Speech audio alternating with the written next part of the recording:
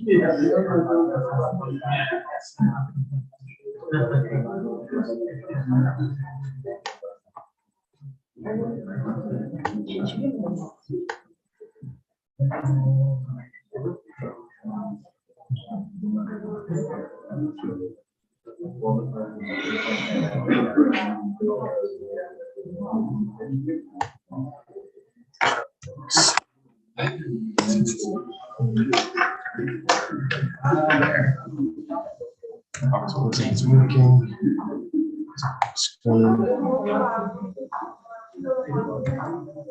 It's all right there. It's all right here.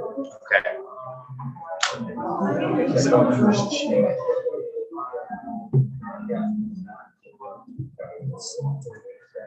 Let's see, is this working? This one's working. Okay. Let's give our speaker. It's okay. You can have to tuck it maybe down below somewhere. It's doing nothing. Okay.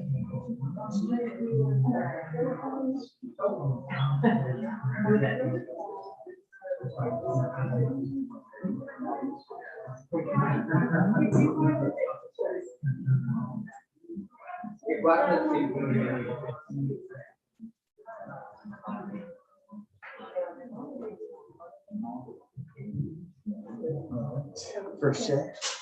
Okay. So, good morning. Can you hear me? Yes. So, good morning. Sorry for the delay. We had technical problems with the Zoom. We can now start this first morning session, which will focus on expression through monuments and imagery.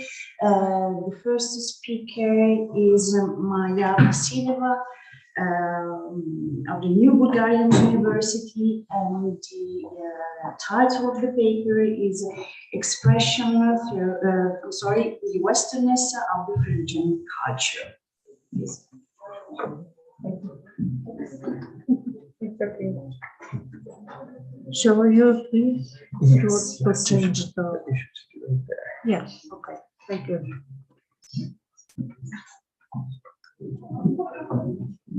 Good morning. I would like to thank again the organizers for inviting me and for putting up this very, very stimulating conference. The present paper aims at drawing attention to Western affinities of Phrygian culture. Inevitably, I will mention some issues that were already discussed yesterday. I will not deal with the question of Phrygian migration from the Balkans or with the early Iron Age handmade pottery found at Florian, about which we've heard yesterday. Phrygian studies in the last decades tended to emphasize the Anatolian nature of Phrygian culture and to elaborate on the Near Eastern influences that it had experienced. Explorations have mainly been centered on borrowings from and emulation of Syro-Hittite models. The impressive architecture of and finds from Gordian provoked the statement that Phrygia was, and I quote, the counterpart for other major monarchical polities of the time, principally those of Assyria, Urartu, and the new Hittite states of northern Syria and Tabal, unquote. However, Jeffrey Summers has recently noted how different the Anatolian plateau and Phrygia in particular from the new Hittite world was in the first millennium BC. His observations prompted me to further elaborate along this line of thoughts. It is true that Gordian citadel mount is comparable to the northern Syrian cities in the sense that they all had walled citadels, lower fortified and or outer open or fortified towns. Carchemish and Samael injury are the best parallels. Nevertheless, in terms of architecture, the plan of the Megaron was persistent on the Phrygian citadel.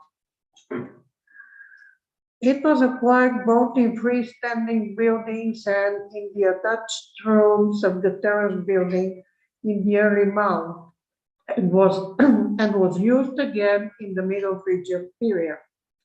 Scholars suspected two of the largest megarons of being the palace and a temple, Megaron 3 and Megaron 2 respectively.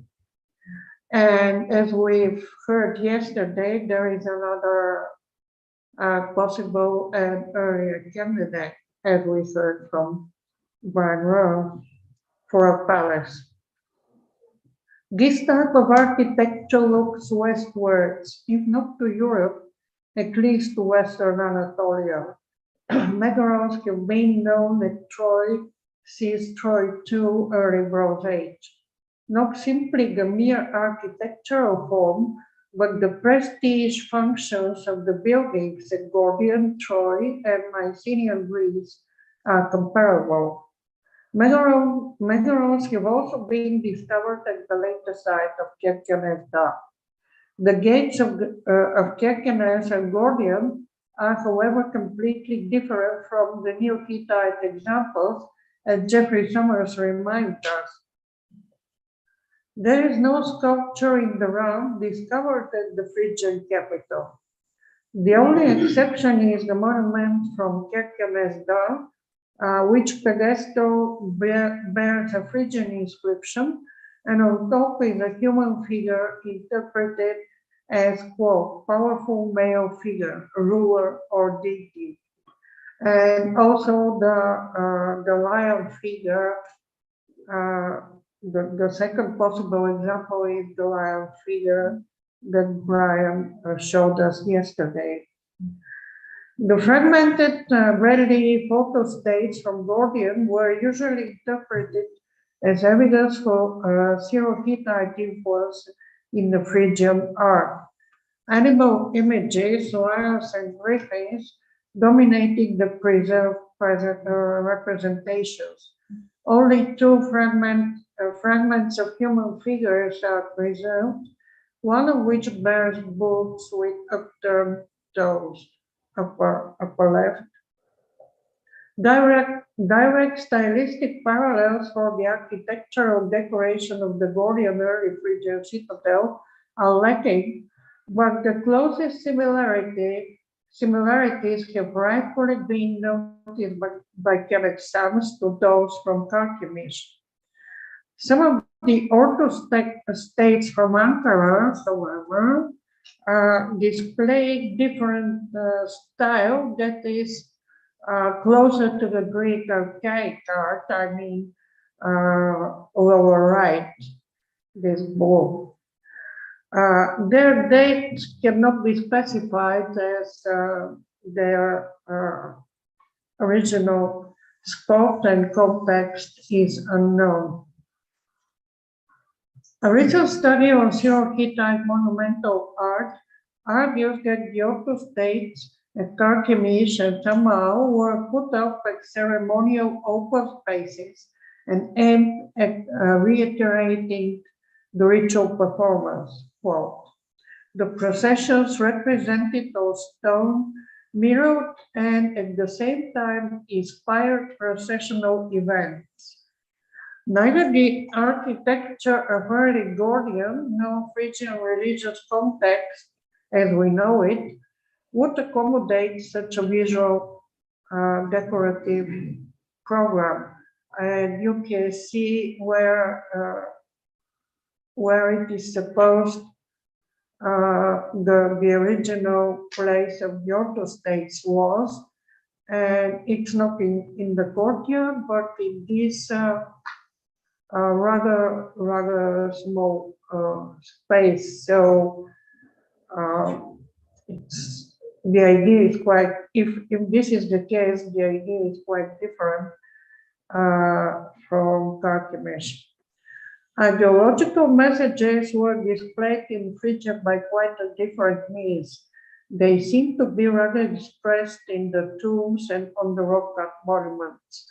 The orthostates might only be interpreted as an intention to bring the Phrygian ritual into an urban setting, which was otherwise mainly performed in open air in the highlands.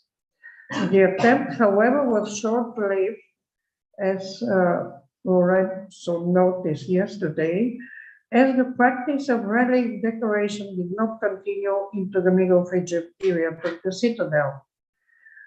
As it has already been noted, there is no evidence for production and use of seals at Gordian and in Phrygia in general.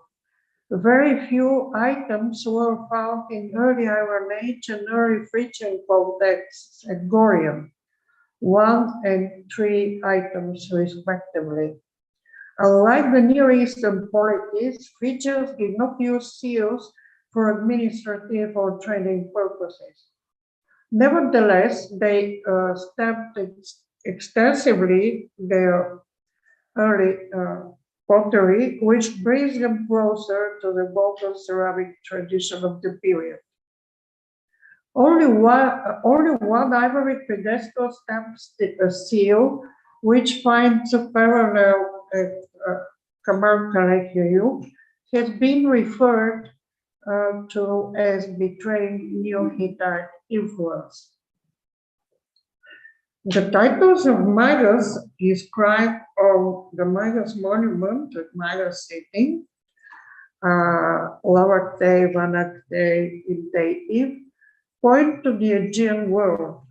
There is a long time going discussion from where the Phrygians could have picked up these titles. A definite answer cannot be so far provided. I have argued elsewhere that southeastern Anatolia, Cilicia, was one possibility. A recently discovered personal name, Muxus, on a wooden beam of Tibulus MM, you saw the picture yesterday, interlaced once again the Phrygians with the late Hittite Anatolian kingdoms, the house of Muxus from Ku, Karatepe, etc.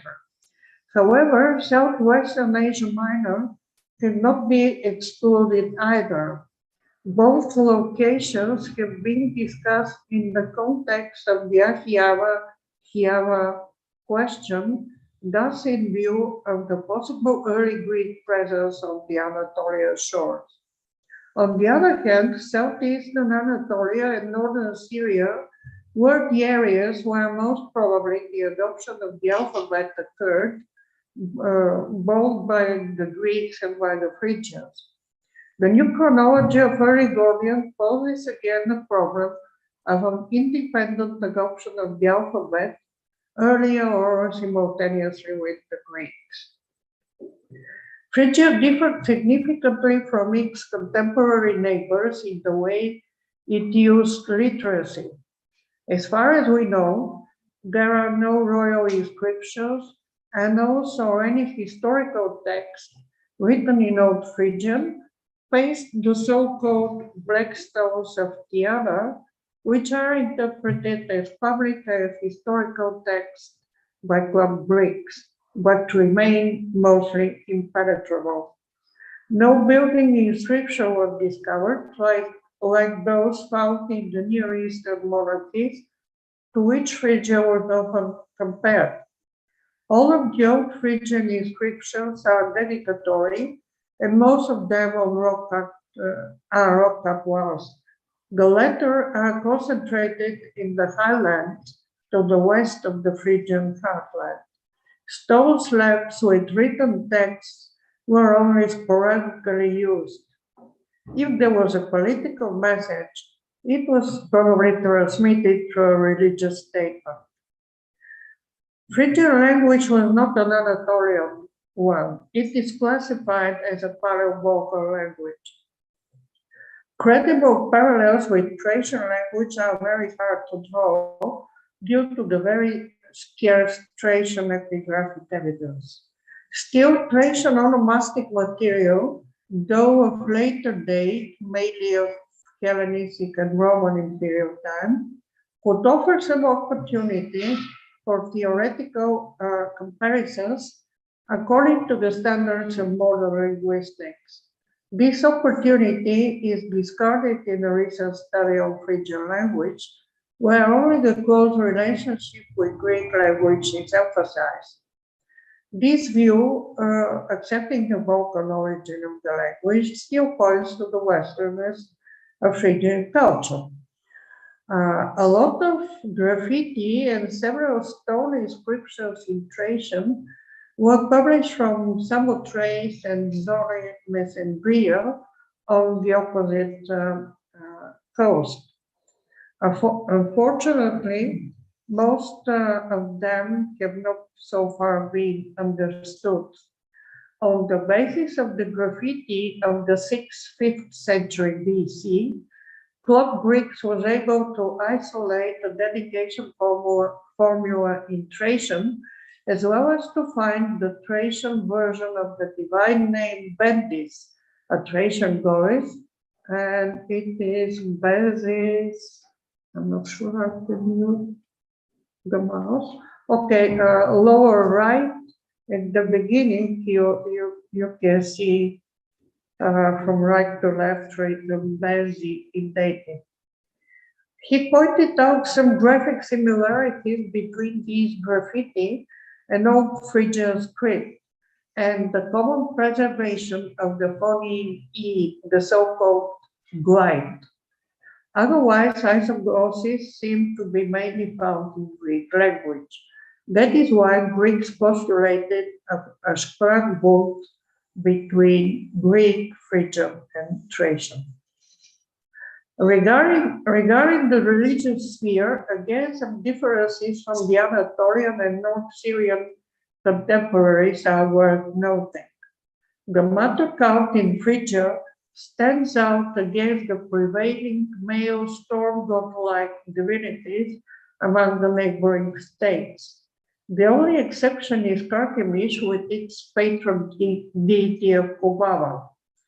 One can follow a decade-long discussion of the possible relation between Kubaba and Cubali. The important point in the comparison is their functionality. Both goddesses were patrons, guardians of royal power. And again, parallels could be drawn with the asynchronous Thracian evidence on religion. Despite the writings of the ancient authors, which mention male divinities worshipped by the Thracians, there is not a single image in Thracian art that can be interpreted as a male god. All representations seem to be those of goddesses.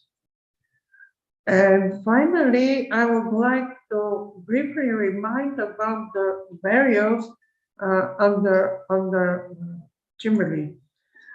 There is no such practice in Anatolia prior to the emergence of the Phrygians. No matter how earlier and different the Phrygian wooden tombs are compared to the Thracian stone-built chambers of the 5th, 3rd centuries BC, the ritual of erecting an earthen mound finds parallels in the vocals. as well as the funeral banqueting. So in conclusion, the territory of future Phrygia was at the western periphery of Hittite kingdom in the late second millennium BC. Phrygians possibly found ruins on their territory of their yet to come state. Potential Luwian borrowings have been discussed elsewhere. However, there are major differences between Phrygian society and its contemporary neighboring polities. These differences betray Western, Aegean, and Balkan affinities.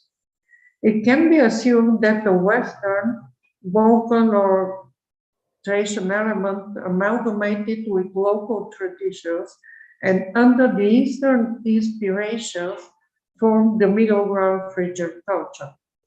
The available archaeological evidence does not allow us to so far define the type of Phrygian polity. It was different from the new Hittite kingdoms, but what to compare it with? The scholarly questions have started to be posed yesterday, Gloria.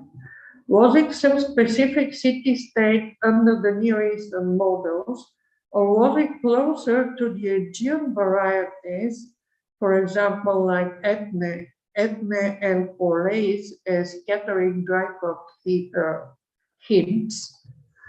Yesterday, we heard about Canton states, so unless more important Phrygian sites are explored, we won't be able to answer these questions. Thank you for the attention.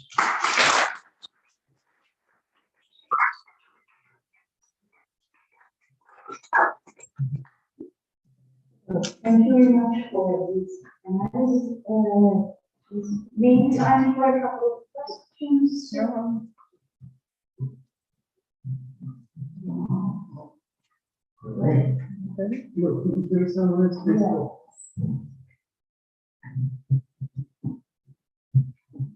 Yes, thank you very much. I had a question which might be a rather stupid one, and this excuse me with my incompetence in ironization. So yeah, we observe, for instance, at Pergamon, so right at the west, the finding of large so-called Phrygian fibula dating, let's say, late 9th, perhaps 8th century BC. This is still discussed. They might come from a Toulouse context. Similar things a bit later, we see an Aigai, not the Macedonian Aigai, the Ionian Aigai. So my question is, I mean, even if this had never been Phrygian territory, how do we interpret this? Do we have to see Lydia as the big transmitter? Or is it possible to see a direct Phrygian cultural influence, exchange, whatever, up to the Aegean coast? It's a question to Dr. Vasileva, but also to the other. Thank you very much for this question.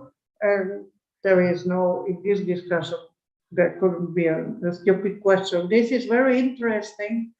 And possibly, well, I've always considered that Lydia is the potential transmitter. And that's a very, very interesting find. I would be happy to have the reference to such a fibula. We don't have parallels in the material from the early Iron Age cemetery at Aigai has more parallels with Thrace, but Phrygian, well, however, inappropriate technique labels, but Phrygian fibulae are very distinctive. So we don't have such fibulae in Macedonia or in Thrace in this early period, 9th, 8th century. So But yeah, probably both ways through the straits and with the mediation of Lydia. This is possible. I would like to indicate the uncertainties or to put the boundaries or defining of boundaries of Phrygia. Phrygia. Initially, all the scholarship located Phrygia, Cordion, or in the lower upper area of Tanaris River, but the more finds come out, these borders are shifted towards west. And now you have shown the second slide, the second slide, and as you see, the boundaries of north and west is shifting time, and usually the inscriptional evidence is by the way, Maya, this map has several mistakes. I know. In present, Basketball, for example, Akalan, and it's wrongly placed. But as you see, boundaries are shifting. By the way, you find 8th century Figura appeared also in the immediate hinterland of Aeon, even which we're talking about it. And the influence or the presence, what should be supposed? This is often question. Yesterday, I asked the commentator what should we expect to define a settlement as a Phrygian settlement or Phrygian influence settlement. This is the question. Yeah, you're right. Well, this every time I explain that this area, highlighted area, is the zone where Phrygian monuments or Phrygian finds were discovered. And this material is from different times. So I know the map is inappropriate, but if this is not the borders of Phrygia, but just the area where Phrygian finds occurred.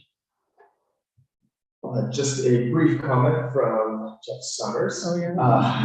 Referring to seals. He Yes. says he completely agrees that there are no Phrygian seals, but there are also no Neophytite seals or impressions either in the plateau. Yeah. I agree. Thank you, Jeff. So Phrygia is comparable and in the same context as the entire plateau. Yeah. I have a comment in support of your analysis. You mentioned, and I think that this is something that Nathan and I should be work for Phrygia more. She's not here, so she will be here in a while, so I can say that. You're a tiny bit late, but you are absolutely right that the spread of the cult of matter is leaving a divide. If compared with your point was certainly with the one of the strong God. So this is really the point, and my comment is that also at Carthage, of course there is Kubaba, but Kubaba is not the main goddess. The main god stays casually in the late bronze, and then are princes later on. Whereas where we have Phrygia, the prominence of the storm god disappears. So this is, if you want, of course, how do we see archaeology? Just to start answering questions that you are feeding us with. Well, this is, for example, one significant point that we should have in mind. Thank you again. Yes, thank you.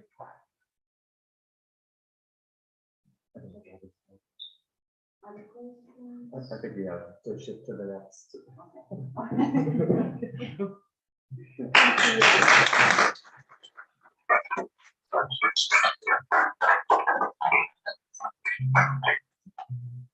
So the next speakers are Massa and James Wolfsburg of the Oriental Institute, University of Pavia. And the paper, the title of the paper is Peak Sanctuaries and Sacred Mountains in Phrygia and surrounding regions during the late Bronze Age. Sliding for a moment so we have better view of the screen. Let's see.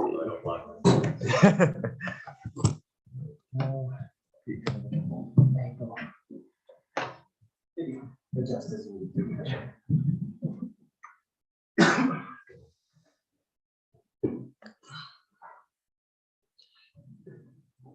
Good morning, everyone.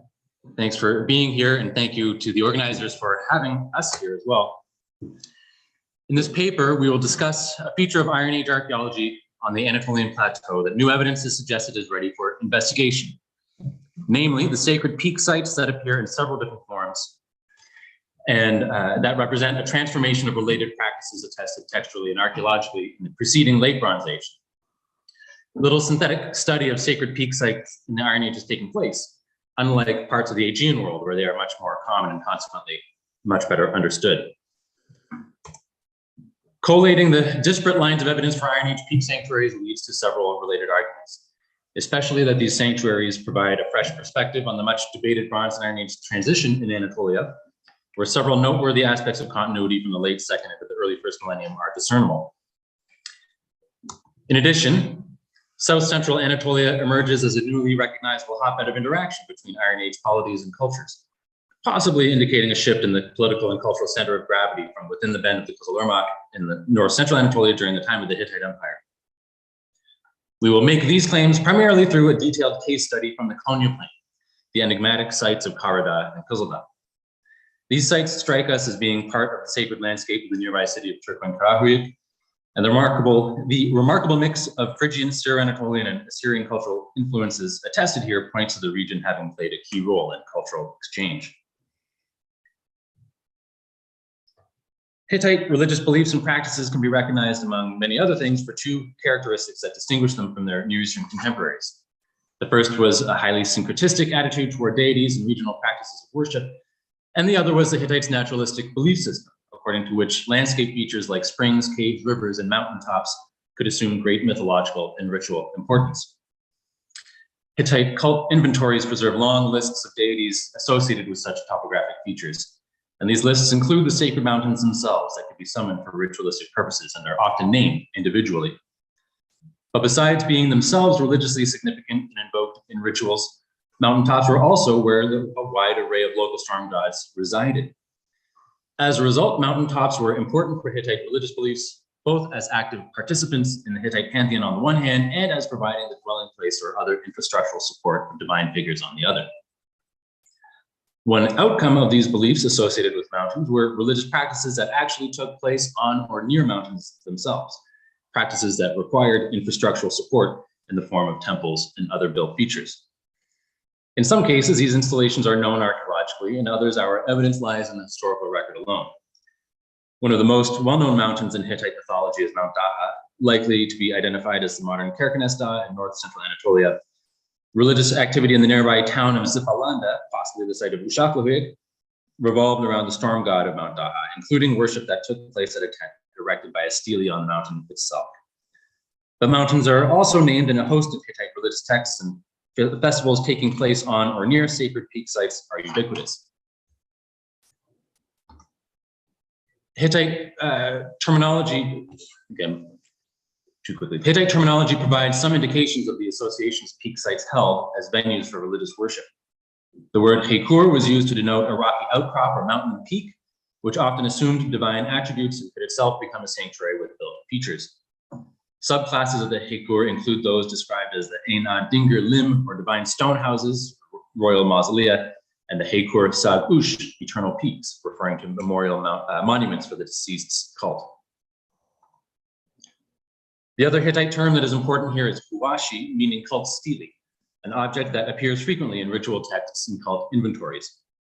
Although a great deal of variability in the text is likewise present for this term, there are several key attributes that are repeatedly attested.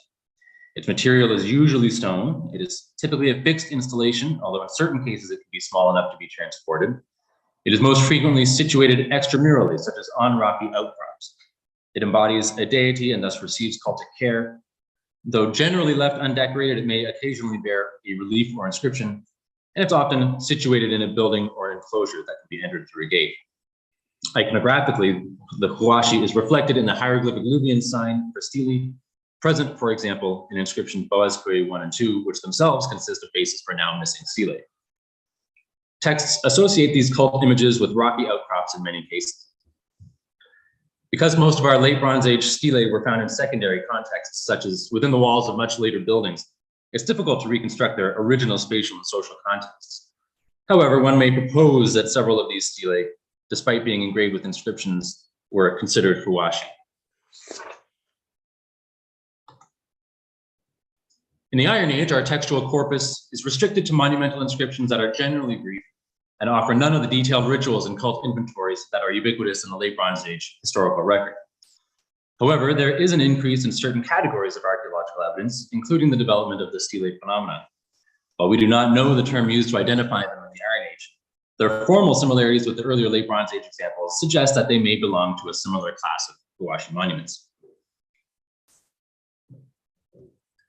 Furthermore, there are a small number of textual references to mountains that indicate a strong level of continuity in religious associations held in conjunction with peaks into the early first millennium BCE.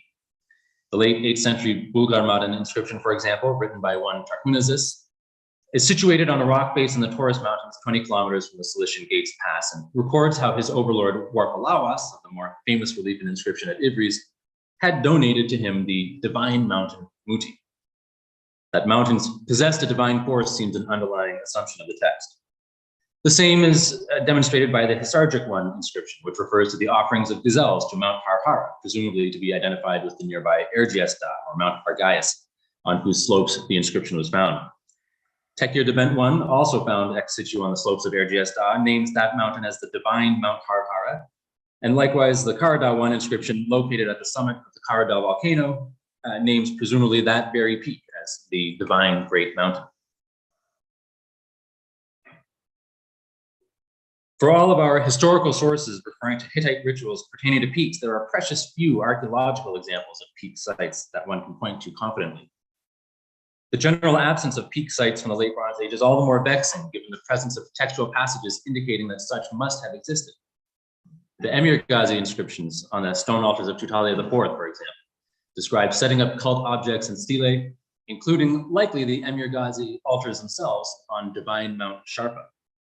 Given the proximity of the village of Emir Ghazi, where the altars were found in secondary context, to the nearby Mount Arasama, it is likely that modern Mount Arasama is the late Bronze Age Mount Sharpa. But the Konya Aerially Survey Project visited the site in 2015 and dated an oval fort at the mountain summit to the Byzantine period, although they note the possibility of earlier constructions.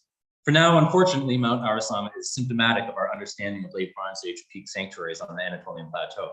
We have textual indications of cultic ceremonies atop the mountain and even its likely location, but little accompanying archaeological information. By far the clearest example of a late Bronze Age peak sanctuary dedicated to a mountain god is found at Kushakla, the ancient city of Sarissa.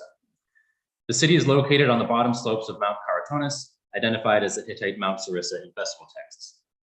Festival rituals performed by the Hittite king at Mount Sarissa can be reconstructed on the basis of tablets found in Hattusha as well as at Kushakla itself. These texts refer to several features that should be discernible archaeologically. These include a huwashi of the storm god located outside the city, an adjacent huwashi of the stag god, a nearby spring named Supitasu, and a nearby building known as a halentua. In short, we would expect to see not far from Kushakla an extramural sanctuary with some or all of these features. And remarkably, 2.5 kilometers south of Kushakla and now several hundred meters higher in elevation, just below the summit of Mount Karatonis, is located a complex that the Kushakla project associates plausibly with precisely these features. Most conspicuous in this complex is a circular pond known as Gulgidi that can only be the Hittite Supitasu pond. West of the pond, atop a small promontory, is an unexcavated temple. Just downslope to the northwest is a second, much smaller building. It is thus highly likely that the large temple structure is the Hawashi sanctuary referred to in the texts, while the smaller building nearby possibly served as the Halentua structure. In short, the Kushatla-Gilgadi combination represents one of the best archaeological examples of a festival venue specified in historical sources. The ancient city of Sarissa and the pond temple complex at Supitasu consisted of a sacred landscape in which the king would perform sacred rituals at both locations, proceeding between them at marked intervals of time. As striking as this converging archaeological and textual information is for the Sarissa Supitasu Peak Sanctuary, the site is equally noteworthy for its uniqueness. Other late Bronze Age sanctuaries associated with outcrops exist, but are not as well understood. Quite a bit more ambiguous, for example, despite being far more extensively researched, is the Yazilikaya complex outside the Hittite capital at Hattusha. Although not situated on the slopes of a mountain per se, the site's presence inside a conspicuous karstic outcrop clearly associates it with the rocky setting itself. Despite our identifications of some of the deities and kings depicted in the two chambers reliefs and the excavation of Yazilikaya's associated architectural features, an understanding of the site's function remains elusive precisely because, unlike Sarissa, there are no texts that can be definitively associated with the rituals that would have taken place there. We are on a slightly sounder footing with Yazilikaya's Chamber B. To start with, the Yazilikaya complex in general accords very well with the Hittite word for rocky outcrop or peak, as described above, but Chamber B specifically possesses additional indications that this portion of the Hakur was used as a Enadingir limb, that is, as a divine stone house or royal mausoleum, in this case for Deucalion IV. The large niches carved into the walls of Chamber B bring to mind a columbarium, and the deities depicted in the chamber's relief are typically understood to have chthonic associations. As others have argued, it thus seems logical that Chamber B was where the remains of the deceased and deified monarch rested, at least temporarily. Similarly, the Hakur Sagush mentioned in the bronze tablet treaty between Kurunta and Deucalion IV, identified since Aten's edition of the text as referring to the memorial monument of Kurunta's father and Hittite king Muwatalli II, may thus be tentatively associated with the rock monument of Muwatalli II at Sirkelihuyak in Cilicia, topped with two cup marks for receiving presumably netherworld-related ritual libation offerings. Intriguingly, excavations at Sirkeli have recently brought to light a monumental building, the Steingebäude, with large stone walls built up to and indeed using as a wall face the rocky outcrop on which the Muwatalli II relief is carved on the opposite side, a building that the excavators then cautiously identified specifically with the Hakur Sagush of the bronze tablet. A similar monumental structure is found at Gavur Kalisi. Brief excavations and site survey identified a Cyclopean structure built into and above the rocky outcrop at the top of the peak on which 3 monumental Hittite reliefs were carved. The only room within this structure is a 3 by 4.65 meter chamber with a roof capped with monolithic blocks. In short, between the peak setting, the reliefs, and the monumental building with a single chamber, the whole site has the appearance of a late Bronze Age funerary complex, and thus is another strong candidate for being both a Hakur in the sense of a rocky outcrop or peak, and a tomb monument where the Hittite kings or other important individuals perhaps may have been laid to rest. The nature of the evidence for Iron Age peak sanctuaries is quite reversed from the late Bronze Age. Here, Iron Age archaeological evidence for significant rocky outcrops and peak sanctuaries is more robust, but unfortunately is not accompanied by relevant textual sources that describe the rituals that occurred at them. Archaeologically, we discern a fairly clear geographical pattern. Distributed around the western edge of the Anatolian Plateau are several dozen step monuments of the Phrygian tradition. These have been described and summarized by Suzanne Barrett-Erces in her 2006 volume and are related to her other categories of Phrygian rock-cut monuments, namely facades, niches, and idols. Although, as she notes, outside of the Phrygian highlands, it is the step monument that is found predominantly. Barrett-Erces describes how many of these rock monuments, and step monuments specifically, are located in rocky outcrops that stand out from their surroundings, are visible from great distances, and are situated atop prominent ridges. The precise religious significance of the step monument remains frustratingly ambiguous, although a relationship with the Phrygian cult of Matar is generally assumed. To the best of our knowledge, there is no direct late Bronze Age precedent for these step monuments. To the east is the second major group of Iron Age rocky monuments, stelae, that are accompanied by an inscription in hieroglyphic alluvium and occasionally also iconography, and that are associated with the Syro-Anatolian polities of Tabal and Tuana. No synthetic archaeological treatment like Bernd Ers's exists for this corpus, although of course the inscriptions have been collated in David Hawkins' corpus. Frustratingly, many of these stelae were discovered reused in much later architectural contexts. Nevertheless, from the few examples we know of in situ stelae and stelae sockets, these too were often associated with rocky outcrops and peaks. Unlike the step monuments, which have a slightly lengthier chronological distribution, the stelae are most frequently dated to the 8th century. The reappearance of stelae several centuries after the Hittite Empire had disappeared is intriguing, particularly since they are highly evocative of the Hittite Huasi monuments and quite possibly had a similar cultic function, especially in light of the late Bronze to Iron Age continuity of beliefs associated with sacred mountains we've already described from text. Even if this tradition was reintroduced to the region from the Syro-Anatolian world, as some have suggested, the association with peaks and rocky outcrops still suggests a lingering late Bronze Age cultural practice. There are a small number of examples in which these two Iron Age traditions converge, all associated with South Central Anatolia. One example is the monument of Ivries II, recently reanalyzed by Lorenzo D'Alfonso, which consists of a Western-style step monument with an adjacent Eastern-style relief depicting two humans leading an animal, presumably to an offering.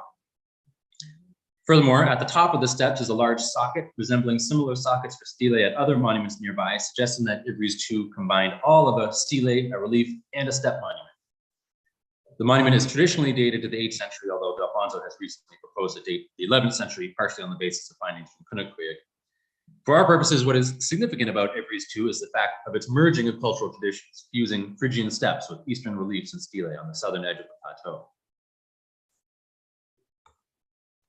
That South Central Anatolia may have acted as a cultural interface zone between Western and Eastern Anatolia during the Iron Age has provided stronger support by our own recent work at the site of Turkmenkarakuyu and the reinterpretations it has caused for the famously enigmatic monuments of Phrygia and Karada. In 2019, our team began an intensive survey of the site of Turkmenkarakuyu, which the Konya Regional Archaeological Survey Project had already identified as the most significant Bronze and Iron Age site in the archaeologically rich Konya Plain. Our results suggested that during the late Bronze and Iron Age, the settlement expanded off the already massive 30-hectare tell and into a lower town that stretched upwards of 125 hectares in size. We will test that hypothesis, by the way, this summer in an extensive geophysics campaign. That same season marked the discovery of the inscription now known as Turkmenkarakuyu I, authored by Great King Hartuku, in which he claims to defeat Mushka as well as a coalition of 13 other kings. This inscription, combined with the site's size, suggests that the site was almost certainly Hartuku's capital city and presumably the political center of a regional kingdom whose name is still unknown. Since the inscription is dated paleographically to the 8th century by our hieroglyphic alluvium specialists Petra Phrygia and Theo Venenhout, there are significant chronological implications for Hartuku's other monuments in Phrygia and Karada.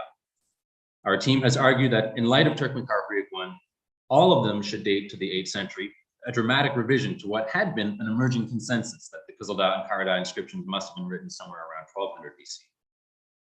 This proposal has received significant pushback very quickly, and a variety of alternative reconstructions have already appeared. The related lines of argumentation are complicated, and we will not deal with them further here, even though following yesterday's discussion, it's probably the only part of this paper any of you care about. Suffice it to say, for now, that we maintain our original position that all of Hartuku's monuments were likely created in the 8th century and by a single individual. And an article in the upcoming issue of Autorientalische Forschungen that was led by Michele Massa will explain the arguments in great detail. What is significant today is the unavoidable realization that during Hartuku's reign, the settlement of Turkmenkarakuyu and the sites of Phrygia and Karada must have been closely related. So what exactly was the nature of that relationship? A closer look at the sites can help us answer this question. The extinct volcano of Karada towers over the surrounding landscape, and upon its highest peak, named Mahalich, are two inscriptions by Hartuku. Unfortunately, this precise location is inaccessible, being located within the premises of a military outpost. But excavations by Ramsey and Bell at the turn of the last century documented architectural features that were reused by a Byzantine church. The sacred nature of this reuse, combined with the inscription of Karada I, which refers to Hartuku making a dedication in that very place to the celestial storm god and the divine great mountain, presumably Karada itself, suggests that this spectacular peak setting was used by Hartapu as a venue for conducting religious ceremonies. If Karada's cultic function seems clear, we propose that a similar purpose lay behind the site of Kızıldağ. Unfortunately, Kızıldağ has never been excavated, despite being so well known for its reliefs. Several survey campaigns have taken place, however, which have identified the famous Hartapu relief scene and inscription on the so-called throne monument, inscriptions 2 and 3 carved just meters away on the same rock outcrop. Kızıldağ 4, an inscription adjacent to a step monument, and the now lost Kızıldağ 5, a brief text that names Hartapu's father, Mursili. All of these monuments surround 2 rings of Cyclopean fortification walls that encircle the mountain peak. We propose that one of the site's primary functions must have been as a peak sanctuary used by Hartapu from his nearby city. For one thing, Kızıldağ 4, which narrates Hartapu's thanksgiving for defeating Mushka and other unnamed territories, is attached to a step monument, which of course had cultic salience. And the setting of Kızıldağ 1 to 3 on the mountain's rocky outcrop overlooking the vastness of the Konya Plain is a truly astonishing and inspiring locale. Key here is the newly realized significance of Hartapu's capital at Turkmenkaru, for that site is clearly visible from the throne monument itself. The 3 sites of Turkmenkaru, Kızıldağ, and Karada, in other words, are all intervisible. We therefore argue that Hartapu used Kızıldağ and Karada as related peak sanctuaries for the performance of state-sponsored religious activities like festivals and other rituals. It is easy to envision a relationship between the settlement of Turkmenkaru and the peak sanctuaries of Kızıldağ and Karada, not unlike the archaeologically and historically well understood relationship between the late Bronze Age settlement of Uşaklı and the peak sanctuary complex of Supitasu described earlier. Indeed, it would seem that Hartapu has intentionally created a monumental peak site in the late Bronze Age Hittite tradition. If that analogy holds water, then we should envision Hartapu leading periodic religious journeys out from his city and up onto the mountains to perform sacred rituals there, perhaps adding to his monumental program every few years in the process. Extrapolating again from late Bronze Age precedents, we wonder whether it might be viable to consider Kızıldağ something like a divine stone house Teykur, or the resting place of Hartapu. Besides late Bronze Age parallels for this usage of rocky outcrops and peak sanctuaries, plus the site's obsessive repetition of his deeds in multiple inscriptions, the seated figure of Kızıldağ 1 is a well-known iconographic trope of mortuary scenes in Iron Age Syro-Anatolian reliefs, and thus we would not be surprised if future excavations provided further evidence along these lines. The nature of the transition from the Bronze Age into the Iron Age is of course a complicated topic, and scholars have gone back and forth in their assessment of continuity versus innovation of cultural practices. An emerging consensus in the past several years is that the process was highly variable and regionally determined, such that different processes may have been taking place even in adjacent areas. While several transformations are undeniable in north, central, and southeastern Anatolia, for example, Lorenzo D'Afonso has recently examined the results from Kınıkuyuk to propose a model of urban reorganization in south central Anatolia, recognizing that in this particular region, certain aspects of post-Hittite continuity are equally undeniable. Our arguments here contribute to that line of thinking. If we are correct in reconstructing Turkmenkaru, Kızıldağ, and Karada as an integrated cultic landscape consisting of a settlement and 2 nearby peak sanctuaries, and especially if it did serve as the rocky burial place of Hartapu, then we have a strong example of elite cultic continuity from the late Bronze into the Middle Iron Age, as well as additional indications of continuity in belief systems associated with sacred mountains and their associations with significant political centers. This model fits nicely with other indicators of ritual continuity in the area, like the late Bronze Age Hawassi stele, finding early first millennium descendants in stele found on rocky outcrops. This aspect of religious continuity in South Central Anatolia is particularly intriguing given the evidence we have seen for cross-cultural interactions in the area. Indeed, the Konya Plain and Niğde region seem to have constituted an interface zone between fairly different cultural traditions. The Western so-called Phrygian practice of carving step monuments finds its easternmost expression here, while the Eastern Syro-Anatolian practice of erecting stelae and relief carving finds its westernmost examples here. Indeed, as we have seen, sometimes aspects of these two traditions are expressed in a single monument, like at Ivriz 2 or Kızıldağ 4. The relief of Kızıldağ 1, of course, is famously Assyrianizing in style, such that Kızıldağ has characteristics of not 2 but 3 cultural backgrounds, not unlike the primary relief seen at Ivriz, which likewise displays a Lubian inscription adjacent to a figure with both Assyrian and Phrygian features, with a fragmentarily preserved Sur-Anatolian colossal statue that stands in the vicinity. And not shown here, by the way. The nature of South Central Anatolia as cultural interface zone between East and West is perhaps one of the most exciting topics for archaeological research in this area, and one that we hope our continued work will soon be able to illuminate even more clearly. Thank you very much.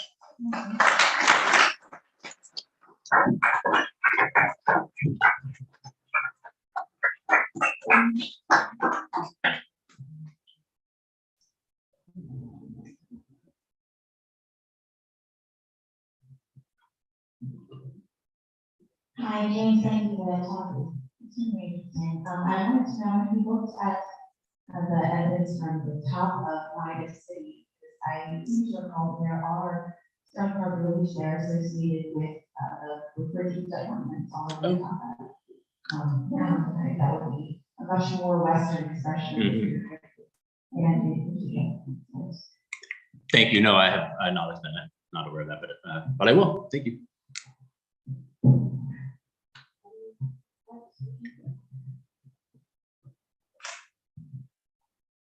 Thank you very much, Professor Stefan. I completely agree with your interpretation of different the design Karabakh as considered an zone. I wanted to ask about the inscription in the 5 mentioning Musili. So, do you think that that zone was initially used by Archipel's father as a sacred place, and then Archipel following up on the step of his father, who also monumentalized further this site? So I think that this is how the other side of the discussion. Yeah, thank you. Why don't you hand the mic to Mikaela? He'll probably answer better. Thanks. Yeah, actually, we tried to find it. Because it's very fragmentary, we do not know whether the dimension of Mushiri is because he's the commissioner of the inscription, or whether it's again the son of Mushiri, right? So we do not know who's the author of that. So it could be simply again hard. I think Rostislav had a question in the back. We have one from Jeff Summers, might be a short one, and then we can. Okay, sure. So from Jeff Summers, thank you, James. Where is Guluda today? Guluda is the part of the paper that we cut since we couldn't make any sense of it. To be honest, I mean, yeah, we don't know. Or at least I'll say I don't know. Mikaela wants to make a comment, but yeah, you go ahead, Mikaela. I mean, of course, it's the perfect site for exemplary, Right. but there's no evidence, convincing evidence for cause. Right. There is a vigilante and the recent excavation that made quite clear. There is a large place for retinue, for like seasonal coming there, but equally the summer comes. Yeah. Which makes all sense. There is no Military fortresses and stuff. No, Guluda. Guluda, sorry. Yeah. But you're right, Jeff, that is clearly a site that needs to be incorporated in our conversation somehow. Thank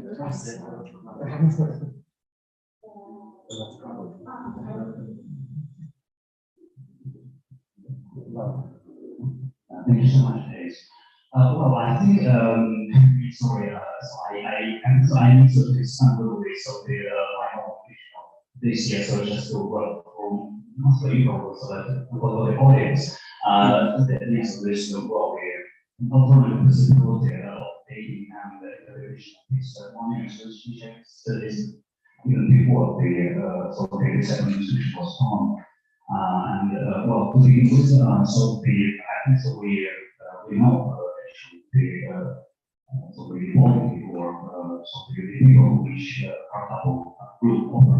So it's massive ownership, and so this is the crucial question. Yes, how long is the group move on? As I agree, so move basically means to hold power over, and so the question is the dynamic and aggressive one, so to get power over, so it's to conquer, or just more like say them is to hold power over to rule. I think so tradition, certain tradition, yes, we know they work very well, they keep that up, but we do not know, so to say, so this whole, this tradition is resolved if they assume something rule. So he's the ruler of Mansa and Musha, I think, so to say. So they just the ethnic name, slightly modified with the suffix. And yeah, and so to, well, just to emphasize once again, so the evidence of the many graphic features, but also the whole style of the inscription is very much connected so with the late Bronze Age. And that's what you mentioned about the centuries and the Peku and so on, those in this generation. And so the my hypothesis interpretation would be that our knowledge is basically Ingo, Mansa, Musha, from the West, and brought this tradition of ceremonials, which I think is one of the sort of my Brazilian that this tradition that comes from the Balkan area, and so sometimes in the grace we do find the ceremonials which are parallel with the regional ceremonials. And so the scheme of basically, well, not oriental theme, but the theme of obviously the Balkan. We don't believe the fundamental and it opens some features from first of all the also say empire tradition, the nation, which we check for modify. Thank you. I'll let Petra reply, I guess. Go ahead.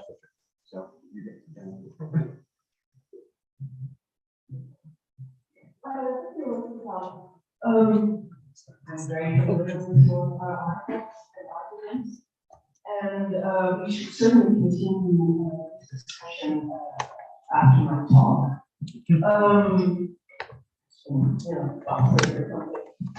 Where I will go over the readings again. So here is where we are really going to this week. The inscriptions both come on 4 and different kinds talk about Musha. So I understand where you're coming from Masha and Musha, but I don't fully disagree with it. I won't be able to, within the confines of the presentation, time to go into your arguments specifically. I'm writing an article where I will engage in your work. So, in reply, Franco is not the king of Masha and Mula, I'm familiar with the arguments. Does Mula mean to control or does it mean to conquer? There is something to say for both. So even if Plato controls Musha, it is not originally its own part. We can talk a little bit more about that after my presentation. So it's not a matter of semantics here, but when we say where you control an area, my claim is simply you don't talk about your own kingdom in terms of controlling. You talk about what you have power perhaps, and then control. So there we have another agreement of opinion. I think you should continue after my talk.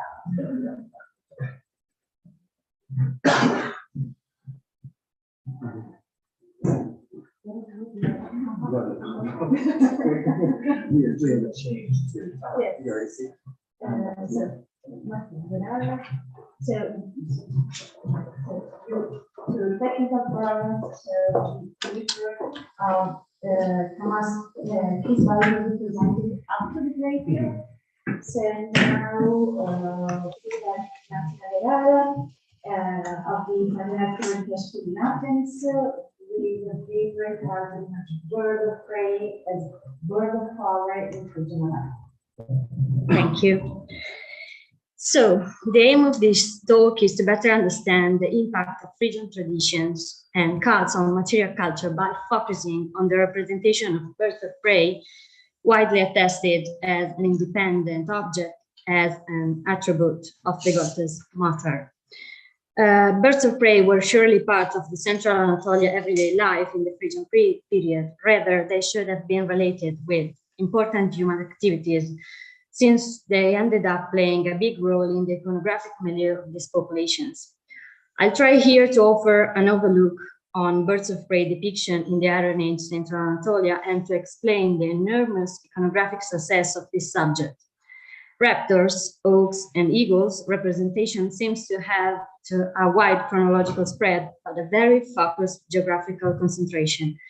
They appear in Phrygian art from the mid-9th century BC and continue down to the 6th century BC with some possible later remnants. This popularity has to be somehow underlined and understood. I gathered in almost 30 archaeological pieces, more than 15 from them coming from the site of Gordion. This fact could be explained in remembering that only few sites with a clear Phrygian presence have been explored and excavated, but at the same time, it seems to point out a marked and popular iconographic motif at this site, considered the seat of a Phrygian royal house and probably the Phrygian capital. Depictions of birds of prey made of various materials, as we will see, have been found throughout the Phrygian levels of the citadel of Gordion, and at the present day, other few central Anatolian sites, mainly Bogatskale and southern Anatolia minor sites, have revealed birds of prey depiction very similar to those from Gordion. I chose to proceed by materials in order to try to highlight some similarity between the style of the artifact presented.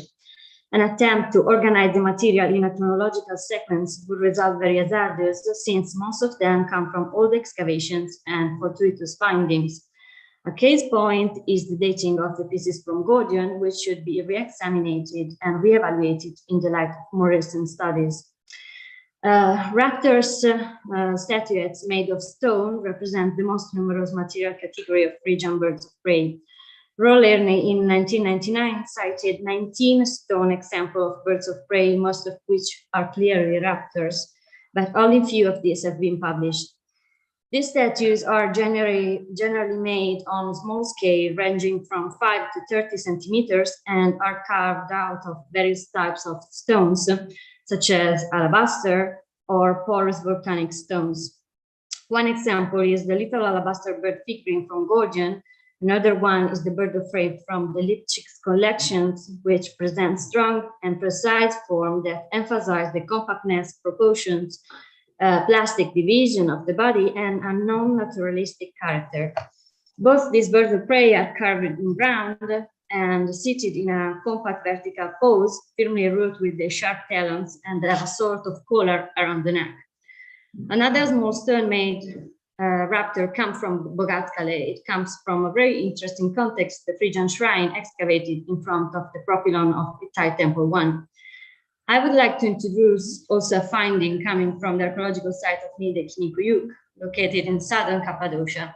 Actually, this small stone bird represents the starting point of this research, since I got interested in Phrygian raptors through looking for comparanda for the unique finding.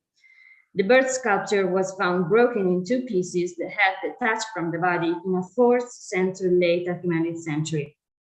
The stone oak is roughly carved and rejects any naturalistic restitution, while the attention of the artist seems to be focused on the rendering of the static pose of the animal and on marking with black pigment the anatomical features. As the eyes, the beak, the collar around the neck, again, the feathering, the talons, in order to give solidity to the object. Another small alabaster sculpture of an oak comes from Ova Aurenia Siriuk, a site located in central Anatolia, not in Phrygia, but in the kingdom of Tabal. Let's switch to another material category, the one of ivories, which appear to have been very popular in the Phrygian craftsmanship. In the Phrygian shrine of Bogatskale, together with the stone raptor statues, an ivory statuette seal in form of a raptor was found. The object is clearly a high statue belonging, from some reason, located in a votive repository. A similar object comes from Gordion again, when another ivory stem seal has been found. Leaving the ivories, a metal object, perhaps a precious pendant, again from Gordion, retraces exactly the precedent image of the resting raptor. Furthermore, terracotta birds of prey can be found at Gordion, Alisharayuk, and Bogatskale. We will now deal with a particular testimony of the Phrygian culture, the wide corpus of graffiti. It has to be underlined that birds are the most numerous class of animal found in the Megaron 2 drawings. Megaron 2 plays an important role in the elite community in the early Phrygian Gordian citadel, and it's implausible that the building was only for occasional use, intended by someone as an audience room for a ruler or a banquet room, or as others suggested, as a cultic room. Here I present only a few explicit examples of the dozens of birds of prey documented on the Megaron 2 walls. The raptors are normally shown alone, and only rarely they are part of larger narrative scenes. Many of these drawings emphasize the physical traits of the birds of prey, such as the large and elaborately feathered wings or the hooked beak.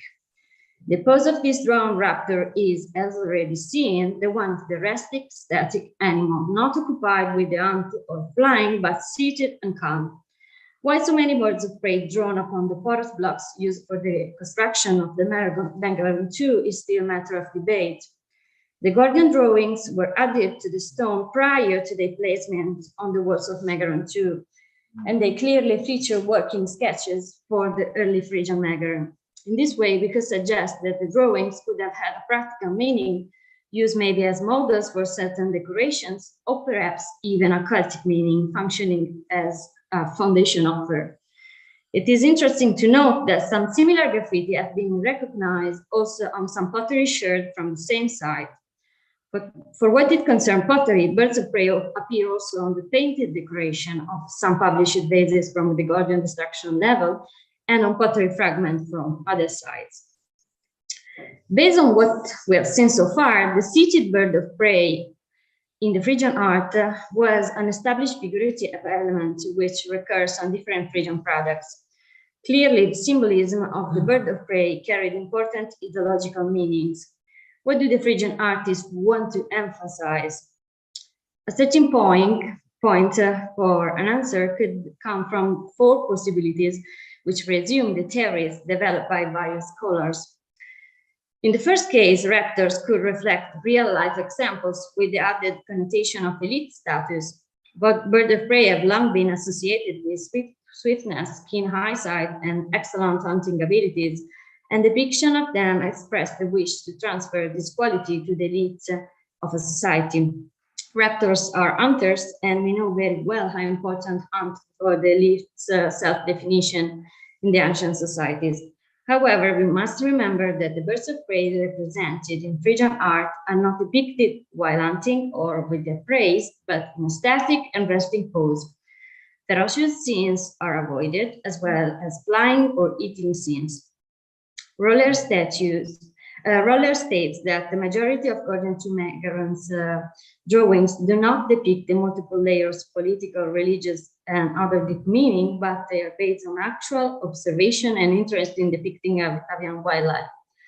The idea that these representations do not contain any direct allusion to any symbolic meanings doesn't seem acceptable when we compare them to all the other birds of prey images seen so far. Birds of prey category was chosen by the Phrygian artists because it had something more, a specific value that made it preferable. All the raptor objects noted above were very high status items, probably held by very high status figures with constantly need to reinforce and demonstrate their powers. Collins has just suggested to interpret birds of prey specifically as a symbol of political power, completely independent of deities, at least at the beginning. The iconography of the birds of prey would be a political reference to the Phrygian ruler in particular. This reading of the enormous popularity of birds of prey in Phrygian art was convincing, but not sufficient if we keep in mind that the statement that politics and religion could not have been separated, no way in the ancient societies. Then, if we believe in a direct link between birds of prey and Phrygian elites, we should accept a cultic meaning of this animal. In order to offer a fourth theory which attempts to explain the birds of prey success in Phrygia, it is opportune from now to introduce another iconographic theme which involves birds of prey, the iconography of the goddess Matar. In the first millennium BC, and more precisely from the 7th, 6th century BC, the bird of prey appeared regularly in depiction of Matar from Gordion and other sites in central Anatolia. The relief from Gordion and Bakcheliver and the Yash statue, in these reliefs, the goddess is shown with a bird in her left hand and a drinking vessel in her right. The bird is wrapped firmly and in a restraining action typical of the bird of prey, and the profile of each bird is that of a raptor. Other statues and reliefs from Gordion show anthropomorphic figures holding again a bird of prey. Roller argues that the association of the predators with the Matar was intended to reinforce the goddess' idea of power. The predator would have a practical value, and it would give the goddess a helpful function in relation to humans. In this way, we would have a hunting goddess accompanied by its helpful animal. But the interpretation of bird of prey, just a hunting companion for the Matar, is not enough. For some reason, the people from central Phrygia chose the birds of prey and not other animals like the lion or the predators in this case, other predators.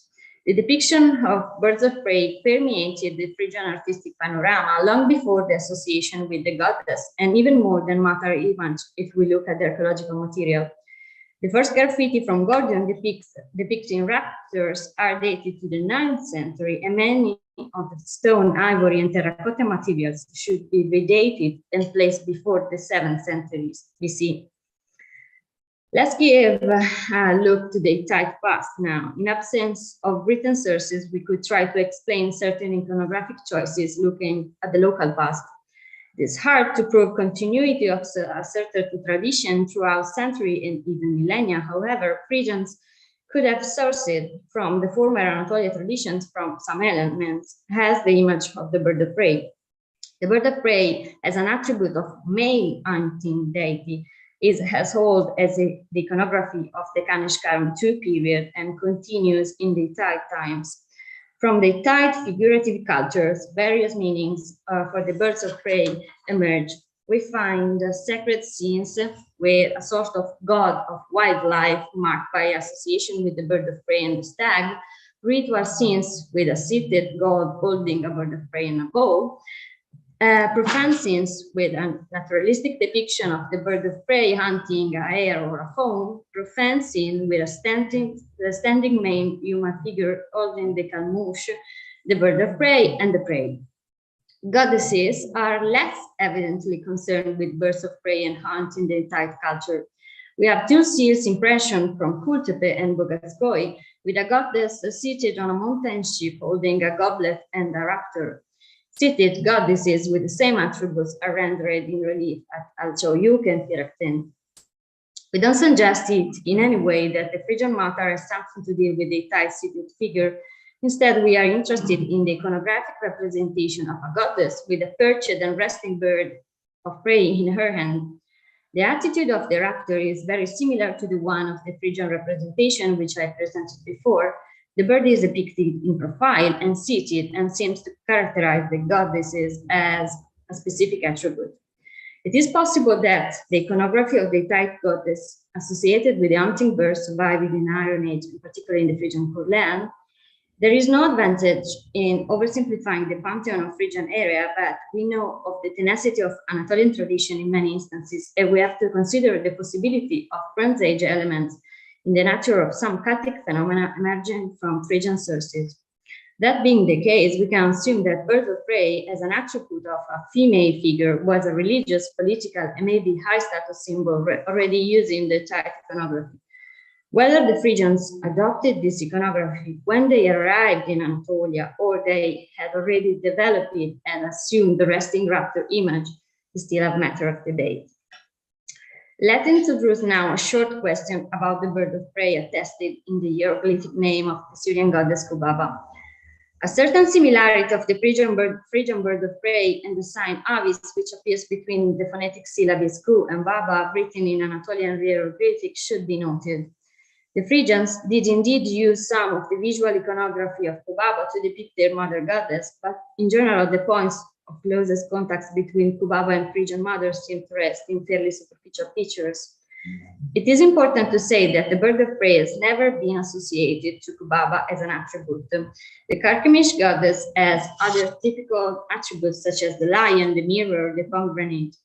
In any event, it's intriguing the fact that the name of Kubaba is always inscribed near the deity representation and includes the symbol of the bird of prey. The symbol used in the Anatolian hieroglyphic avis and is clearly represent a seated and resting raptor with folded wings. Regarding the scripture system, the presence of the bird of prey symbol in the name of the goddess is considered superfluous. What matters is that the symbol avis is never omitted next the Kubaba images, probably because it had become mandatory part of in the goddess iconography, which also included the divine name. The visual association between the Aneotype female goddess and a bird of prey could be another source for the great success of the Phrygian bird of prey. It is possible that the Phrygian artists, who didn't care about the fact that the bird was in fact part of the name of Kubaba and not an attribute of her, were influenced by the pose, the good attitude of the raptor, and even the association with a female goddess. To sum up, I observed a strong tendency of Phrygian artists on depicting raptors in a specific attitude, the one which see birds of prey seated in a very compact pose, firmly rooted with the sharp talons and with the wings firmly grasped at the two sides of the breast. Another recurring, if not constant, feature of the Phrygian birds is the collar around the neck, whose meaning is still not clear. Stylistically speaking, the birds of prey iconography doesn't follow a precise, unique model, but a certain degree of freedom is given to the local artists. The pose of the animal and the attitude, the compactness and the anti-naturalistic aspect, the bond with elitist and religious context are respected, but the formal rendering of the subject is not the emanation of a sole center of power. For what it concerns the meaning of bird of prey, this should not be considered mere hunting a life or man of God, and it doesn't convince that they must be considered just a symbol of hunt, since the attitude of the raptor in the Phrygian iconography is always resting, associated with no hunt scenes. We have to look for other skills in these raptors, maybe their magnificence, their direct link between the earth and the sky, the ability of waving in the wind, or of looking the human events from an eye point of view. Moreover, the extreme popularity of this animal in the Phrygian artistic panorama has to be stressed with a spatial geographical focus upon the ancient city of Gordion, and a chronological stress again on the late early Phrygian period and middle Phrygian period. Another point is that from the Achaemenid conquest of central Anatolia, so from the last quarter of the 6th century, when Phrygia is no more a political entity, depiction of birds of prey generally stopped.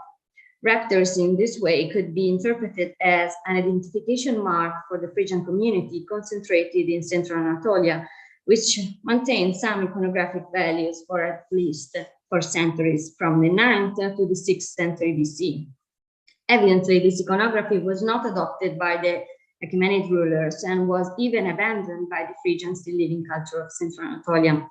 But some remnants of the Phrygian birds of prey could be attested at Nideki-Nikuyuk and Ovarendia-Siroyuk, 2 sites located outside of the traditional boundary of Phrygia, both located in central southern Anatolia. It is possible to suggest that an image, as the one of the bird of prey, fallen out from use in its originating region, was still in use in peripheral areas which appropriated iconography and cultic objects in use some decades before in the Anatolian plateau. The reception of the bird of prey appeared to be only one of the Phrygian cultural traits which passed from the central North Anatolia down to Cappadocia. Even we cannot totally comprehend the meaning and the ideology on which a certain iconography is based, in the case of the resting bird of prey, we can at least evaluate the power of this image held in Anatolia. Before concluding, I present a further and last case studies. Here you see just few of the dozen of terracotta or metamorphic vessels found in the recent year in a trash deposit of a contact area at the site of Nideki-Nikuyuk. and the objects are dated stratigraphically to the 1st century BC. What kind of animal are they? Could be interpreted as bird of prey. The question remains still open for me. Thank you for your time.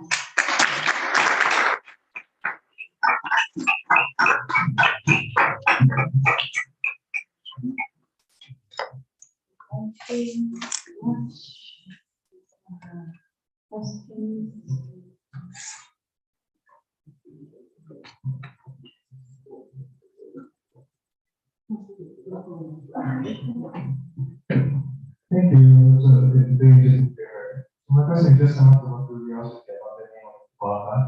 And the artist sign, even if it is superfluous there, the position which it is placed is very weird. Because, so if it is a symbolic sign, why we should place it as a determinate either pre-post or post-post, but just insert this in the middle of the name? Any explanation about this? I have no explanation. I mean, I'm not a linguist or a philologist, so maybe someone of the philologists here. I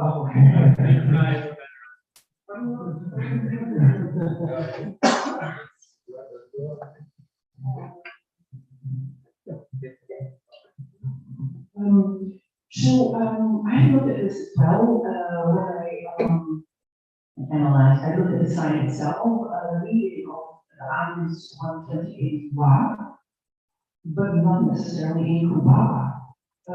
It is the reading Wa in certain sense. So what I noticed is that you have very rarely they use Amis only. So most spellings are really what you show. Deus, Ku, Aves, Baba. And that's overwhelmingly the case. I think you have Deus, Ku, Aves, Baba. So at one point it's all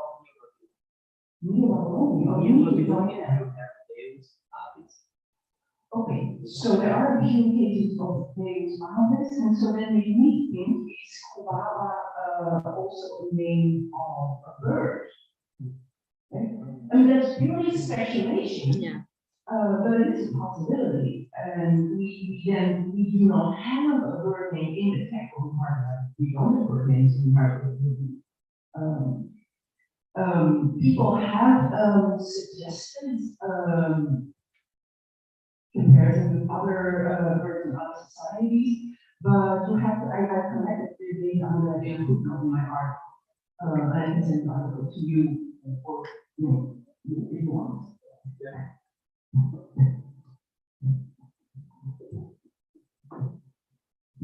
Just as an addition to this, I also at this, because I was talking about this article first, and there are a few that's what I must like could check. A few attestations also without apps.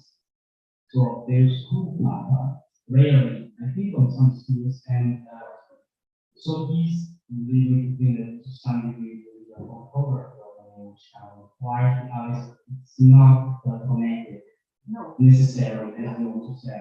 So I would look at all these things, and to me the fact that there are some there's values but also that there are some without and which is one of these kind of spellings that are really hard to explain. And one thing that I really look into this is all the single attestations without the description, because let's say sometimes a regional space may be important, and let's say there is not a space root only the hours. That's where we look into for explaining an orthodox spelling. So that's a very interesting thing.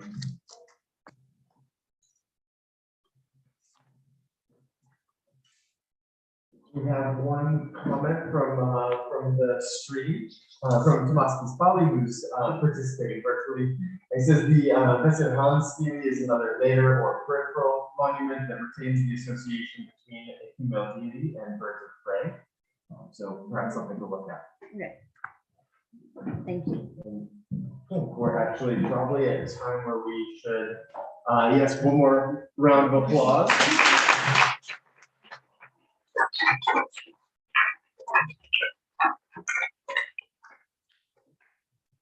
So as we readjust the schedule, we'll have a coffee break now, probably 25 minutes. We'll try to shave off a little time to get back on schedule as we go through the day, but hopefully everything will be resolved and back on track for anything else. So coffee will probably be another 10-15 minutes, so it might be a break and then coffee.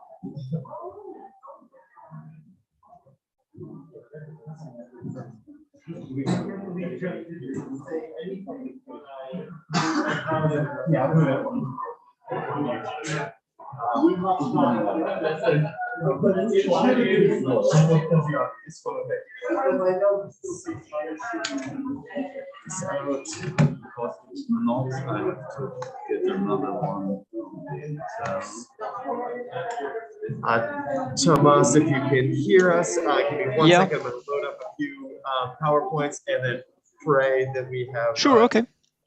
Okay. I'll be here. Just great.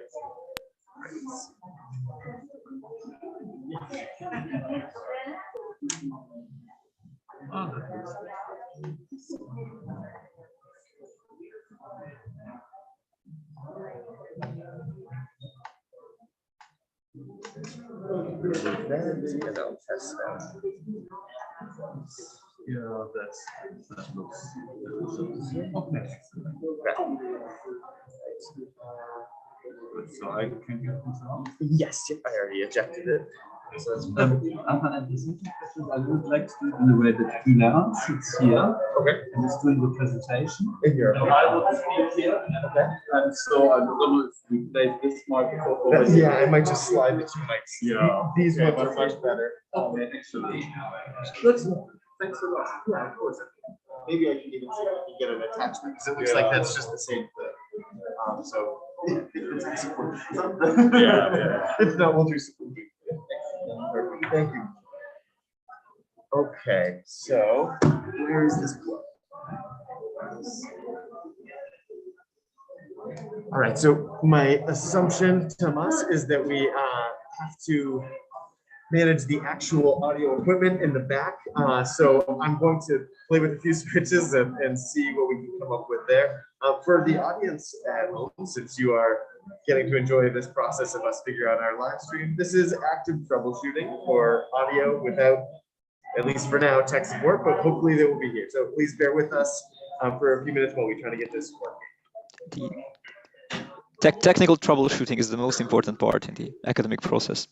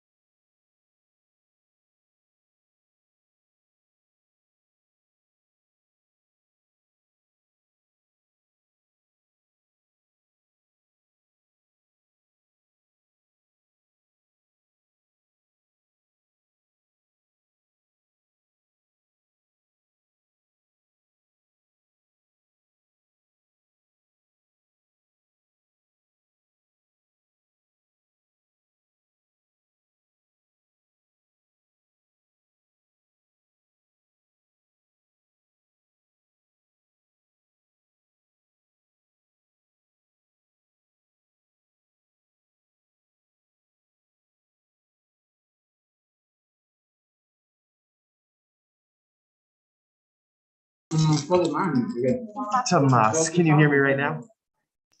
Yeah, I can hear you. Okay, so right now, yes, if we plug in the speakers, well, so the speakers actually don't do anything. The speaker setup that connects to the computer doesn't broadcast any sounds from the computer. So somehow the speakers are only connected to microphones. And when we plug in the speakers into here, then it is somehow registering as both the microphone and the speaker and doesn't allow us to communicate. Right.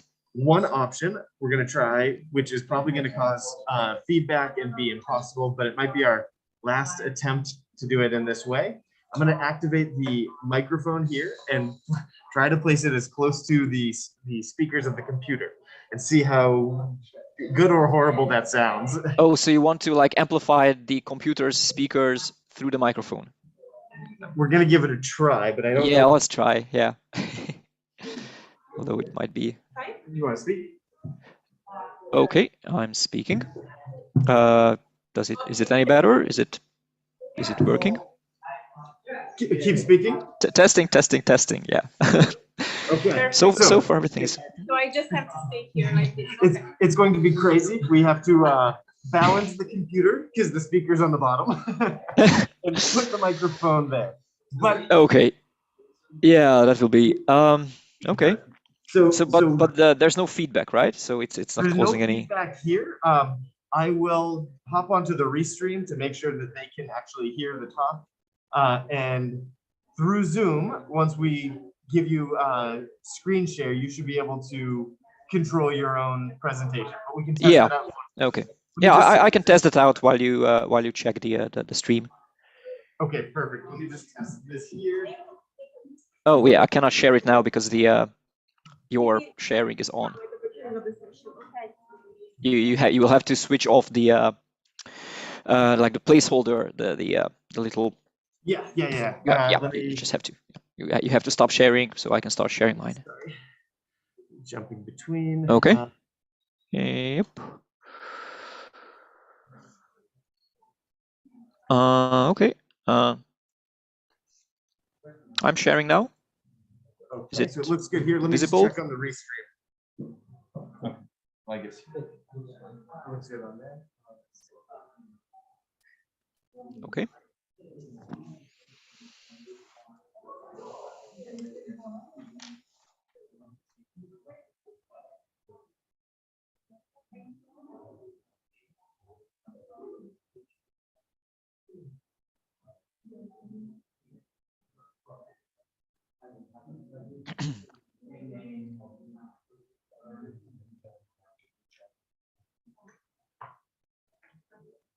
Actually, because you're on screen. When he was talking with us, holding it together, did it sound okay? It still wasn't on by that. We should try it again. Okay. Okay, let's sure, sorry, 1 second. So that's up there. Adahan, can you hear me on the stream?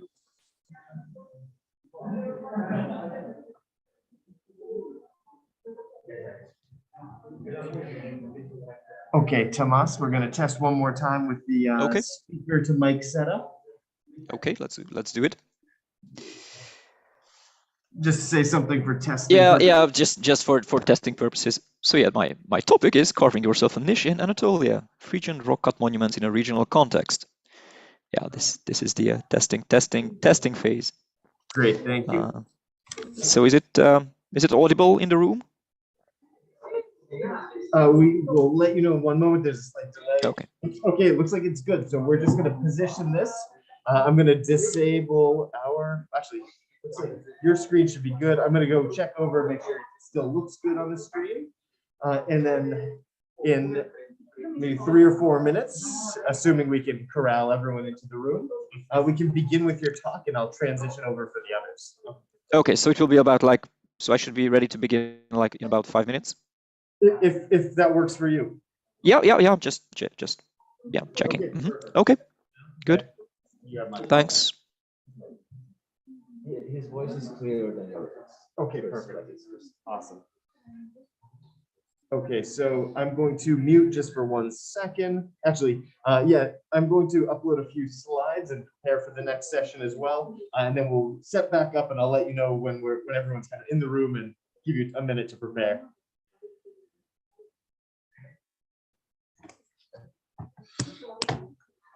Do you have a I can email it to you. We have a flash drive. Where is mine? Okay. Let's see.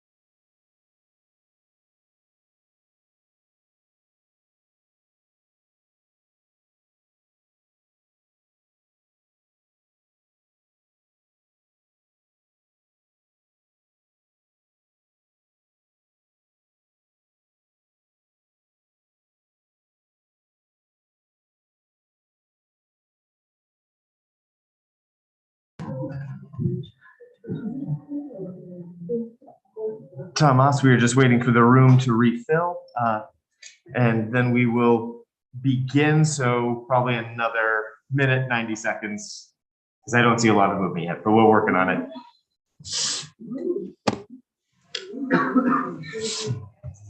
I can sit here. Okay. Under behind this. Could I press the PowerPoint? No. Okay. Before you do Yeah.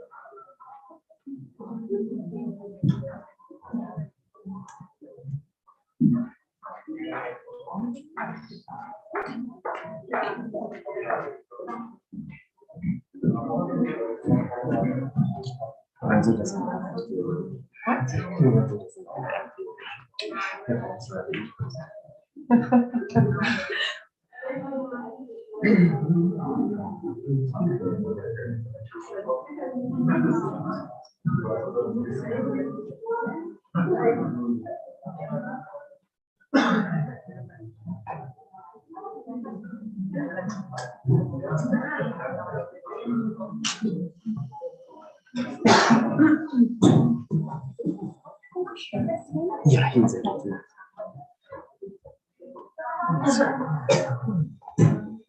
Tomas, if you'd like to share your screen, we can get it up on the board and get ready to go. Okay, just a second. Sure.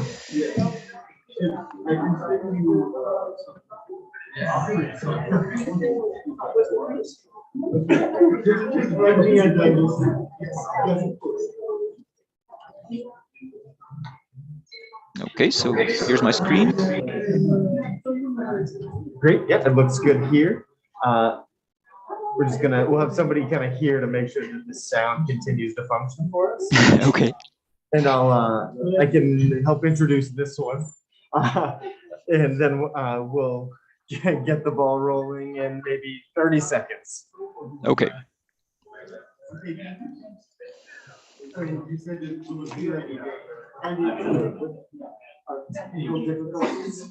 will introduce Thomas. Since this is from the last session.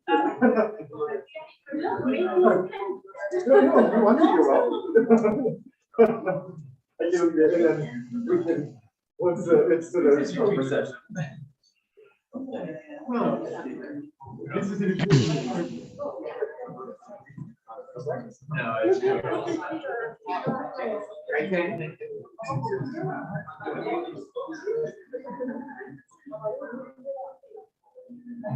All right, everybody, we are about to begin. We have found a solution for Tomas Kispali's presentation, since we cannot connect his computer to the speakers by any means.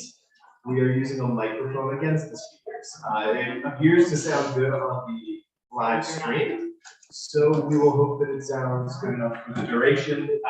Please bear with us. There's not so much we can do, so do your best to listen and enjoy. And Tomas, you can begin whenever you're ready.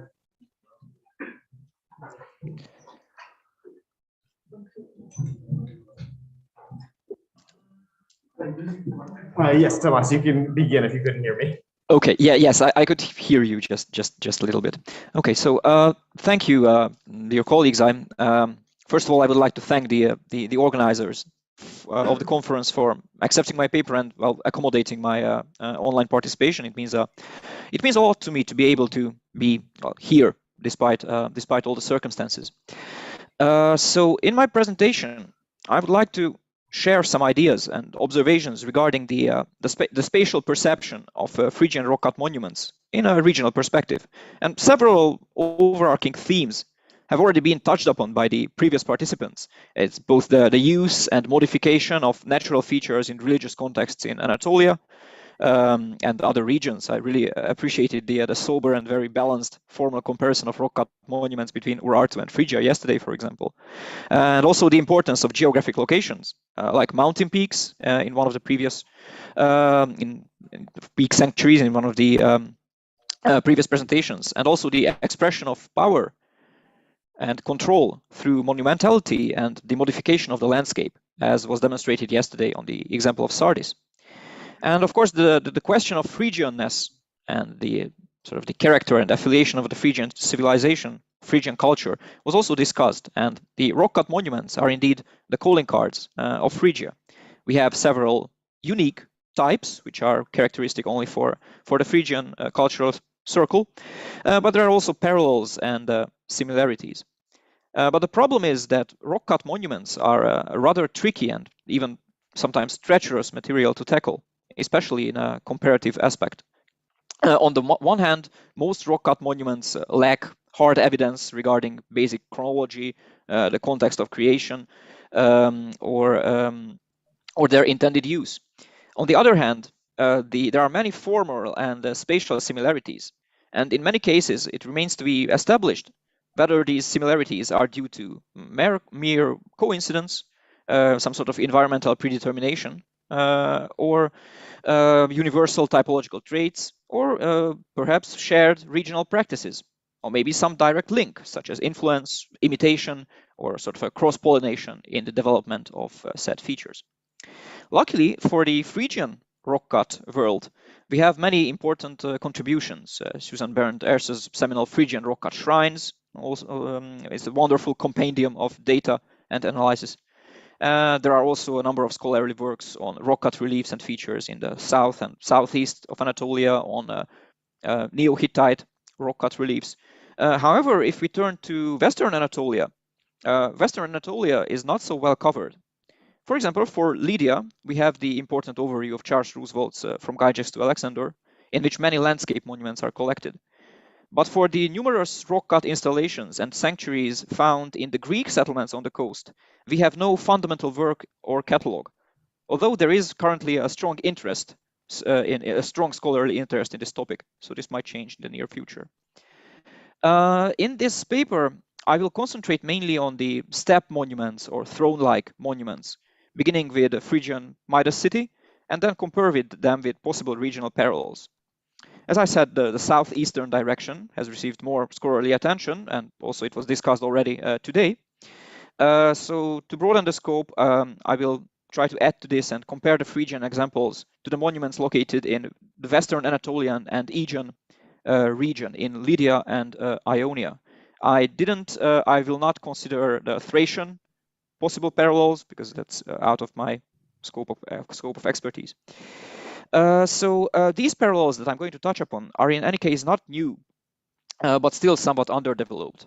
However, I will not be talking about the questions of the genesis and the comparative chronology. For the purpose of my presentation, I will simply consider these monuments as, well, basically created sometime between in the first millennium BC, hopefully before the 4th century. But there are still many other things to consider, both in regards of individual installations and the broader corpus of Anatolian rock-cut monuments. And hopefully these investigations can supplement the study of our Phrygian monuments as intersections of perhaps royal or noble, aristocratic and divine power, which occupy their own specific place in the stone-cut worlds of Iron Age Anatolia. So I begin with Midas city and Phrygia. This place, already well covered in this conference, was probably a sacred city, and it has the highest concentration of Phrygian rock-cut installations. There are the various cultic facades, the altars, step monuments, tombs, so many things. I would like to draw the attention here to a small group of monuments situated in the northwest corner of the plateau. In the catalog of Susan Bernd-Erse's, they are numbered 78 and 79.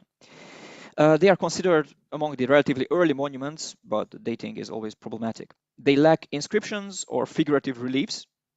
Perhaps this is why they generally are not really considered in scholarly works, and no finds can be associated with them.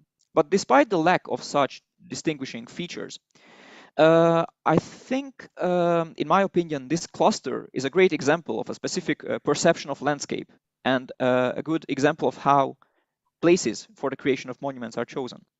So there is this big boulder that stands on the very edge of the plateau. It is worked from the eastern side with several steps cut into it. And on the two sides of the top step, there are two vertical protruding parts, which indeed resemble armrests, with the boulder forming sort of the high back of the perceived throne. And there is the second smaller monument, which is the small niche to the left. This is 78. Let us examine the landscape around the monument. When we approach it frontally, we behold this breathtaking panorama. And one would assume that this was a conscious choice of the creators who followed the natural inspiration. And this photo, I think, can convey the breadth and depth of the scenery, but in real life, the effect is even stronger. Of course, we cannot equate our contemporary response to ancient sites, but the idiosyncrasy of the view cannot be ignored. And as I wish to show, not only such emotions such as awe can be considered, but also a symbolic charge attributed to this location and the panoramic scenery as well. So if we accept, at least for the purposes of this presentation, that such monuments were altars, then we can hypothetically reconstruct the perception of the rock and the landscape in the context of a ritual, be that a one-time event or a repeating festival. A person who wants to make the offering then approaches the altar, which is a rock, a feature of the natural world, connected to the land.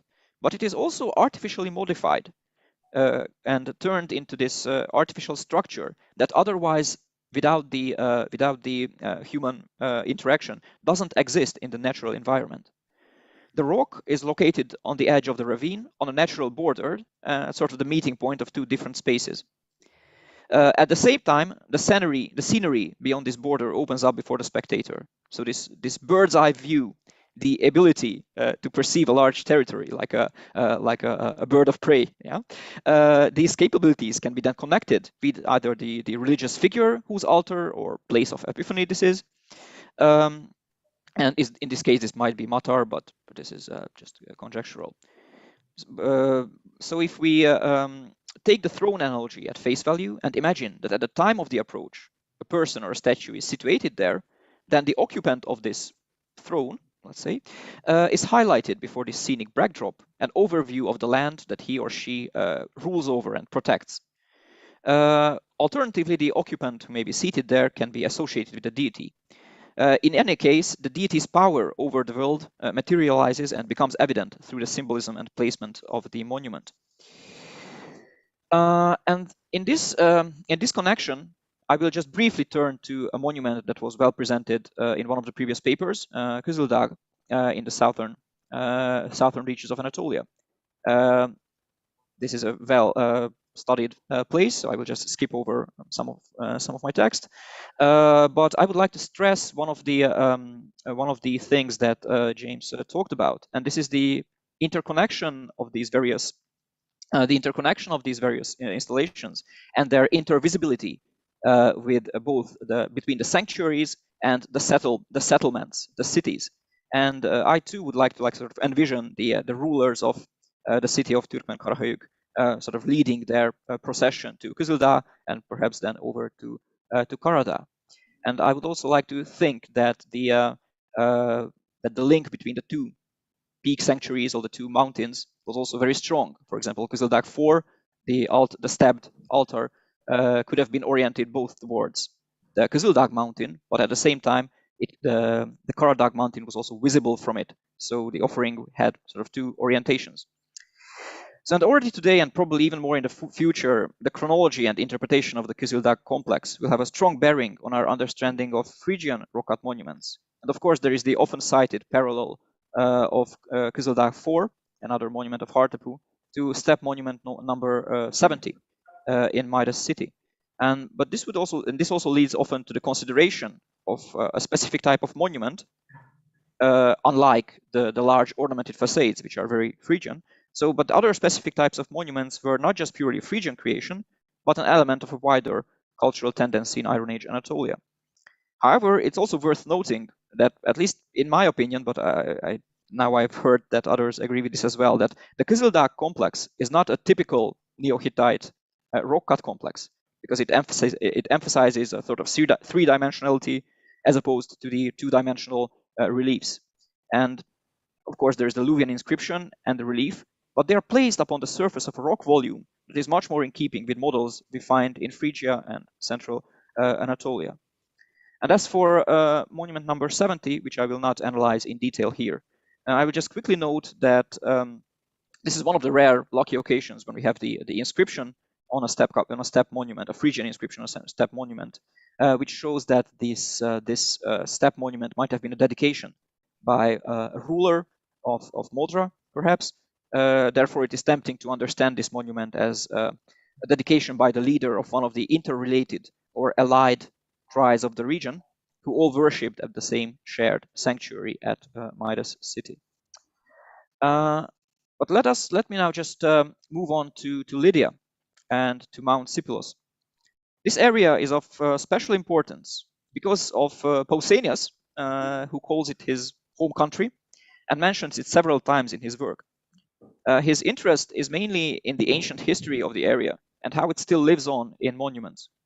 Pausanias recounts the signs that prove that Pelops and Tantalus once dwelt in his country, and these include both like natural locations connected to these mythical heroes, tombs, these rock-cut thrones, sanctuaries, even a statue created from a living myrtle tree, and an ancient rock-cut statue, Niobe, and of course even Niobe herself turned to stone. Pausanias's mythographic itinerary attracted much attention in the 19th and 20th centuries, with scholars and travelers trying to match the description of to real features of the landscape. And today we have in general a good understanding of which places Pausanias might have meant.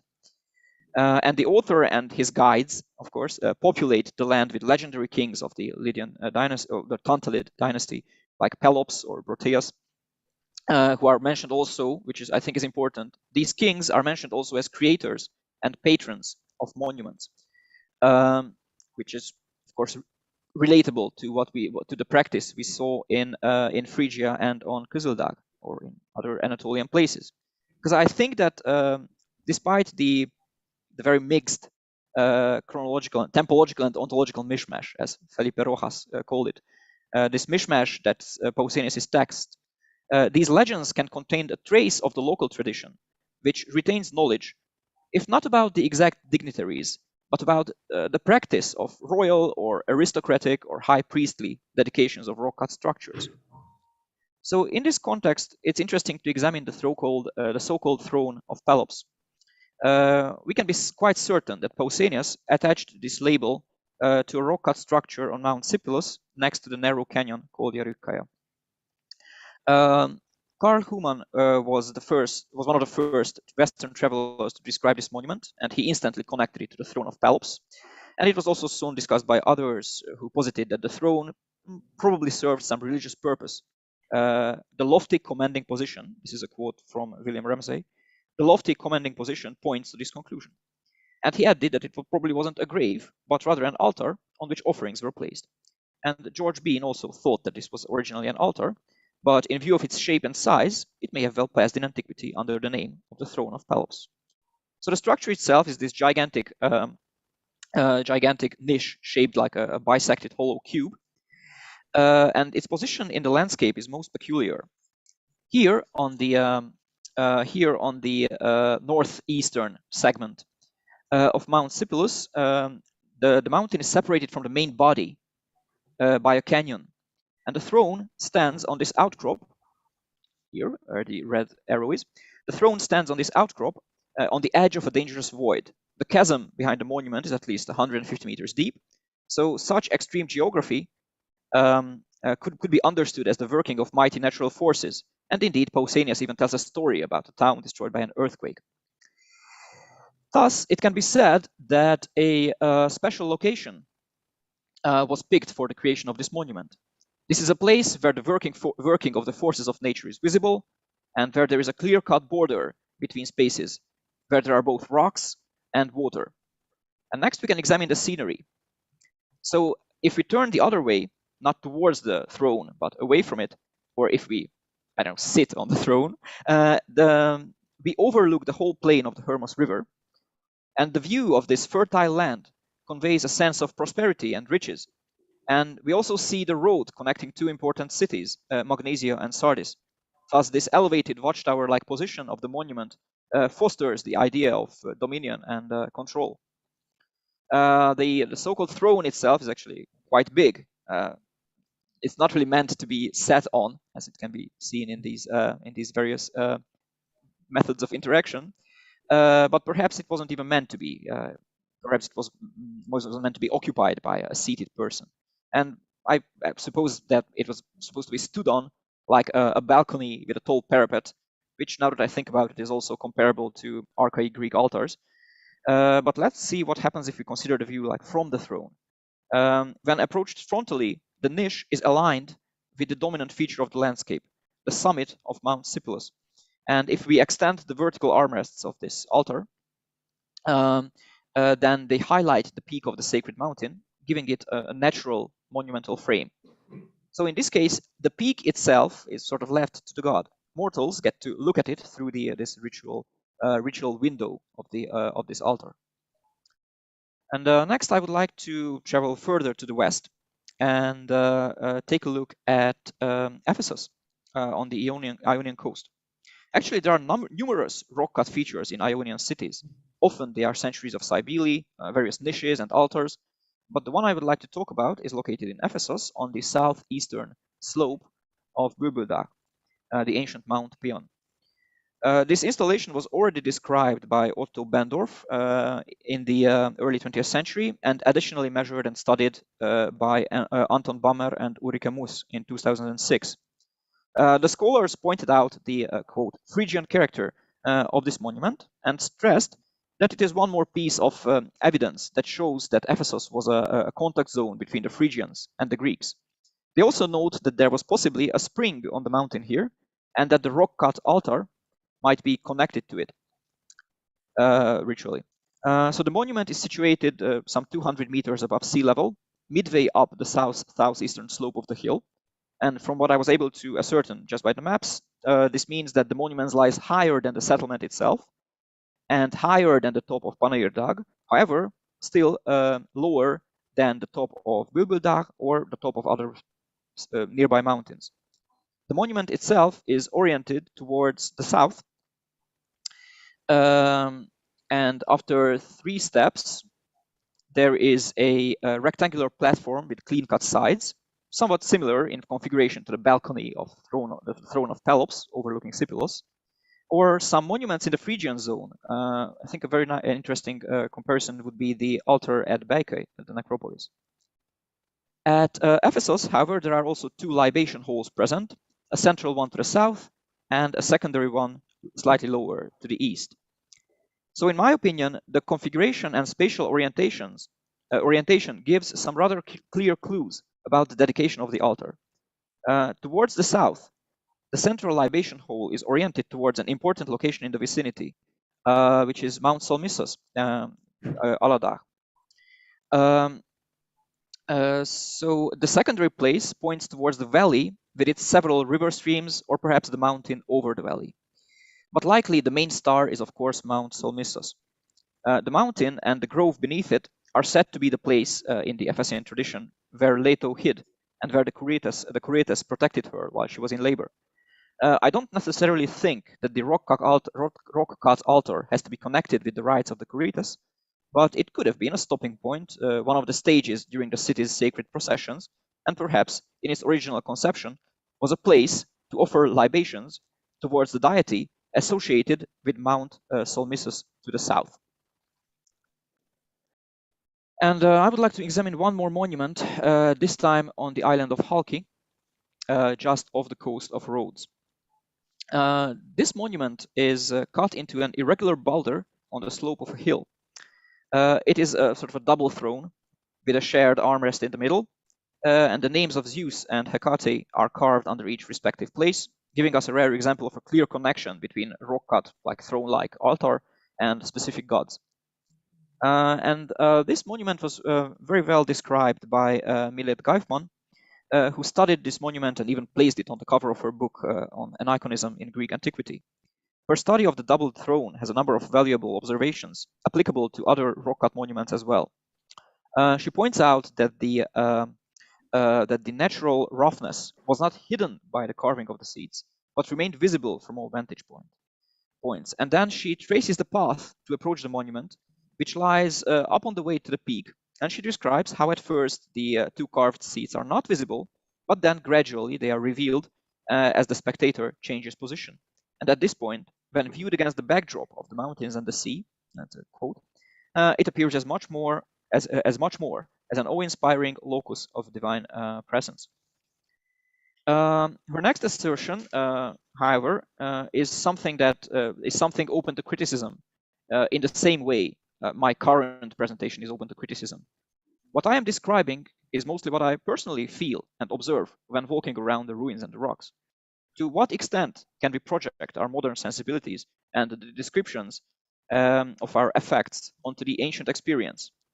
And of course, the phenomenological approach in landscape archaeology has been criticized, and not without a reason, for its over-reliance on just the visual senses and for following a romantic or culturally biased interpretative tradition.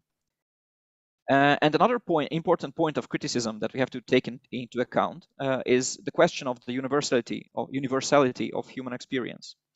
Overall, as Ruth van Dijk points out, we can assume that all humans have generally similar spatial perceptions of such body-relevant experiences as directionality and scale. The human body organizes spatial experiences into up and down, front and back, left and right, and so on. And like us, says Van Dijk, past subjects constructed their spaces to create and reflect aspects of their habitus. However, we must continue. In research into the ancient perception of scenic views, I think can reinforce visual observation-based phenomenological analysis. So if we can find at least some literary tradition that can give us a glance through ancient eyes at the landscape, then this can reinforce our modern observations. So if we, I think it's best to look at a context that is something practical and not ritual or cultic. One of the utilitarian reasons to go up on a hill and gaze at the surrounding landscape is the establishment of control or observation, for example, military observation over the land. So a fortress or a watchtower on a tall summit can provide an observation point. And the strategic advantage of having high ground is spelled out in works describing historical battles, be that Herodotus or the descriptions of the campaigns of Alexander the Great. So the military importance is stressed. But furthermore, the utilitarian control of the surrounding territory is often extrapolated onto royal or divine presence and given a broader and more symbolic meaning. I think my favorite example of this complex intermingling of military reconnaissance and a symbolic epic dimension can be seen in the Iliad when Polites, the son of Priam, is tasked to watch the Greeks approach, and his observation point is a special place. It's the tomb of Hesiates, the tumulus of a prominent Trojan noble. The tumuli of the Troad region enjoyed a long afterlife, and from archaic tombs to monumentalized places of memory, revisited and even rebuilt in later antiquity, and then visited by more recent travelers. These mounds dot the whole region and surround the city of Ilion itself too. They are constant features of the landscape. It seems appropriate to compare this to the role of the royal and elite burial mounds around Gordion in Phrygia, which was already touched upon yesterday. The tumuli, man-made hills, encircle the citadel, forming almost a second line of defenses, both strategical as outposts and vantage points, but also symbolic, marking the presence and perhaps protection of the revered ancestors. As for the gods and their divine omniscient vision, it's found everywhere in Greek epic. In the Iliad, Zeus often descends from Olympus to Mount Ida, the peak of Gargarus, to be closer to his favored Trojans. And the mountain is fertile, wild, and abundant in springs. But the mountain peak is not only a place where the god abode. It is not only the place where the god lives. In the text, Zeus, enthroned on the ridge, always observes, watches over, and sometimes manipulates the events unfolding in the mortal realm. Or he just retreats back to Olympus to watch as the other gods intervene. So Zeus's gaze, always from a higher vantage point, is a very important narrative tool in Homer, which was elaborated upon in Helen Lowatt's book on the epic gaze. And another passage that I find inspiring in this context is Strabo's sort of bird's eye view description of the Lydian landscape, which I quoted already, and its dominant features. He delivers a very potent formula: a fortified city of some antiquity, connected to a sacred mountain peak. From the mountain peak and not from the city, one can see the whole region and then enumerate the peoples who live there.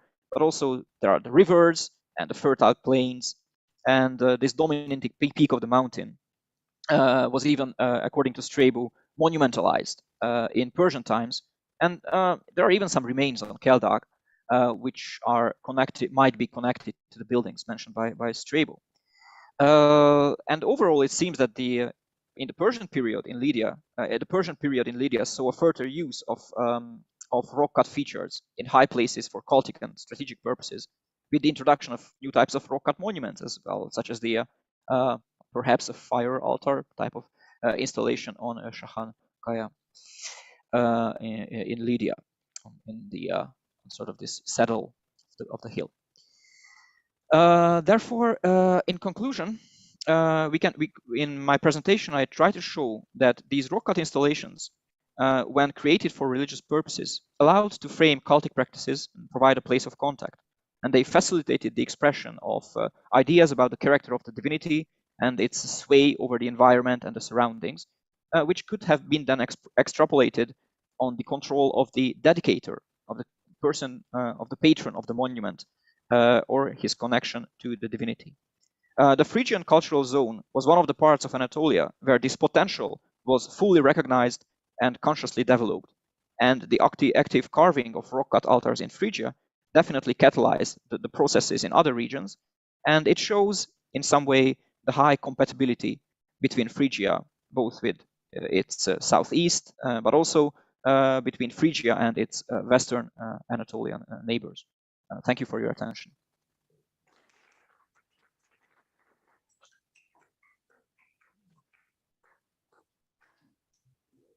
All right, so I think we have time for maybe one question if we have one.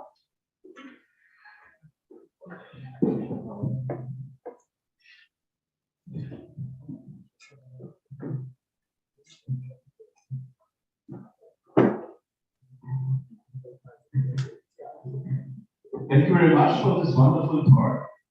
I think it is very important to get really. Do you hear me? Not very well. Okay. I think I can only hear you if perhaps you go to the computer.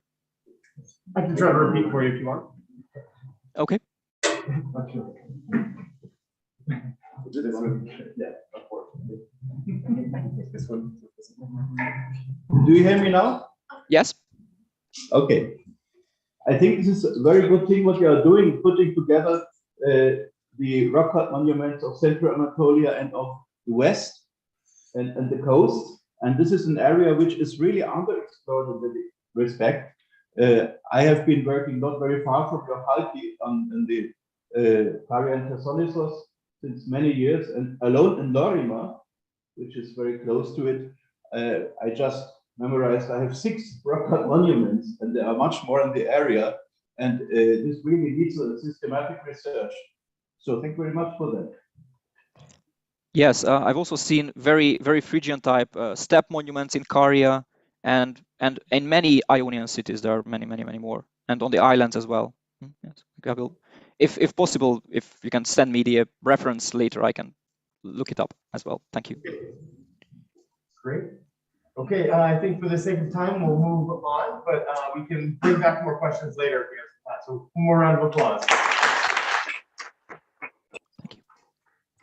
Thank you for the technical assistance. And I'll get the computer set up and I'll hand the microphone off to my next chair.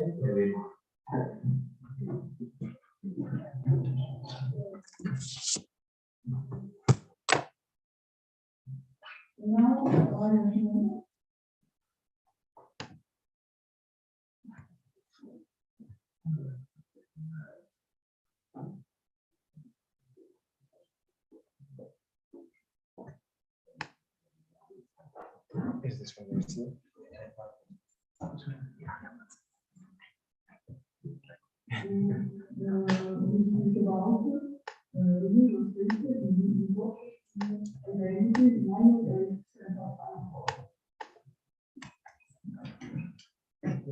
Okay.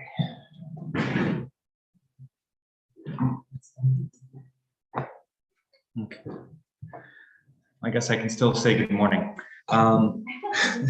despite the lateness of the hour.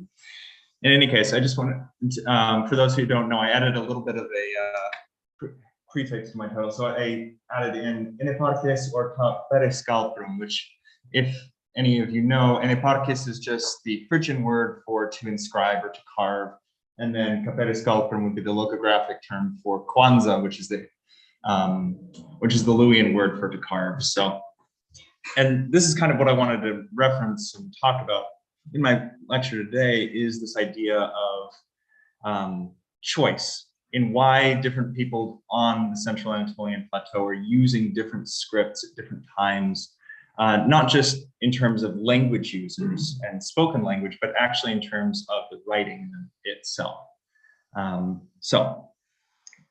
Although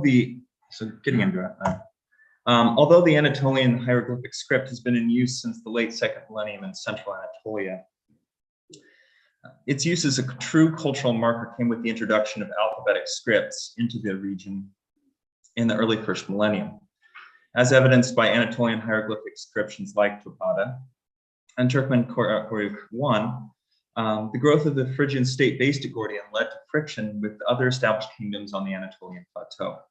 This paper will therefore examine the ways that both Anatolian hieroglyphic and alphabetic inscriptions like Phrygian served as cultural markers of state influence in the region, and how the inscriptions mark differing areas of cultural importance based on their state's respective agendas of projecting power. These markers were similar to, but often distinct from, the other cultural spheres which dominated their outlying regions, namely Greek alphabetic writing practices to the west, and Syro-Anatolian hieroglyphic and/or Northwest Semitic alphabetic writing practices to the southeast. Although much valuable work has been done regarding the role of writing shaping the identity of the Aegean and Syrian spheres, this work will primarily focus on the 10th through the 8th century BCE horizon in Central Anatolia, which has so far been less examined, although it's becoming more and more looked at, as we will soon see, and as we have seen during this conference. Although I will speak about the setting up of boundaries today, I would like to note that these boundaries were in a continual state of negotiation, and that different actors, be they human or objects, played different roles at different times in either maintaining or transgressing these boundaries in an entangled spectrum of relationships. Pertaining to epigraphs, following Jan Hodder's work, more than just receptacles of linguistic data, the installations which contain writing should be read as things entangled within the cultural political milieu of the society in which they emerged. These things, be they stela, living rock installations, altars, orthostats, or statues, are both made by humans, but also act as objects which have a lifespan and history outside of those who created them. Proceeding from their construction, these installations became a living part of the environment in which they resided, exerting agency on those with whom they interact on a daily basis. Although the result of human agency, these rock installations have in many ways outlived their creations, continuing to find new meaning and significance, even after those who have carved them out of the earth have returned to the earth which gave their creations life.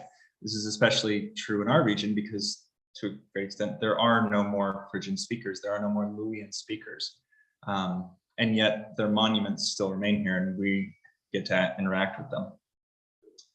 Therefore, while we may discuss the dividing lines between East and the West, between Luwian speakers and Phrygian speakers, it is important to note the variability of relationships that different objects had with varying people living throughout Central and Western Anatolia. For example, we may look to some objects, many of which we have already discussed in this conference, including but not limited to woven textiles, fibulae, so Alishar 4, alt Phrygia, metal vessels, gray and black wares, and we've had many wonderful presentations on several of these objects and their intertangled nature on the plateau. These are objects, however, that though they may have originated in one place, transgressed across space and became symbols that united much of the culture of the region. On the other hand, rock installations, due to either the difficulty or sheer impossibility of moving them across space, become useful objects with which to mark difference between boundaries as opposed to look at unity between them, is this feature of their physical composition that lends them towards being either agents of internal cohesion or markers of cultural political difference at external boundary lines. Their physical nature, therefore, then makes them useful as symbols of identity, as outlined by Frederick Barth. He suggested that one major impetus to ethnicity arises if people can be made to join in creating the appearance appearance of discontinuity by embracing a few neatly contrasting diacritica, rather than the variable and inconsistent whole of culture. An imagined community is promoted by making a few such diacritica highly salient and symbolic, that is, by an active construction of a boundary. This will always be joint work done by members of both of the contrasting groups, though they are probably differently empowered in their ability to impose and transform the relevant idioms. The ones we're talking about here today being the writing of the script in hieroglyphic Luwian and in Phrygian. So with this in mind, I'd like to engage, I'd like to engage with the way which writers of either alphabetic Phrygian script or hieroglyphic Luwian script or Anatolian hieroglyphic script used their respective scripts as either symbols or markers of identity, in both maintaining cohesion within and differentiating across spatial boundaries. Most of this evidence is tied to a relatively late period, although there are obviously debates on the subject, the 8th and 7th centuries. However, given that several suggestions have been made for recently updating or downdating several important Anatolian hieroglyphic inscriptions, as well as the updating of the installations in Gordian and Midas City, we're likely dealing with a long-standing negotiation of power between two exonymically known Anatolian power centers, Phrygia or Mushki on the one hand, and the various states of Tabal on the other. Given that there were a plurality of polities interacting on the plateau during this period, known in Assyrian sources variously as Tabal, Burutash, Tukhana, etc., I would like to refer to these collectively as the Central Anatolian Successor States, or known by the acronym CASS, C-A-S-S. In this way, I would like to both emulate, but also diverge slightly from the Syro-Anatolian city-state model eloquently proposed by James Osborne, as I believe it is a slightly different set of historical and cultural processes separate them from their neighbors to the southeast, several of which we've talked about during the conference. In this way, I would like to differentiate the collective actions of Anatolian hieroglyphic writing polities of this region from both their neighbors in SAC and the Phrygians to the north and west, who also likely emerged as a loose confederation of polities. So just as since we do need to include a map in all of our slides, would be kind of a rough outline of what I would like to suggest. In that, you have Phrygia Mushki up to the northwest. This is not terribly new information, but kind of this Central Anatolian Successor State region being defined in terms of these rock monuments and specifically Anatolian hieroglyphic inscriptions that are in this region. Defining it from the members of the Syro-Anatolian cultural complex, which I would read as members who live further south towards Syria. So while much ink has been rightfully shed of late in the contest over dating the Anatolian hieroglyphic inscriptions of Hartapu and his associated kingdom, including recent publications from Petra Hudakabura, David Hawkins and Mark Whedon, Lorenzo Soto Afonso, James Osborne, Michele Massa, and Rostislav Oreshko. And I'm probably likely forgetting someone in this. There have been a lot of publications recently on this. Rarely does this discussion take into account the recently revised dating for Gordian and Midas City as proposed by Brian Rose. Brian Rose. Presuming that this revised dating stands, then it has an important implication for the dating of not only Phrygian material, but hieroglyphic material as well, specifically those which deal with Phrygia Mushki, but also with implications for much of the corpus. Regarding on how we end up dating specific groups of inscriptions, i.e. the Hartapu group and Topada, it should be clear that the chronological range for our inscriptions does not by necessity need to be limited to either the 12th or the 8th centuries, but should acknowledge that interactions between Luwian and Phrygian-speaking peoples has been occurring at least since the 10th century, when the early Phrygian citadel began to be established. Hopefully this acknowledgement will begin to fill in some of the gaps in our understanding concerning the transitional and early late periods as pointed to by Hawkins and Eden recently. So although the adoption of Aegean style script, or through the adoption of Aegean style alphabetic script, the Phrygians in general, and Midas in particular in the late 8th century, sought to align the character of Phrygian writing in contraposition to the received writing forms which were being used by caste. While members of caste used Anatolian hieroglyphic script as a mean of connecting their legacy with that of their predecessors, whether the Hittites or the Taratassans, the Phrygians sought to maintain a writing form that was distinct from this tradition as a means of differentiating and an affinity and establishing an affinity with the cultural milieu. While not identical, the sociolinguistic process may be compared with the one that Ilya Yakubovich has hypothesized for Greeks living in Cilicia, who wrote Phoenician language texts with an alphabetic script as a means of differentiating themselves from their Luwian-speaking and Anatolian hieroglyphic writing neighbors, perhaps parallel and similar to the writing of Phoenician in Sama. He remarks in his 2015 paper, as an alternative, one can propose that Phoenician at the time simply represented the default option for a king who ruled as a Neo-Hittite milieu, but did not wish to use Anatolian hieroglyphic. Kulamua's motivation here must have been more or less the same as the rulers of Kue, namely an attempt to distance themselves from the neighboring Neo-Hittite kings, who continued to embrace Anatolian traditions. So what I would suggest is not an identical sociolinguistic situation as that at Samal or in Kue, but what I would like to suggest is that just as these hypothetical Greeks living in Cilicia at the time were adopting alphabetic writing of Phoenician as a means to distance themselves from an already established tradition of Anatolian hieroglyphic writing, in a similar way, the Phrygians adopted a Aegean style script, obviously not similar, and they were probably, obviously they're dating which issues to work out here too, but they adopted this style of Aegean Mediterranean alphabetic script as a means of differentiating themselves from the writers of caste. So in a similar vein, this carries over to the titles used by Phrygians during this period. While caste rulers were most likely using the Luwian titulature Khantuati, hidden behind the ideograms Rex or Magnus Rex, the Phrygians used titulature that aligned itself closely with the Aegean parallels, namely Labagtas and Vanactes from M01A and Koreanion from W01C. While all of these may be simply native Phrygian titles, as has been discussed, they are conspicuous in their closeness to parallel morphemes in Greek, namely Lavagetas, Wanax, and Koreon.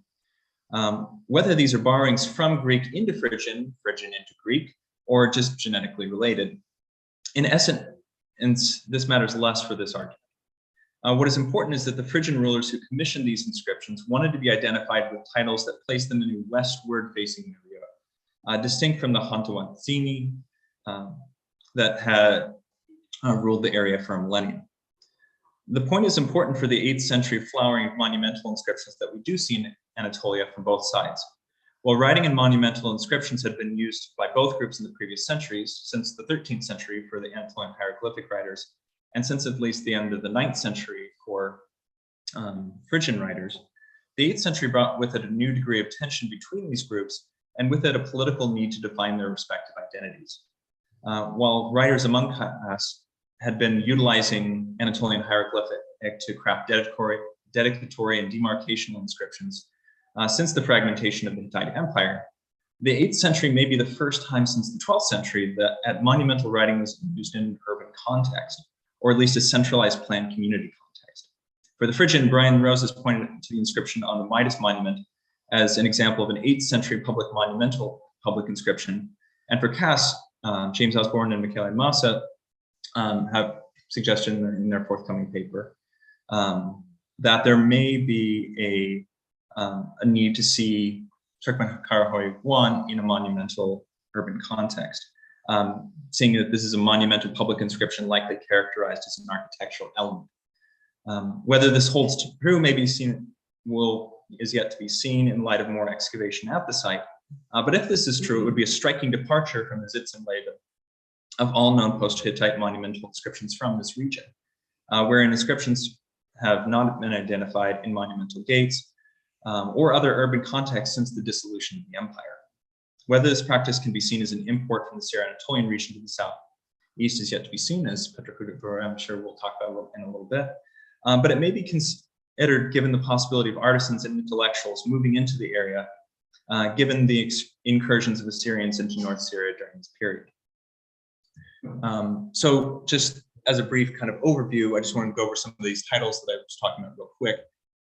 So for Luwian, we have these two kind of titles. We have Rex and Magnus Rex, generally coded for the Luwian words Hantawati and then Hantawatura for Magnus Rex.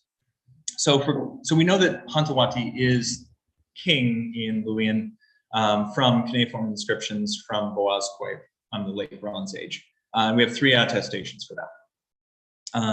In hieroglyphic Luwian, however, we have many, many more attestations for this symbol up here on the left, which is going to be Rex, and then on the right is going to be Magnus Rex. These are both from the Turkmen Karahoy inscription, which uses both of the signs. So you have, in hieroglyphic Luwian in total, you have 127 attestations from 72 inscriptions. Although this might actually be added to a little bit by the Turkmen Karahoy inscription, which I don't think is part of this analysis. So Magnus Rex, on the other hand, is much, much more limited. So for Iron Age inscriptions, we have, in hieroglyphic Luwian, we have 13 attestations for 10 inscriptions. And what's interesting is a lot of these inscriptions are actually from Tabal specifically. So you have 8 from Tabal, you have 2 from Carchemish, and 3 from Malatya. Carchemish and Malatya have long been noted to have descendants of the post-Hittite rulers living in there, especially during their early periods. And so that has made sense that, you know, there's a Magnus Rex living in Carchemish, or there's a Magnus Rex living in Malatya. But what's interesting is specifically this late period when Magnus Rex is no longer used in Carchemish, for example. We have inscriptions like Topata, like Turkmen Karahoy, that are resurrecting this title that is otherwise not particularly used. You also have other titles like Heros Iudex, which is, you know, crosses over into Greek from Tarwani into Thuranos, Dominus, Regio Dominus, etc. But on the Phrygian side, you have a very different kind of situation. You don't have, so unlike, for example, Tarwani, which does pass over into Greek slightly, you don't have a crossing over of any of these Anatolian hieroglyphic Luwian titles into Phrygian. Instead, as I pointed out, you have Lavaktas and Monactes and Kure. So you have these other titles being used, which are much closer to a Greek milieu and a Greek writing kind of style, as opposed to a Anatolian hieroglyphic Luwian one. So what I would like to then suggest is that although M01A, which is one of the inscriptions found on the Midas monument, which was not written or commissioned by Midas himself, the titles that are ascribed to him, namely Lavaktas and Monactes, are true to the context of Midas's cultural political reforms in the 8th century, and as part of a larger reorientation of Phrygia towards centralization, and that it used Aegean-style alphabetic script as a means to orient itself contraposto to the claims and positions being made by neighboring castes. Even though there were examples of outside peoples adopting Luwian titles as part of the larger adoption of Syro-Anatolian practices, this is a cultural practice, and the adoption of the title Hantawatis and its associated script is specifically not adopted by Midas, even as he utilized other symbols of power from Sac to solidify his ruling region, like monumental building, etc. So this effort by Midas to orient westward is contrasted by the neighboring kingdom to the southeast, namely the kingdoms of Hartku and Wassassorma, which we don't know what their titles are either. Instead of a reorientation, reorganization of political life, Rulers in the 8th century attempted a form of restoration in trying to bring back styles of scripts and titulary that had probably not been used extensively for 500 years. It has been extensively noted that nearly all of the inscriptions from this period show an archaism tendency. Although full paleographic analysis of the Anatolian hieroglyphic corpus has yet to be done in its entirety, a task which I hope to complete with the work being done with the Anatolian hieroglyphic paleography project. It is likely that, as many have noted, there was a deliberate attempt to archaize the script in order to make it closer to Empire period parallels.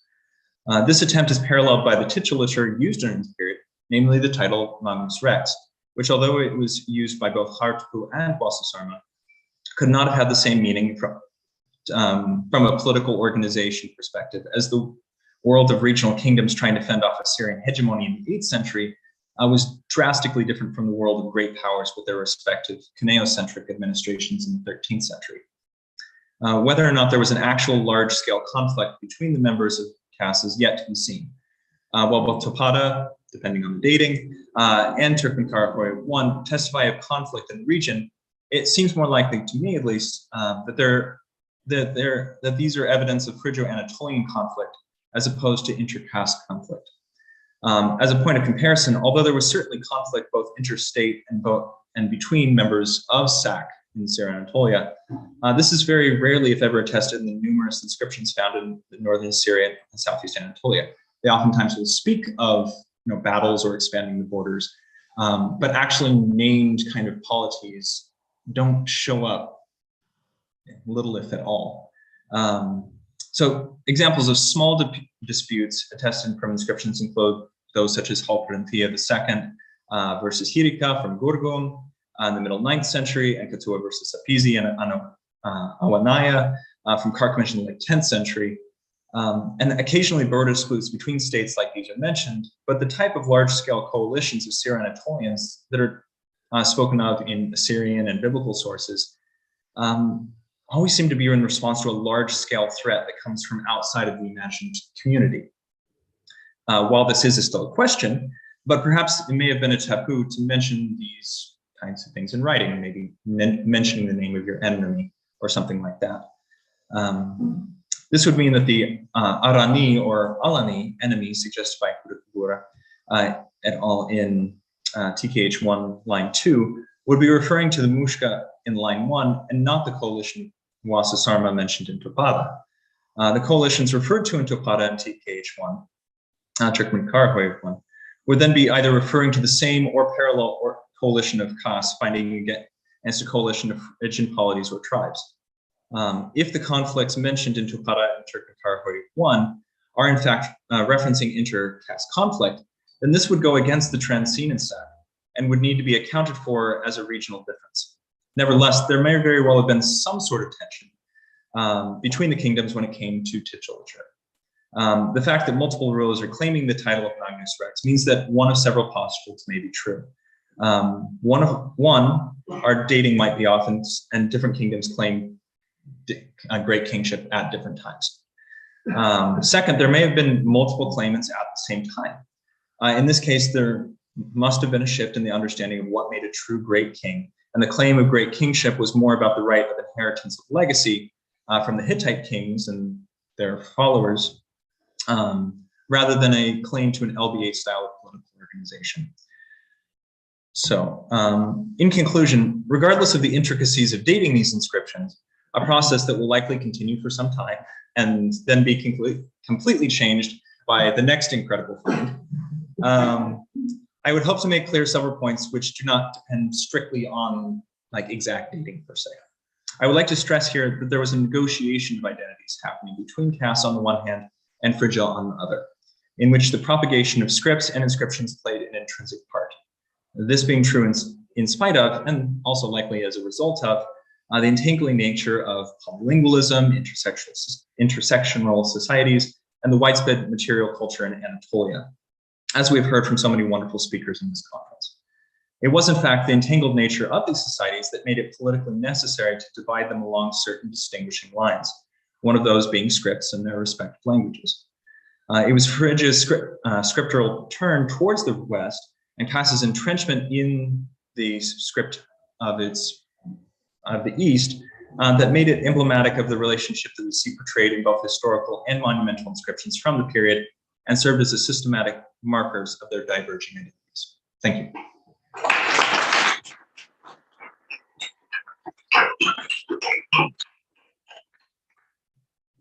Questions? Oh, I see the first hand is quickest in the back.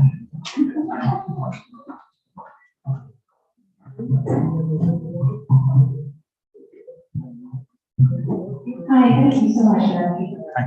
I was just curious about something you didn't talk about, so you may not have a great answer to this, but we've been talking a lot about the Midas monument, Midas inscription, but so much of the inscriptional corpus is these graffiti, these very small, very short, and very invisible, pieces of evidence. And I imagine that it works as well as this sort of projection of identity model that we're putting forth about monumental inscriptions in Phrygia and York. And those are the small inscriptions seem to be earlier and seem to be related to some other kind of social context of writing. I wonder if you have thoughts about that. It's very No, I definitely have lots of thoughts about it, most of which could not go into this presentation. Because what I was trying to focus on was just the examples of monumental kind of architecture, which is most of the inscriptions that we have for Anatolian hieroglyphic are mostly, I mean, we have some of the Arbarun lead strips, which does evidence that we do have other types of texts other than just these big monumental rock inscriptions. Yes, and so in Phrygia specifically, and we do have other types, like for example, Chapo Verdi is another example. So even though this is a rock inscription, these are going to be smaller scale. They're not like these huge inscriptions like that we see at Midas Monument. So what I would suggest then is this might very well be an outgrowth of a growth of Phrygian identity in the region that is then catalyzed by Midas in his monumental. Because I mean, we do see examples in the inscription, and so in the small scale inscriptions of multilingualism, like it's already been pointed out, there's Bruce Phoenician and Aramaic, and in addition to Phrygian and alphabetic inscriptions. So I mean, this is also parallel to things that are going on in Urartu at the same time, where they're using some of these large scale cuneiform inscriptions, but at the same time are also using other scripts and things and ways of processing information in the seals and in other small scale inscriptions. So I think there's a lot of complexity going on. And I would love to dive into this more and likely will in the future, but what I was trying to point to here was just the use of the scripts in negotiating kind of monumental projecting identity. I think one more between the two of you fighting for it. It's all like the three. Thank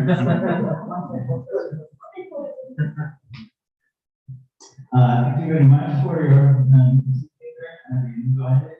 And I must say that I fully subscribe your distinction between Central Anatolian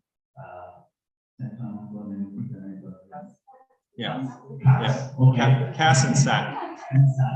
So I put it to because I mean, in the Iron Age, and I can now I'm actually articles use something together with me and there.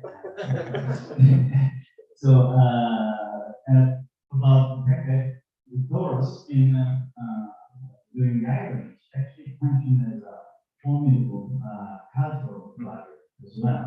So, and you can see it in many aspects, like from monumental art, like you have the survival and the continuity of rock art and landscape monuments to the north of the Taurus. We don't have continuity or abandoned in a Syro-Cilician area. You see the separation of material culture, ceramics, completely different works in the south and the north, of course, and linguistic aspect as well. You have Semitic languages together with the south, and to the north you have doing the Helvetic and of course Frisian.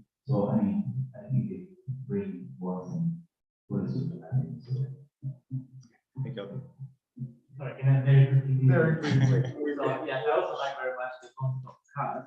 My question is, why do you think that Haku sphere is in cars? Because it actually, is not mentioned by other Pavilion Confederation cars. The other cars never mentioned it. The Assyrian sources never mentioned it, and it seems like a newcomer.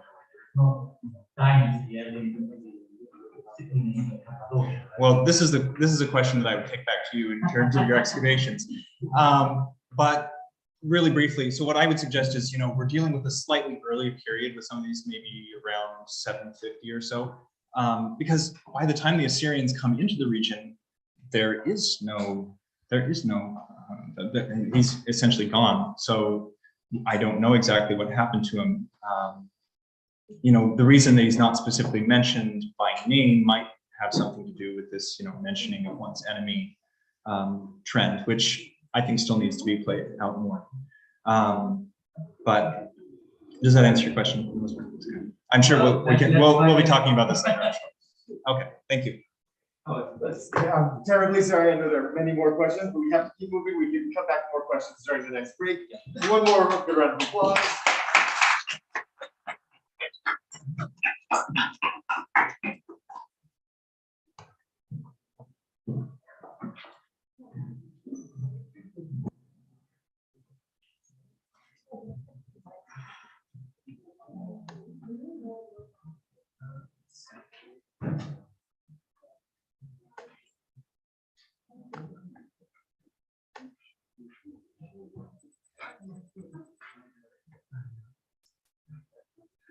Let's see. Let's switch over to video. Maybe not. Okay. I don't know why not.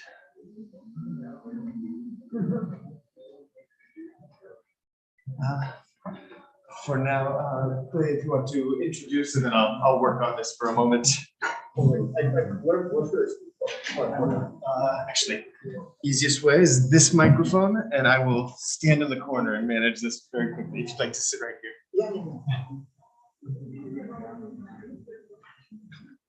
Yes, please, thank you. Now we're going to Hammurabi and also we will speak about comparing emotion and motivation. From Anatolia to the research, Persian, and some Aryan architecture. Thank you.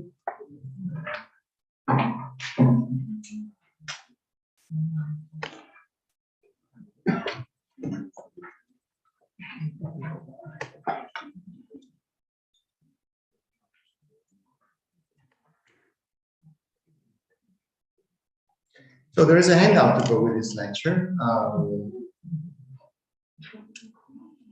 I hope you appreciate this piece of antiquarianism. And of course, I associate my thanks to those of all the speakers before me, to Lorenzo, to his fantastic team, who's managed this conference in such a smooth way and pleasant way, I should say. I accepted the invitation in the expectation of learning a lot. I'm a total interloper here, as some of you will know. And in fact, I have to say, the experience so far has exceeded my expectations. So thank you very much to all the speakers before me, and I can thank prospectively the ones who follow. And I thought what I could do from my very limited point of view was to reflect on some sort of concrete aspects of how alphabetic writing started really in among people who spoke Greek and Phrygian. I will leave the place indefinite for a moment. Whenever I refer to, well, hopefully, whenever I refer to to scholars or to published works, that will be on the back of the handout, essentially in the order in which I will be referring to them. So in a recent contribution on the adaptation of the alphabet to the languages of Anatolia, Ignacio Javier Diego writes, I quote, "To a large extent, the Phrygian alphabet can be taken merely as an archaic Greek alphabet." End quote. And this offhanded remark may be intended as an elegant way of bypassing the current debate on the priority of Greek or Phrygian alphabetic writing. Long taken to be settled in terms of Greek seniority, the question has been reopened by the new chronology for the famous Gordian destruction layer, which involved an earlier date for a number of Phrygian inscriptions, making them potentially earlier than the earliest preserved Greek inscriptions, alphabetic Greek inscriptions, I should say. Of course, every Greek alphabet included a number of signs derived from the Semitic original and absent from the repertory attested by Phrygian inscriptions. I give you, there's no abecedario of Phrygian, so what you have there is Diego's compilation of alphabetic signs, and underneath a very famous Greek abecedario. Some will say it's Pascal actually, but for my purposes, it doesn't really matter. Where you can, you can try to verbalize that alphabet and you tell me what you come up with. So the Greek alphabet included signs that were not in, that are not attested in Phrygian inscriptions. But because we don't have a Phrygian abecedario, we cannot exclude that an original Phrygian alphabet may have carried over a number of Semitic letters that it did not need, very much in the way in which early Etruscan abecedaria displayed a number of letters derived from the Greek model and phonetically useless for writing the Etruscan language. Or for that matter, the Persian abjad preserves as many as 8 signs for Arabic consonants that do not exist in the Persian language, and accordingly are only used to write Arabic words, words that are preserved in the original. At present, and that's the last box on the front page of the handout. At present, epigraphic evidence may seem to give Phrygians a slight chronological edge, but it has to be admitted that on both sides, the evidence is less than ideal.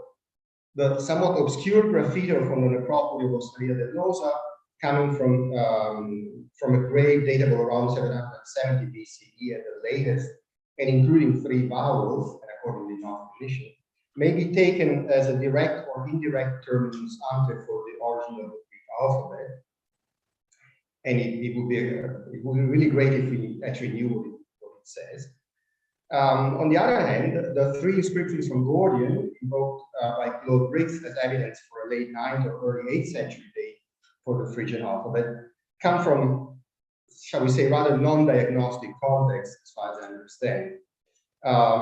That's the case for G104, which you've seen on screen a number of times meanwhile. And again, from what I understand of the publications, G237 and G249 hardly inspire more confidence when it comes to a precise date.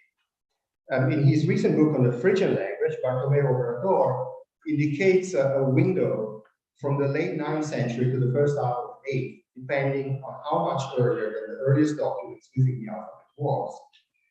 It gives one some comfort that at least the model from which both Greeks and Phrygians derive their alphabets in whatever sequence is dated by Semitic epigraphists with some confidence to the period from the middle of the last, from the middle or the last quarter of the 9th century to the middle of the 8th. And the back of the handout, you have one example of the kind of Phoenician alphabet from which Greek and Phrygian alphabetic writing derived.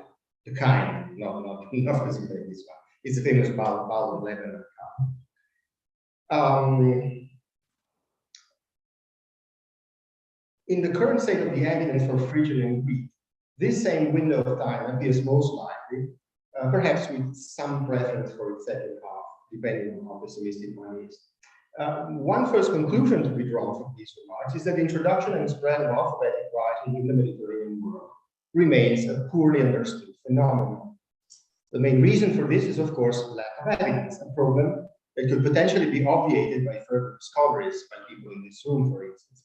As we wait for such discoveries to happen, however, those of us who are not involved in field work can attempt to keep themselves profitably busy, I hope, First, by reflecting on the process of adaptation itself, and second, by looking at comparable cases.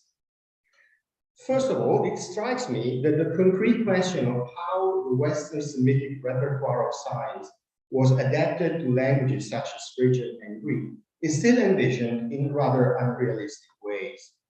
A scholar of the stature of Claude Briggs, in a contribution expressly devoted to warning against the risk of oversimplification, explains the choices of Semitic graphemes for Greek phonemes as if they were the product of a conversation between a native speaker of Phoenician and a native speaker of Greek, which of course would have happened in any place where native speakers of these two languages met. While this scenario may explain why certain Semitic graphemes were associated with certain Greek phonemes, I cannot see how it could explain the emergence of the early Greek alphabets. Learning the names of the Phoenician letters and figuring out how to write Greek using those letters are two entirely different processes. The latter is quite a bit more complicated than the former, and without it, there's no writing. In other words, it is a mistake, I believe, to separate the process of adaptation from the underlying process of learning how to write. Even if we think that the Greek alphabet was devised by a speaker of Greek who could read and write Phoenician, that speaker of Greek had to learn to read and write Phoenician in the first place. The moment we start thinking along these lines, it becomes immediately clear that the emergence of Greek and Phrygian alphabetic writing was certainly not the result of a brief and occasional encounter between people speaking different languages. In reflecting on the teaching of the Old Hebrew abjad in the Iron Age, Christopher Ralston writes, I quote, "Any suggestion that proficiency in one's first alphabetic writing system, ancient or modern, can be achieved in a few days or weeks must be considered most problematic." Ralston's conclusion is based on empirical studies and will sound obvious to whomever has witnessed from the outside the process of children learning to write, as I have recently. More importantly for the present discussion, Ralston is arguing precisely against scholars who maintain that Old Hebrew writing could be learned in a matter of a few days or weeks. The several theories on the origin of the Greek alphabet that located in commercial milieus make the same kind of assumptions, it seems to me. In reality, it would have taken months for a Phoenician trader to teach the alphabet to an illiterate Yubian on the island of Itapusa, say, even assuming that the Phoenician trader possessed a sufficient level of literacy and pedagogical talent. In other words, it seems inevitable to me to conclude that the transmission of alphabetic writing presupposes organized and formal teaching. This, in turn, implies that the adaptation most likely took place in the same context in which writing in the Semitic abjad was taught and learned anyway.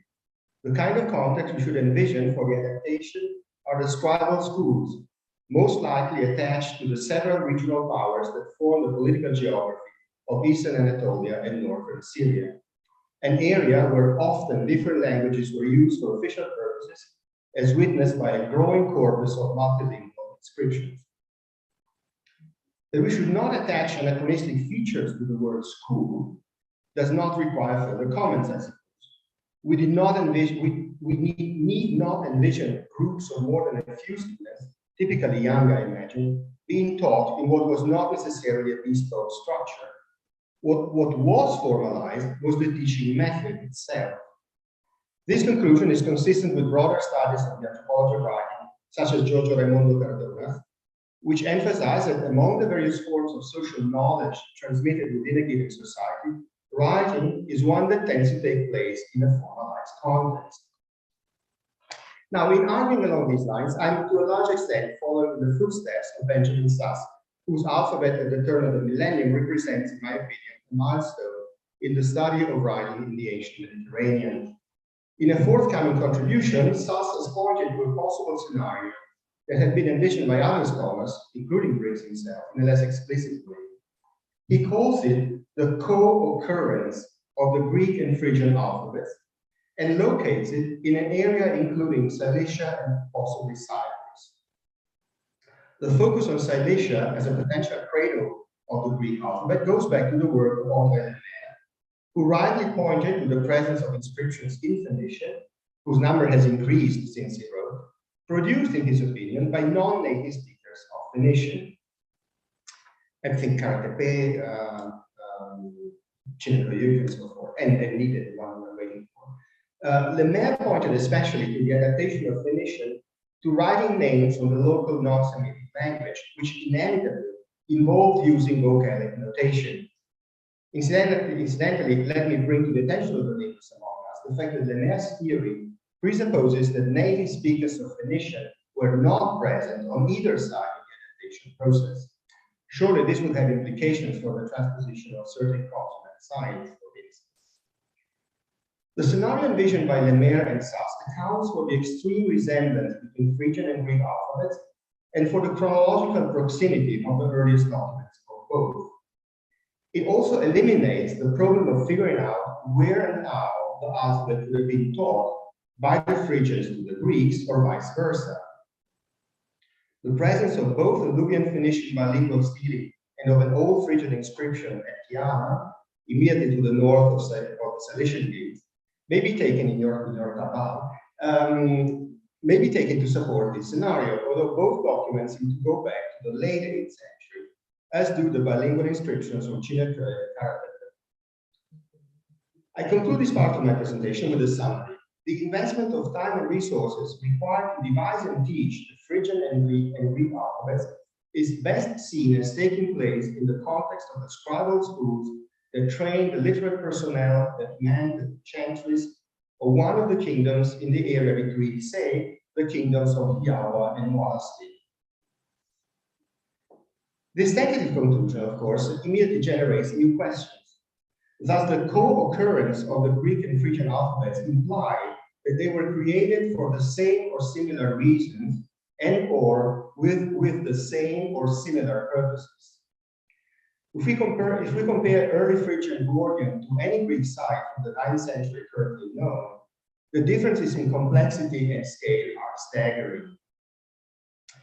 On the other hand, a study of old Phrygian inscriptions along the lines of Antonius Kotsouras' study of early Greek inscriptions would bring us further in terms of figuring out the original purpose and function of the Phrygian writing system. The needs that writing could serve within the Phrygian kingdom, whatever shape and size such kingdom might have had in the turn of the century, 9 to 8 it is, were certainly not the same as in a settlement like Kusai or Smyrna.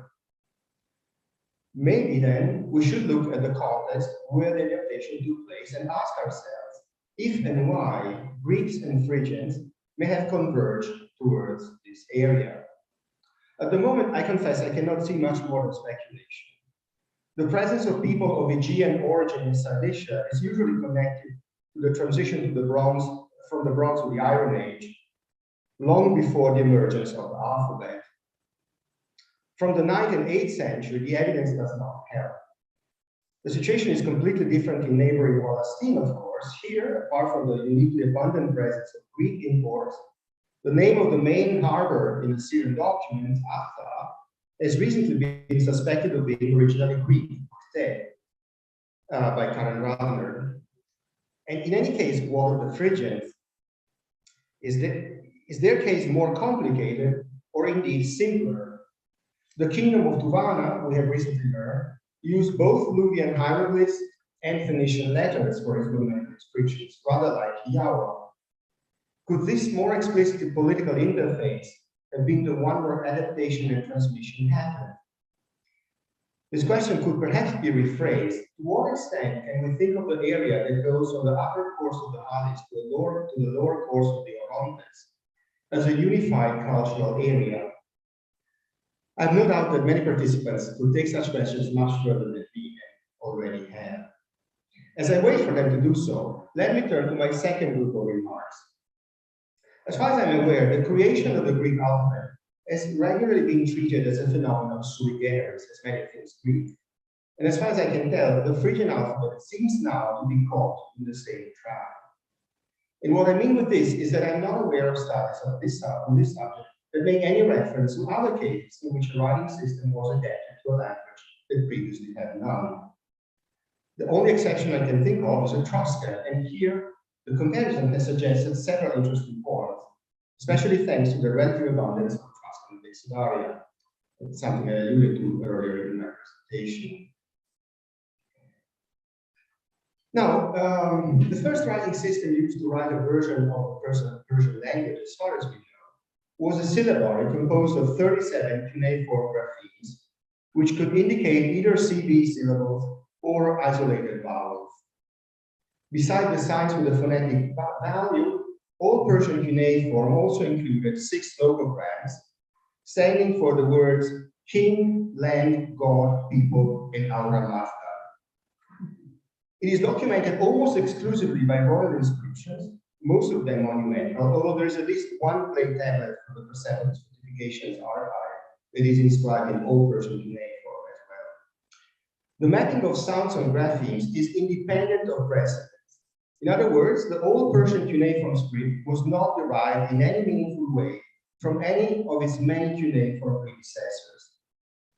This aspect, connected to a statement in the famous Behistun inscription of Darius I, has been interpreted by many scholars as evidence that this writing system was devised expressly in order to give written form to royal statements.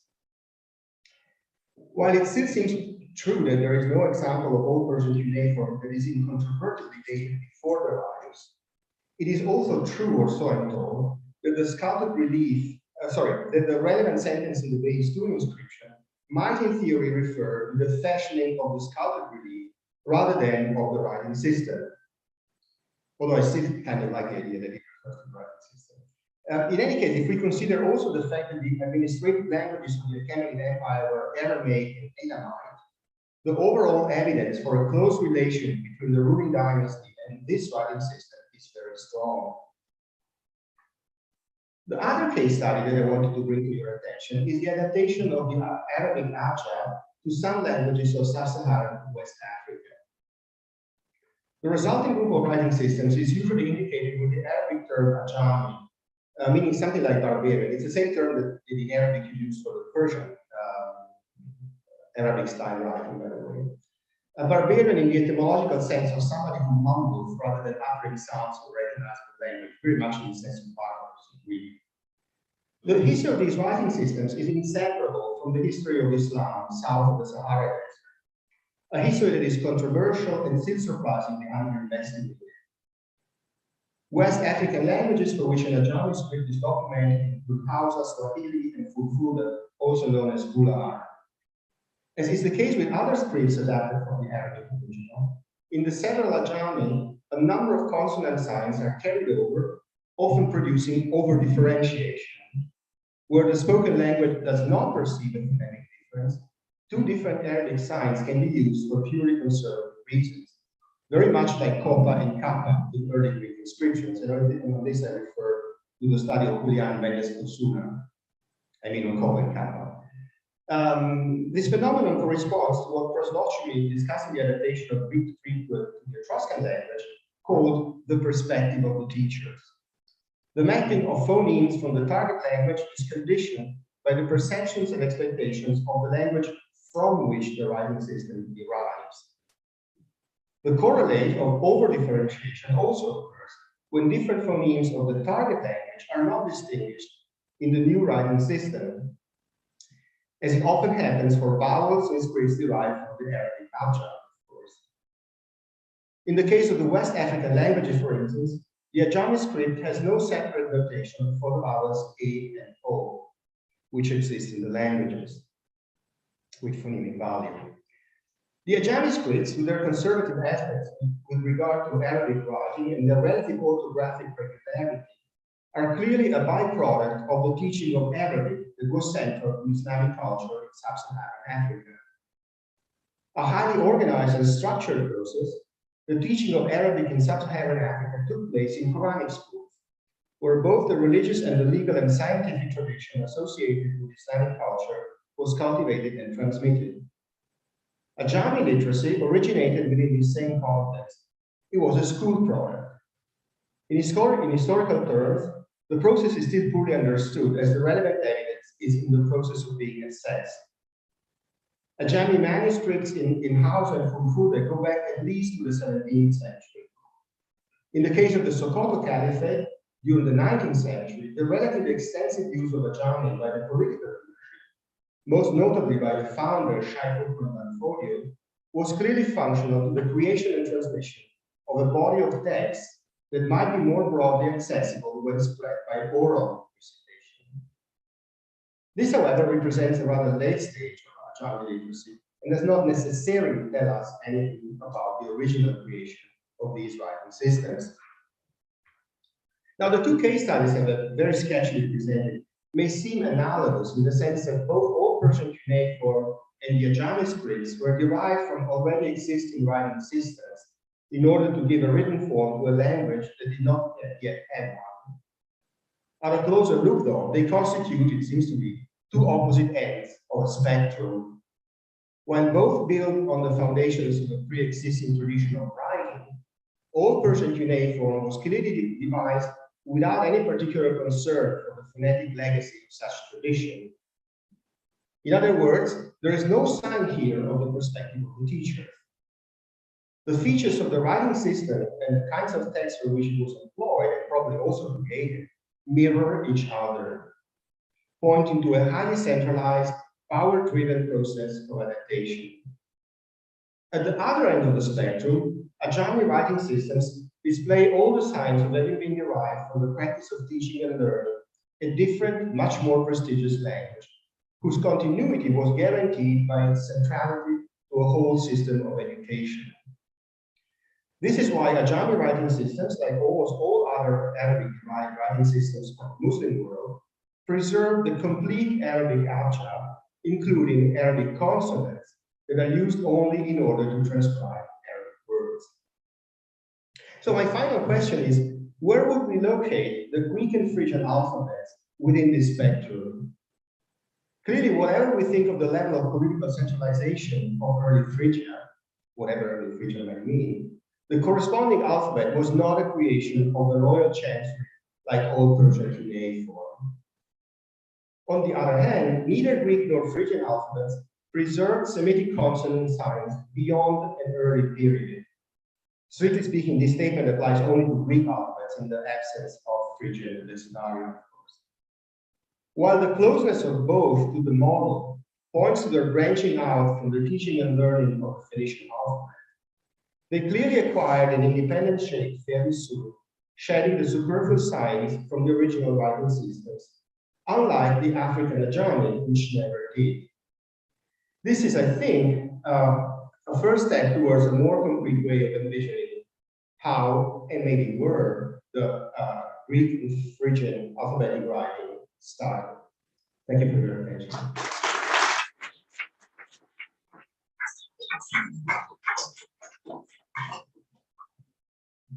I think we have time for one, maybe two questions. Thank you. Thanks very much. That was really interesting. I'm just an archaeologist. I'm not a linguist or a philologist at all. But just as a general comment with respect to the Phoenician inscriptions of Hue and Samal, and Lemurs and Pavia and Olson, and all the people who assume that they're being written by people who have in mind an audience of non-Phoenician speakers. I've always felt that understanding is neglecting the social history of the Phoenicians at that time, which is that in the 9th and 8th century when those inscriptions are written, Phoenicians are spreading all around the Mediterranean. And that specific location of the Amman Mountains is mineral rich and timber rich, and it seems very logical to me that Phoenicians are actually there gaining resources for the mercantile expansion and so on, and that is actually at least one of the reasons why Phoenician is being used in that specific place as opposed to other places, because there are in fact Phoenician people there, or at least Phoenician speakers of that.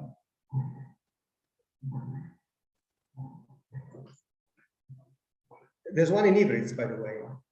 Yes, there is. Yeah. Yeah, please. Following up, and thank you for your presentation. Following up on James regarding the Phoenician rock people. When people talk about Karateka, it is often mentioned that the statue of the stone rocks only has Phoenician inscription. So you, of course, these big buildings on the north and or yes, they are bilingual, Venetian, Arabian, but the story of that's purely Venetian, and for that sort of reason. You wouldn't use that, I suppose, if there were no Venetian speakers who are involved. I would beg to disagree. First of all, I don't envision Kass or Sac as places where there were high numbers of people who went around and managed to read hieroglyphic inscriptions from the walls. There may be 2 or 3 more who could read Phoenician inscriptions, not many more than 2 or 3. We are looking at highly restricted literacy context in any case. And I think, if we had an abundance of, I would be very quick. If we had an abundance of shirts with Phoenician inscriptions from these areas, I would feel a lot more comfortable taking that as evidence for the presence of people whose language was Phoenician, whose name, by the way, as we meanwhile know, was clearly not Phoenician, but that's a different matter. You see what I mean? It's not like I have an answer to the reason why Phoenician was used for monuments in this area alongside Anatolian hieroglyph, but the presence of speakers of Phoenician still doesn't strike me as a terribly persuasive answer. Very briefly. Just 2 comments. One, the presence of the different varieties in the Pavia region was one of the reasons for which we started to go there and survey the region, only to discover afterward and start excavation, hoping to find all that, only to discover that, as it has been mentioned, so urban and landscape are, so the relation of variety and figurative art versus urban and landscape changes completely, and we up to now didn't see any description inside, but the point was there, and it seems very clear. I think it's you to mention one of the late Luigi's contribution in this piece where he suggests that it is in the late 8th century that Anatolian hieroglyphic might have started to work alphabetically instead of syllabic. And that's, he was looking at the interchange of signs in the same consonant vocal series as a late phenomenon. And I think that was a productive idea in the kind of discourse that we were. Thank you. One more round of applause.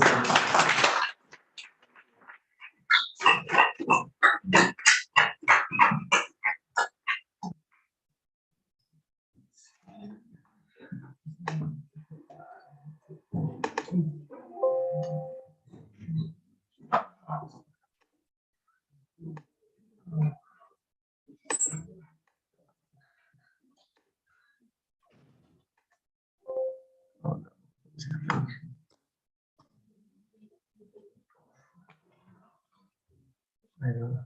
You have my presentation. Yes, I'm trying to click on it now. Let's see. Yes. This is a problem. All right, I need a terjüman. Lorenzo, can you help translate for me? Is it just not functioning? I cannot see it. In the meantime, for more on the Cilician bilingual monuments, see my Basor article ahead of print right now, shameless plug. It cannot do PowerPoint. Okay, let's see. Yeah, let me see. I think it's different versions. They are not. Okay. let me see what I can do here. What is make some things go away. Should I say that I have a PP2X? If you do, then we can try. It might be, yeah, it might be a version, or it might just have downloaded incorrectly or something. If you have a thumb drive, I can try. I think you can come back. Or yeah, I can share a thumb drive. Just a second, because we have to. I think it's a Mac. Yeah.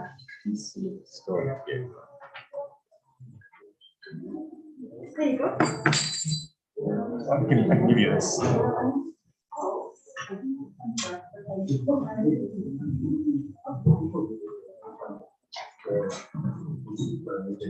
Okay, so brief delay. In the meantime, I think it is inevitable at this point that we'll end up shifting our return for lunch by about 15 minutes, which was originally 14:30. So we'll say more likely 14:45 before we can begin.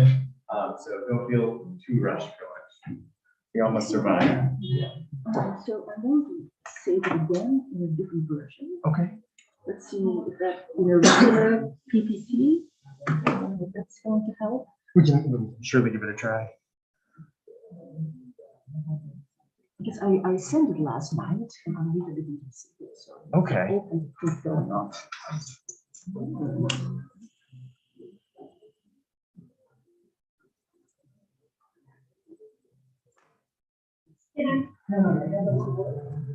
I can give you this one here.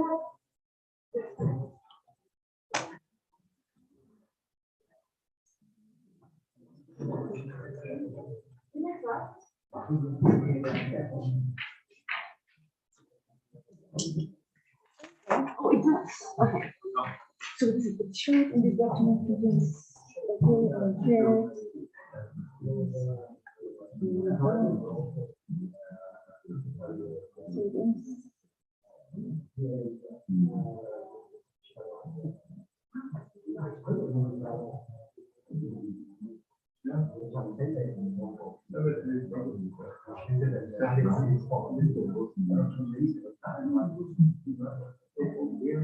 It's converting. Save anyway. There may be something wrong with the chart. So dissolve, but we will see. We'll do our best. Yeah. Okay.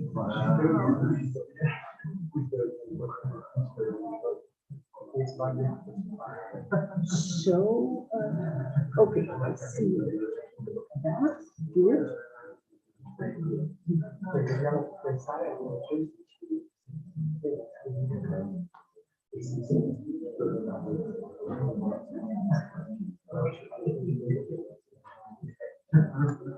I will do both again.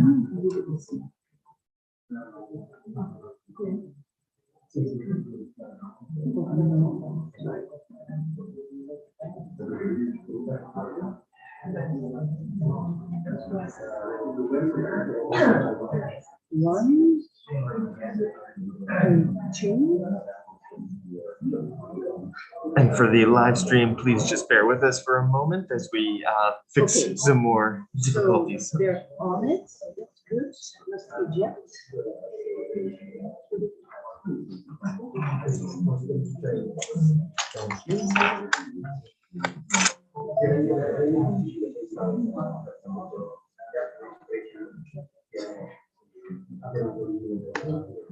This is also the Oxford one. Oh no! Both of these? No. No, that's just this. Okay, so we'll hope that we'll go with this and yes. See, test it first. Looks like it's going. Okay. Okay, great. That's All right, it. let me eject this. I will get us.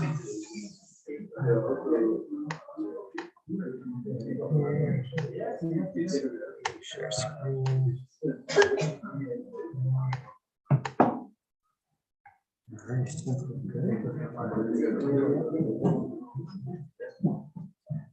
So,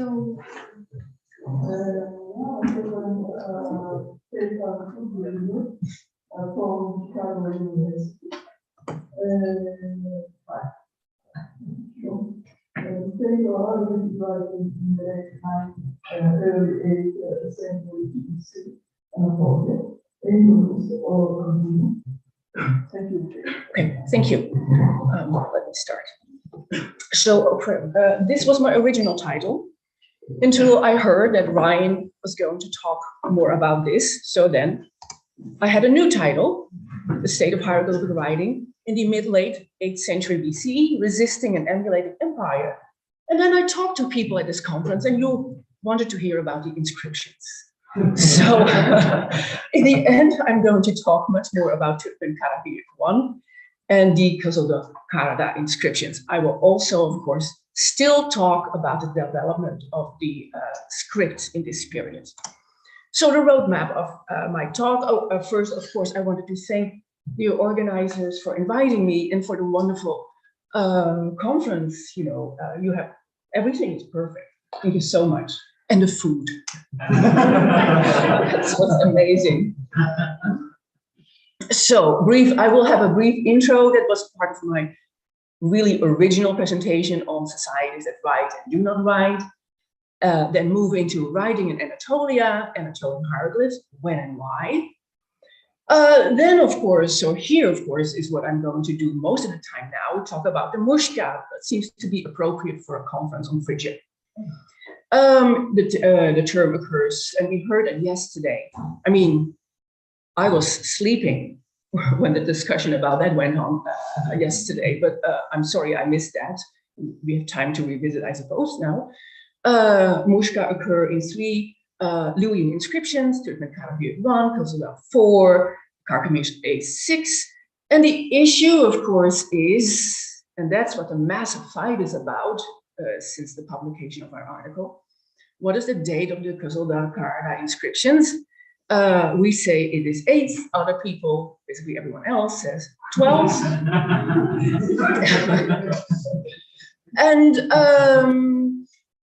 And I will want to use these inscriptions and the rest of the corpus to talk about script and identity. And my claims of today are going to be that we have archaizing scripts in the developing in the mid-8th century in Anatolia, but also actually Carchemish. And I want to call that an imperial style. And part of that narrative is that Kızılderili IV, that everyone, and me too until 2019, considered 12th century, that it is in fact archaizing 8th century. So first, why does one write? Let's look at the 4 pristine writing systems. China started writing on oracle bones, turtle shells, and ox bones cracked in fire. The shape of the crack was divined and the answer was inscribed. So it's for divinatory purposes that writing started there. Let's go to Mesopotamia, different purpose. You see things have changed in the slides because of the transformation. Okay. Mesopotamia writing started for economic purposes, economic tablets. Presumably the same for Egypt. It's a little bit less clear, but it might very well be that hieroglyphic writing started there also for economic purposes. And if we go to Maya in Middle America, the first depictions are found on walls, and that's for a very different purpose, for commemorative and purposes, theological significance. So keep in mind that there are different reasons for why one started to write.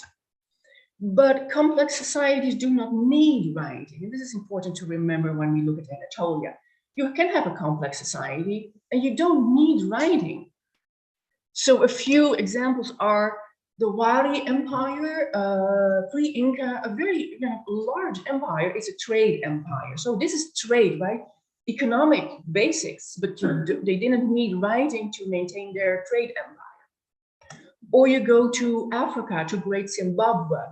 Complex society, no writing. Or you go to the American United States, Mississippian cultures, pre-Columbic, very elaborate, long, along the Mississippi River, with the main side of Cahokia Mountains. Everything was in wood, so that was all lost, but only the mounds remain, but there are like pyramids. Okay, so here's an overview of what's happening in Anatolia with respect to writing and North Mesopotamia and the Levant. So what you can see is that there's near continuation out of the Hittite Empire in northern Mesopotamia and the Levant. But if you look at South Central Anatolia, it starts late, 8th century. So I disagree with the reanalysis of Topada as a little bit older. Still, even if it's were older, you still see a significant gap in the attestations, simply in writing. So my point was, complex societies definitely existed. They simply just didn't need, or writing for whatever reason. And only in the 8th century, maybe the late 9th, it starts again. So why do we have writing in Anatolian hieroglyphs, and why don't we? For the second millennium, what are the current views? Well, the Anatolian hieroglyphic landscape monuments, they affect authority, they don't commemorate. So it's really to assert oneself against others. Ilya Jakubowicz wrote about the invention, as it were, of Anatolian hieroglyphs it is a suitable means of nationalistic self-expression. And indeed, if you look at writing studies, writing is a social convention. It has a social function such as the expression of identity. So I think we can build a claim that Anatolian hieroglyphs are there to express Luwian identity. The question then is, why are there no 12th to mid-9th century Anatolian hieroglyphic texts in Anatolia? They are there in Carchemish, of course. Well, as I said, it's not necessary in complex societies, but we have to look. Okay, so why don't we see writing? Maybe an accident, we haven't found the monuments yet. It's always an option. Or they did not write, right? That's what I think. Or they did write, just not on monuments. It's a possibility. But if you look at identity as a relational concept, one's sense of identity is brought to the foreground in contact and contrast with others. As Ilya said, it's a suitable means of nationalistic self-expressions. So we need to ask ourselves, what other competing non-Luwian state actors were there that early in Anatolia? Not many, I would say, not many. So this is why I say there was no really real contrast that came to the foreground and where they felt the need to express their identity through writing. But what happens, of course, in the 9th century, the Phoenicians, we talked about them already, they arrive and they bring writing. And moreover, what happens in the 9th and 8th centuries, everyone starts writing. Greece, Phrygia, Lydia, mid-9th, early 8th century. And so I suppose the Luwian cultures didn't want to stay behind. And what do? They just start writing in Anatolian hieroglyphs, which of course, in my view, was transported from the east, from Carchemish, where they continued writing. Anyway, coming to my claim, which what I further support, is the Anatolian script starts, so this is different, right? They start writing, but not long after that, they start archaizing. Also in Carchemish. So that's kind of all over the board. Why? Well, this has everything to do with the rise of Assyria and Phrygia. They wanted to resist and emulate empire, imperial style, and this probably ties in with the return of the title of Great King. So why? That's my question. So why am I studying this? Well, we can blame Turkmen Karahuyuk, 2019, location over there in the blue circle. So the background, of course, is until then, we had 7 inscriptions of Great King Khatapu, son of Great King Murshili. And all these inscriptions, with good reason, I believed it until then, were dated to the 12th century BCE. There are a few other people who say maybe 13th, but the majority, and I will agree that it is not empire, certainly not. So 12th century made great sense, right after the fall of the Hittite Empire. And then we blame them, Turkmen Karahuyuk season. And what do we have? This inscription, and what does it say? Khatapu, right?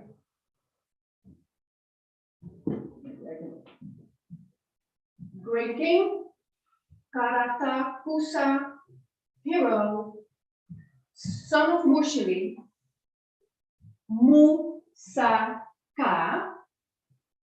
and then relative, boss or conquered, Ta, who conquered or when he conquered. We have a clear Mu, clear Sa, and Ka. There's a debate about that, but I believe it's really Ka, Muska. And that led us, especially Theo van den Hout, he said, we need to revisit Kasada 4. And until then, I believed, like everyone, I think, that this inscription talked about Gatapu, sure, but also the country of Masha. So Rostislav mentioned earlier today, he wrote a beautiful article in 2017, I think in Alt Orientatie or Katmos, I don't recall, 2017, where he talked about Gatapu and Masha. And of course, that made sense, but we went back and we got our hands on, and it is published in the article that is mentioned there, an RTI image, a better reading of the relevant sign. And it is not Ma, it is Mu. And why is it Mu? It shows not very well here, but okay. There are at least three real lines visible, 3 lines, and on the image here you see a 4th that is a bit better, and that only occurs in the sign Mu. You can use this pointing and then you don't have to read the one. Thank you. Yeah, just at the top. Perfect, thank you. So to repeat, better visible here on the slide than on the screen. Here are 1, 2, 3, perhaps 4th. That means we're dealing with the sign Mu. We need to read it as Muska. Massive problem immediately. Oh. A minute.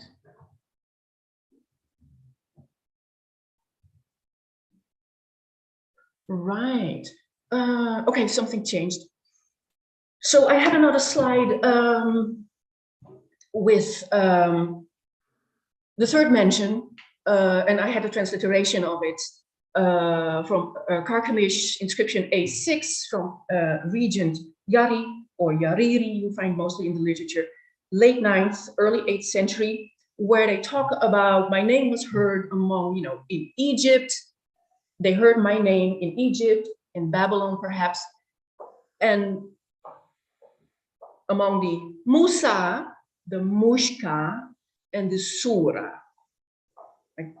So we don't exactly know. Musa could be Mysians, perhaps Lydians, Mushka, Phrygians, and the Sura. There's a lot of debate about what that term means. So there are different views, Tabal perhaps, or Urartu. I think it's Urartu, but what do you think? Okay. Yeah, it could be everything we want, right? Everything we want. So there was a slide there. So we have then the problem that there are this allegedly 12th century old Kızıldar IV that mentioned the Mushka, and then an 8th century text, Türkmen Karahuyuk, that mentions the Muska. So why is it 8th century? I only listing a few of the criteria. One, a morphological criteria. Our text shows an inflected form, asi, that denotes, it's a genitival adjective that represents of, son of, Mushli. And ashi with case endings to express patronyms is a late phenomenon. I mean, not 12th century. As of 900, you see that. So that already brings our Türkmen Karahuyuk to that period. You can look at orthography. We have a phenomenon in older text, which we call A initial final, that for some reason, they wrote an initial A in a word at the end of the word. That disappears around 850. And so then you either use nothing or a different symbol to represent, say, awa. That's the sentence introductory sequence, awa, and then. But what we have in Türkmen Karahuyuk 1 is awa and another sign that's not on the slide. So awanta. And that only happens post 850. So we are bringing it down another 50 years. And then finally, that's your study, Lorenzo. You can look at sign forms, in particular the sign wa that appears in our text with a little hook at the top. Here, a little hook. Hook, hook. And that in your study, and I think it's based on what was it, 1961 attestations of this sign, the hooked version only occurs in the 8th century. So now we have brought Turkmenkara down to the 8th century. Okay, Kızıldağ 4, 12th, Mushka, Turkmenkara 1, Mushka, 8th century. They must be the Phrygians. Not everyone thinks so. So summarizing here you have the relevant phrases, Musaka in Turkmenkara 1, and then a little bit more context for Kızıldağ 4, His Majesty, Great King, Hartapu, beloved of the storm god, son of Mushili, great king hero, conquered all the lands through the goodness of the storm god of heaven and all the gods. And when, or indeed, when he conquered Mushka land, or indeed he conquered Mushka land, there are some options. Point is, there's Mushka there. Mushakana. Oh, okay. There's the slide I talked about. Anyway, I will now skip this because I already talked about it. And so what do we do with this conflict? We read it as one inscription, Turkmenkara 1, right? And Lorenzo, you do too. But there is another article out there, very recently published, that says no. They're solving the issue this way. They say Kızıldağ 4 is 12th century. How do we reconcile that? Well, we look at Turkmenkara 1 and we say there are 3 inscriptions on one block. Line 1 refers to the king Kartapu or Hartapu the older from the 12th century, and those Mushka are in the 12th century. So there's no 8th century mention. Yes, there's an 8th century mention of a 12th century Mushka. Line 2 is a narrative that stands on its own, and line 3 is a scribal signature, 3 inscriptions. And this is, of course, a way to deal with it. So now you have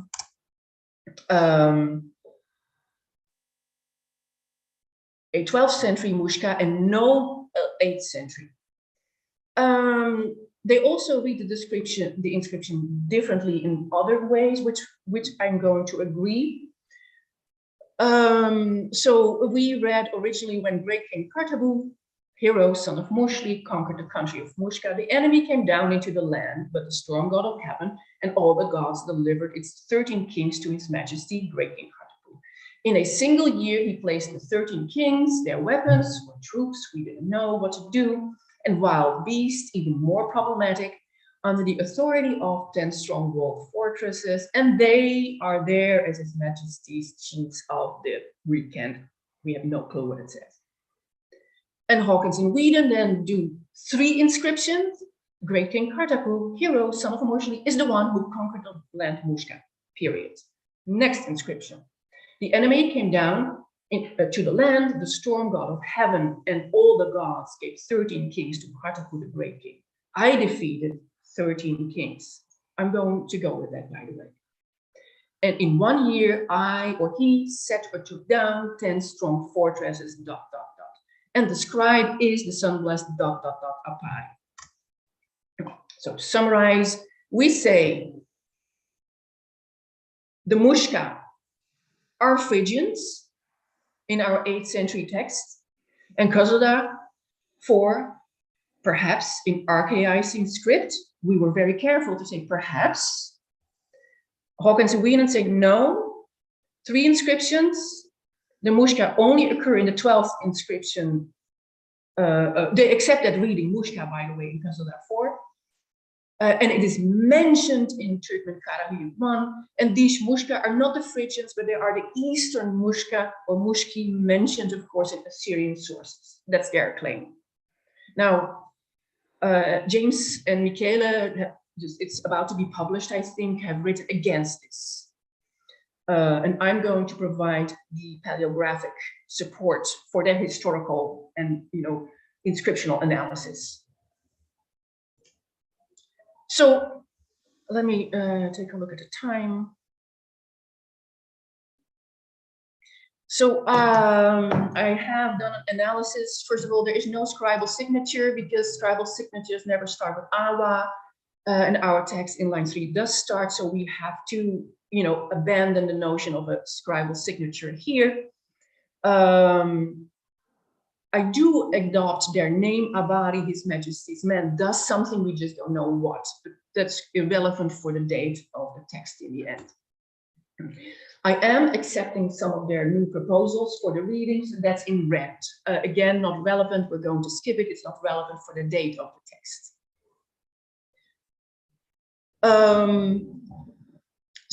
But now we still have the problem of the date, right? So could it be archaizing? Well, let's study that, do a paleography. Then can an archaic looking text like Puzzle 4 be archaizing? And investigate whether we have other archaizing texts. We know we have, by the way. And then ideally find in Puzzle 4 signs that are not archaic, in this case, not 12th, 11th century. So, archaizing. Can you all see the bottom? Because that is going to be relevant. Because I put the signs there. Okay, I have to describe it now. This means, so in the Empire period,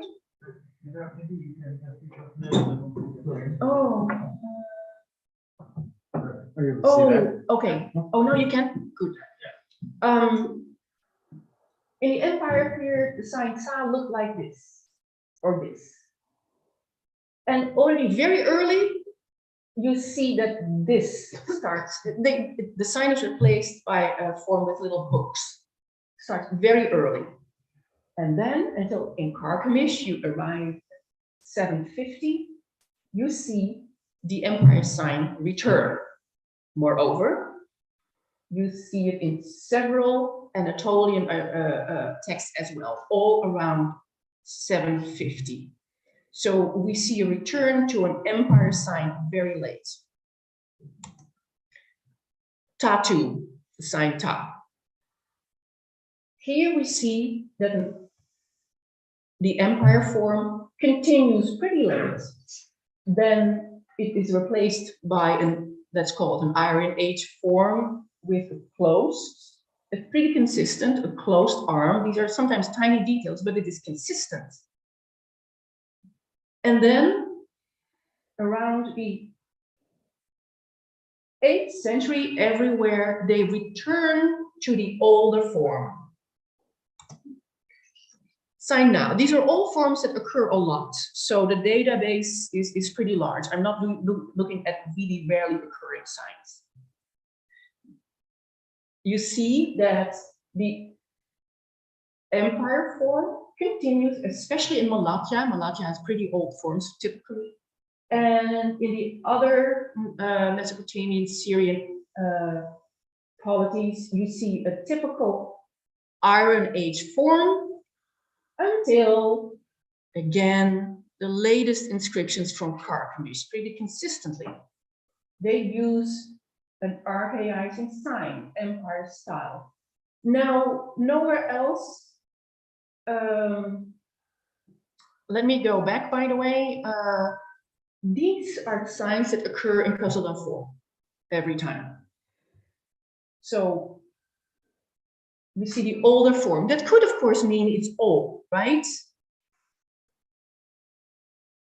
And the same for this. In the other text, we do not see this return to the older form, but again, we have an older form in Puzzle 4. Again, that might not mean a lot. It could still be old, of course.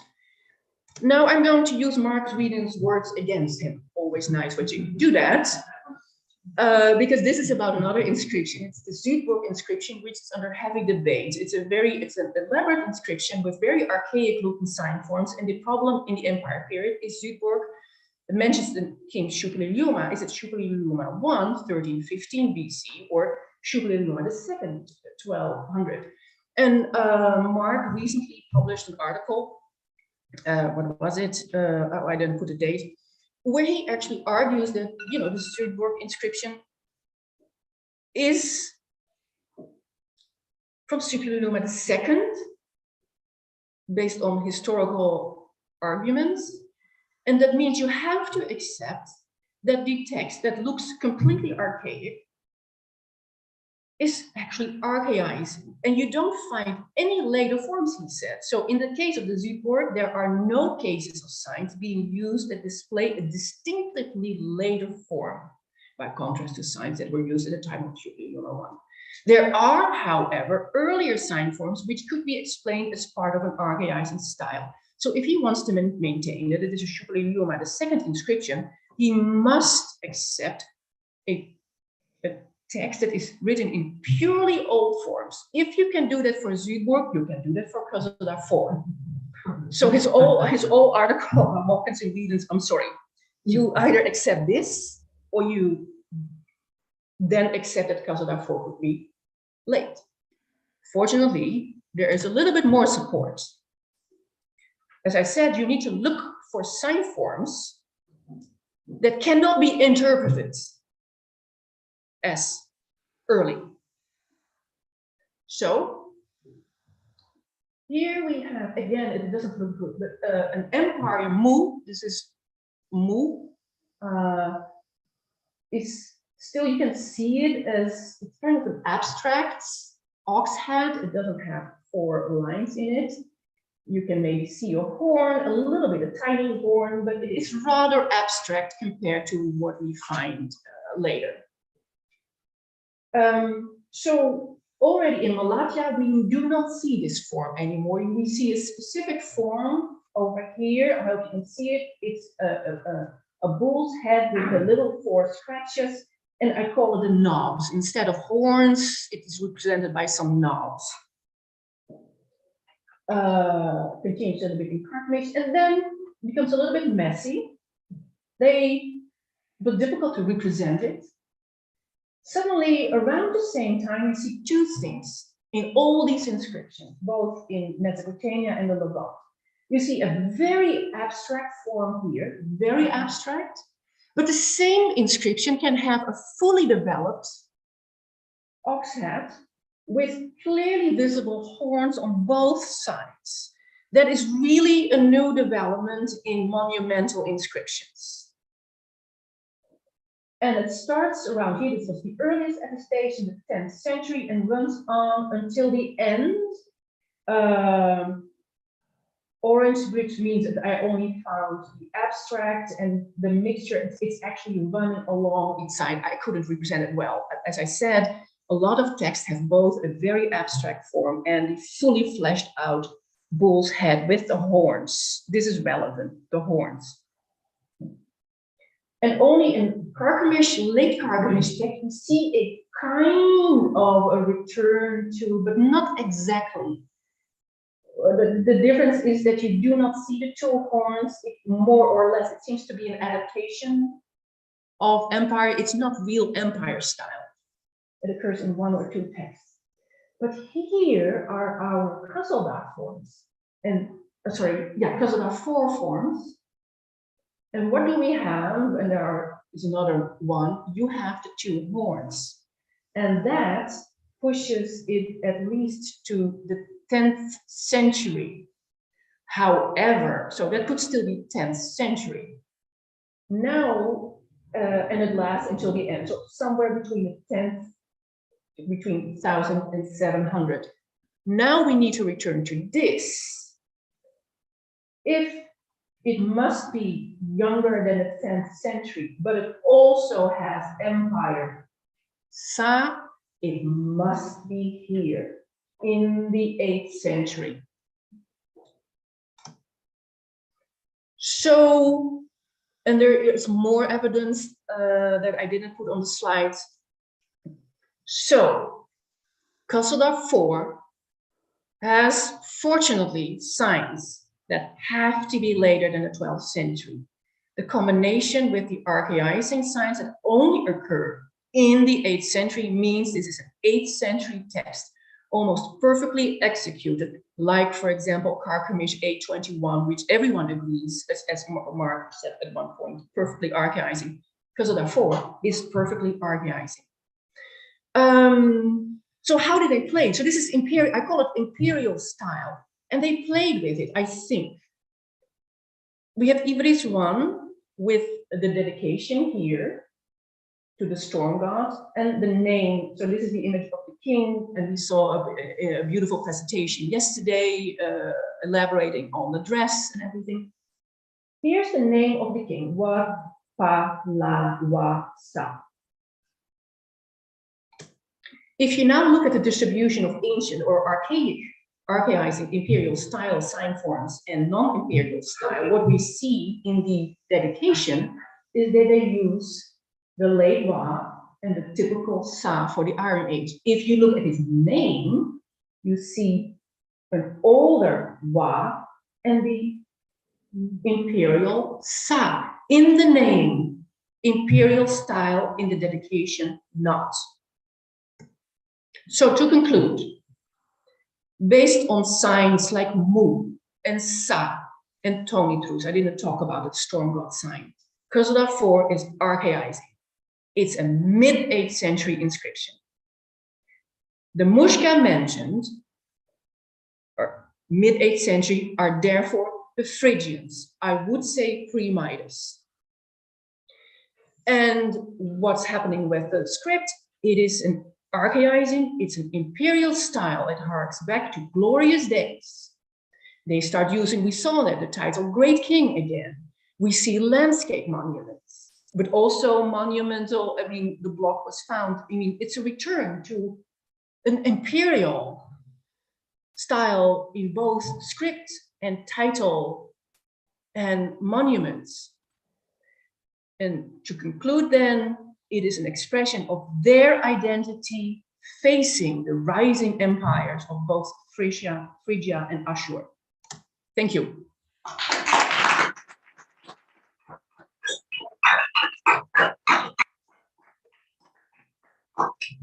Okay, so we have a few minutes for questions.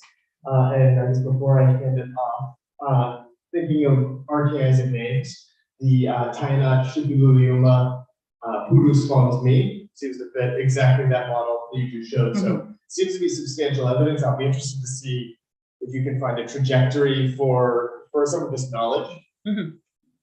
So I will have to look at those texts. What I used for my corpus were securely dated texts, and the Shubliuma and the whole Palestina is still floating. So yeah, definitely.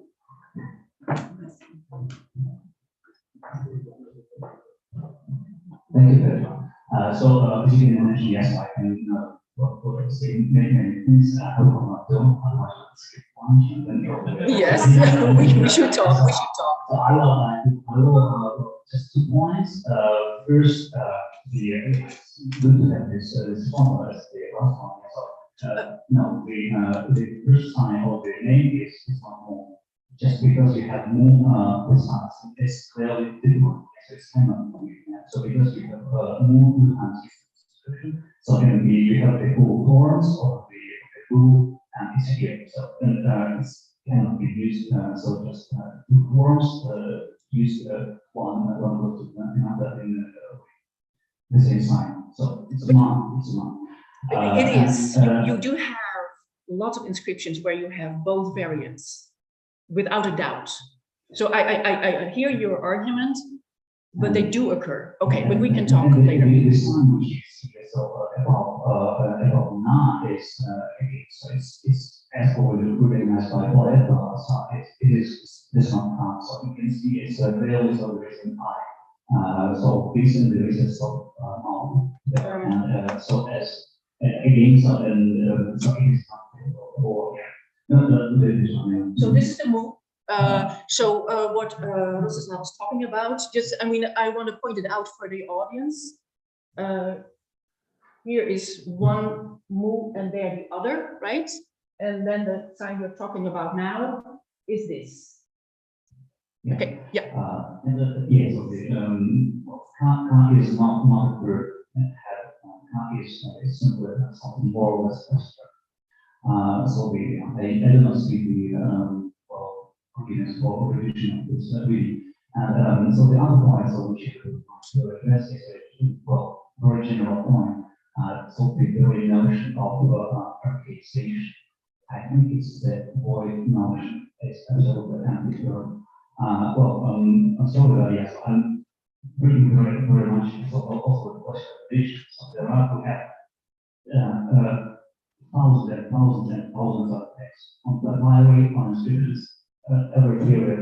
And for some reason, I don't know why, so probably you can tell me, yes, so in the thousands and millions of articles published on the question of text, one doesn't use the notion of archaization. Where? Never, yes, in articles written on restoration, one doesn't use the notion of archaization at all. For some reason, so in like thousands of years of restoration, nobody felt the need to archaize. Why do we have the such urge? So asking us about urge to archaize in the high empire, in the older tradition. Why we wanted to archaize something which is just that they could not use of the normal script which they have. Why? So this is the very basic question, fundamental, and so without answering on this, one cannot well just go answer with the notion of archaization. And yeah, so just to return to the idea of the symbol, this is the well, I will say this is cheating. So to say about archaizing without having a single archaic encryption, because well, it's impossible.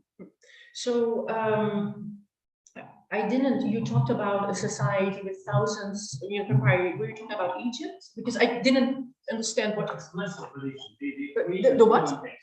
Greek and Roman text. Oh, okay. Yeah, but that's not true.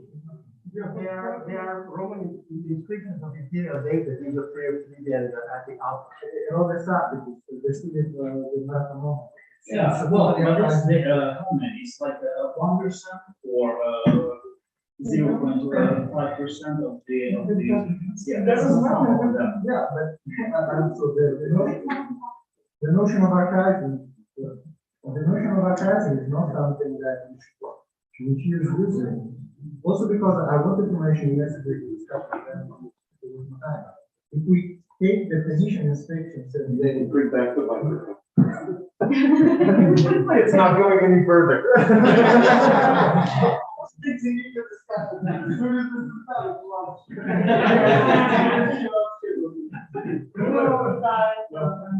So if we take the recent assessment of the technology definition inscriptions by Sasser and Intersection, they argue that the Phoenician inscriptions are at the 9th century chronology, and basically the monumental Phoenician writing was introduced as a form of archaizing writing.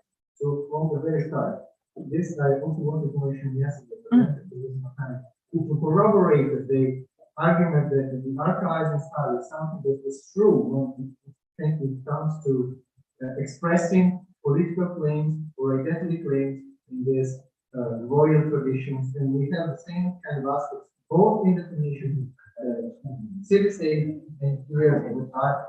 It's circle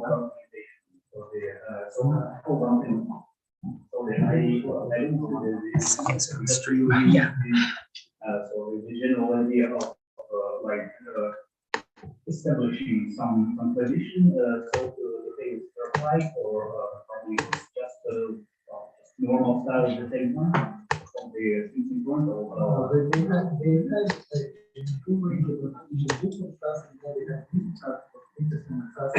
determining how this archiving tradition. But this is just to mention that the notion of archiving is something that it is a political tool. Okay, yes, true. We are ready to lunch. You continue this wherever you choose. Let's be back here as close to 2:45 as possible for the next session.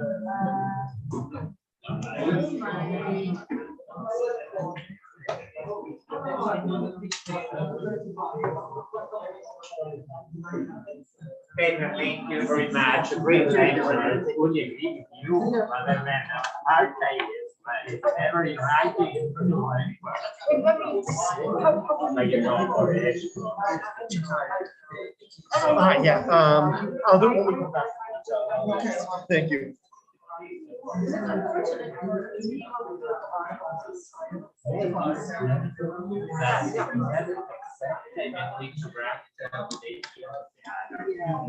Great presentation also because it really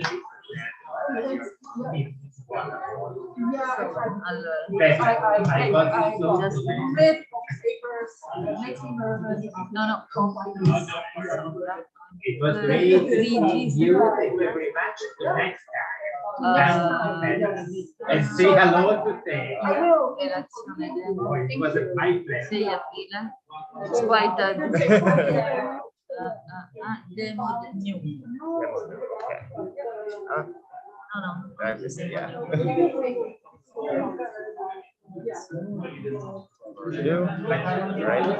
I'll test it out.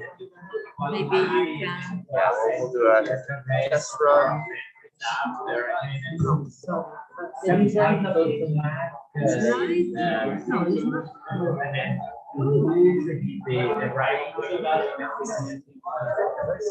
So what is it? They were Yeah. You want to take it out? You want to test? I will test after. Okay. You want to see the file again? Let's see, was. No, okay, let's test after. Okay. Now, take the. Okay. Sure. Yeah, you can have that. Thank you very much. Yes, I'll see you again.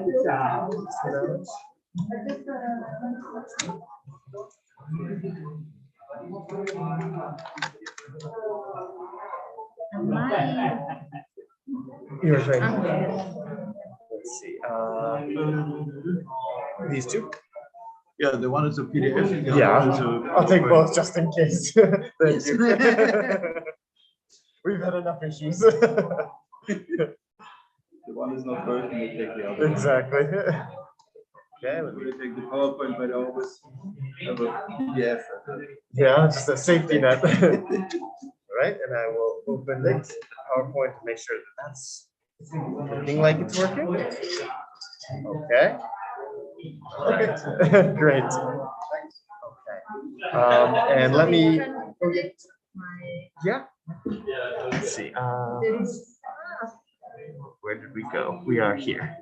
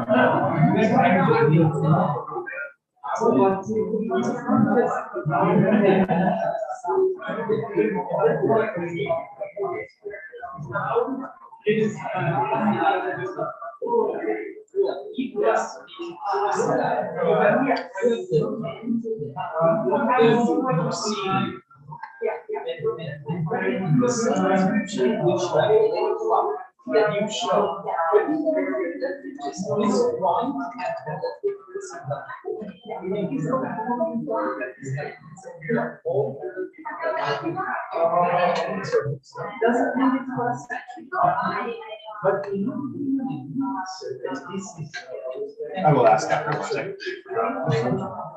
Yeah, as soon as I'm done. I can meet you guys somewhere if you want. At Test Bridges, and actually make sure that keeping chemistry. Okay.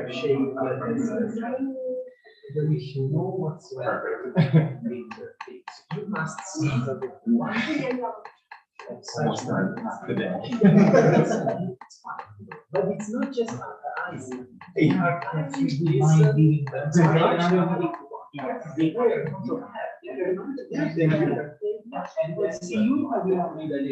you Great.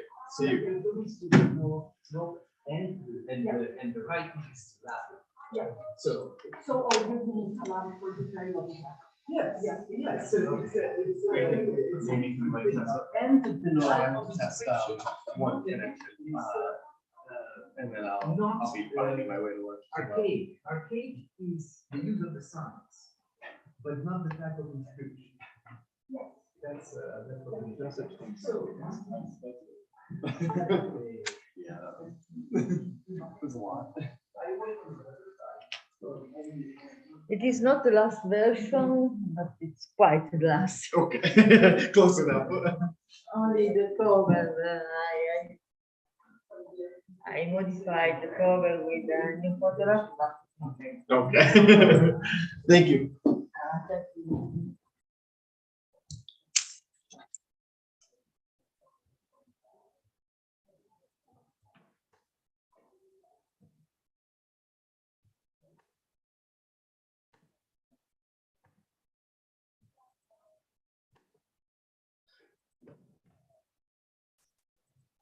Okay, Bridget, if you can hear me, you can, yeah, awesome. Hello. Hello. For the YouTube audience, if you're here through the break, we're just gonna do some technical testing to make sure that we're ready to go for the next session. Then I'll put up the break slide again. For you, if you want, you can try to share your screen, make sure that that works. Okay. We'll have to do the same thing we did with Tomas, and I'll move this microphone next to the speaker and flip the computer upside down so it works. But it seemed to be effective, and sounds good. Yeah, honestly, thank you, Nathan, for all of your technical maneuvering that you've been doing. Yeah, this is not my specialty for anybody else. Of course not. Contract labor, basically. Right. Yeah, forced by necessity to have someone be the technical expert. Exactly. Okay. Does it, I mean, I can see it behind you. It looks like everything is working fine. On the restream as well. Yeah, it looks good there. Yeah. Okay, cool. It looks good. Then what I might do is shift the papers around, either to make you the first of the last session or the last of the last session. I'll talk to the other organizers just so I can do this setup once and then pull it down. Absolutely. So just be prepared. I'll know, I mean, probably by the time I'm back into this room from lunch, and I can try to give you a heads up. That way you're prepared mentally. For whatever yeah. And the only other thing I was going to say is, if you also want, depending on where I go, maybe this will make a difference, but if you'd rather not try to do questions after my session and you'd rather tell people that they can feel free to email me or something like that, that is also fine. If we want to try to do questions, I'm happy to, but I know that the microphone and moving around and all of that is difficult with sound. So if you'd rather not deal with that, I'm perfectly fine with someone saying, okay, we won't have time for questions, but Bridget's email is up on the screen, feel free to get in touch. That is perfectly fine with me. So whatever is easiest for you, that is fine with me. Thank you very much. Yeah, I'll assuming we're on time and we can questions, I'll offer, and I'll just say, if people want to ask now, they should come up, since this is the only area where there's good communication for the stream. And if not, then we can work something else with emails or anything like that. But no, that's great. I appreciate the flexibility. Yeah. No, I appreciate it. Okay, awesome. Well, you should go to lunch and have time to have a break. Yes, I will. I will love the fresh air. And I will see you and everybody in the audience back here in a little over an hour. Perfect. Bye, Nathan. Yeah.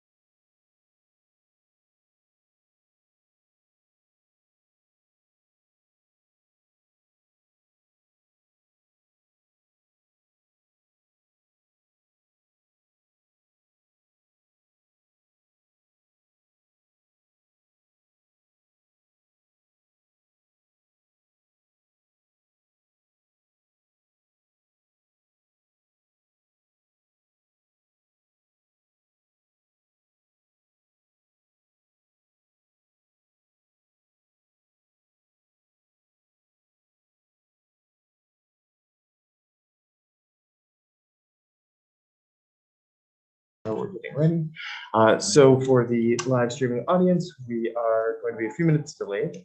Not entirely surprising, but we're waiting on people to come back into the room. So please bear with us.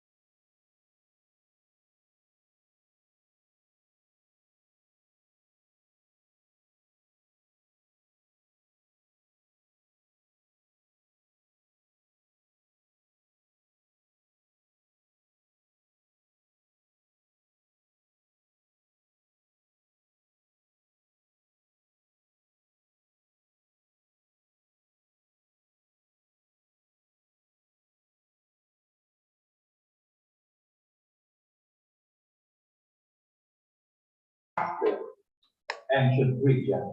And our first speaker is Rostislav, I think, Rostislav Oreshko. And the subject is Homeric Phrygians and the inhabitants of Gordium's citadel, a story told by name. Thank you. Thank you very much. Thank you so much. Yeah, so it seems to be working. So good afternoon, everybody.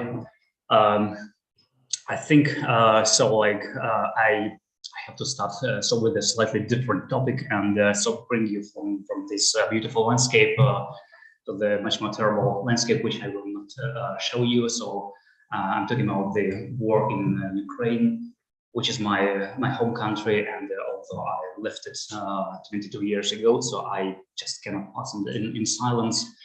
And well, I'm sure so probably most of you following the events and so know so what is it about, and so I think so the case is pretty clear. So unlike many other like military events like in Syria or in Balkans, yeah, so it was much more muddled and confused. Now it's quite clear the old crazy empire, so trying to invade and so revive itself, or I would say a zombie of an empire. But still, yeah, so I have the impression that yes, so in the Western media, so like not everything is well like realized to the same extent. Yes, and they usually lacks this like background, so like background which actually goes back to well 100 years ago. And when it started, so I had a very strange feeling. So the combination of two different opposite things. Yeah. So on the one hand, it's absolutely incredible, wild, and impossible in the 21st century, and on the other hand, so there's just the opposite feeling that well, it is so logical. So given all what I know about Russia and Russian history. And I think that this is the point, and especially like looking at the events which well date like 2-3 weeks ago, especially in Bucha or in other small locations close to Kiev. So the like incredible things, brutality and festival brutality without any clear logical explanation. I thought back not even about the Second World War, but about the actual Russian Revolution of 1917. And well, I didn't, didn't give this citation. Yes, I didn't find it. So yes, there is no internet here. But there are so many writers writing on. So at that time, especially Bunin, so for instance, some Russian writer in immigration wrote. So it's impossible, and I'm looking at this, what is going on, so like the killings every day, and I don't know whom so they will generate so in several years, what becomes of that country. And strangely enough, yeah, so the 20s and 30s were quite terrible and sexual, so you know quite well the Stalin and so on, but then so after the war, so the situation like calmed down, and there was even like the sort of the new age of tranquility and peace. Yeah, so there was like discussion. There was this Cold War, but still, so there is a lot of actually, well, finally, well, clever. Leaders who, and at least so this Cold War didn't degenerated into the hot war, and now, and so like the so my impression it's indeed so like getting back to that time. So when the best part of the intellectual and cultural elite is simply exterminated, and so the lower stratum of the society, so now like coming up. And yes, so to my mind, yes, so in the Western media, so time and again, so like the guilt is laid on Putin, which is of course right, but I think so Putin now can be seen as such an epitome of the Russian society, or the majority of the bulk of Russian society, and yeah, it looks like well, what is Greek studies next, and so that's what is going on. Okay, I think. Can I just say a word about this? Yeah. Because this was a topic that, as the four of us, the five of us, discussed at the time, and we decided to downplay this and not to start and bring this to public speech. But we wanted to make very clear that the five of us are absolutely supportive of Ukraine in this moment. And I don't know what the media, I cannot speak for medias and other people, but in the organizers and in the organization of these small events for the nothing value that these have, like we are really opposite of the media and as the opinion makers. But we decided to not bring this to the attention because we knew in all passages of the organization, passing time with the cell phone every 5 minutes, where we are. And I just, since you brought it to the table, I wanted to convey the feeling that we share. Okay, okay, thank you. Yeah.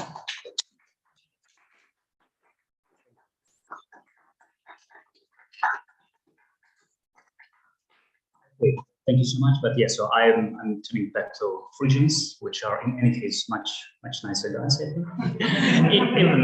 even if we don't know still a lot of them, but still, yeah, I think so. They were like much freer and nicely organized society.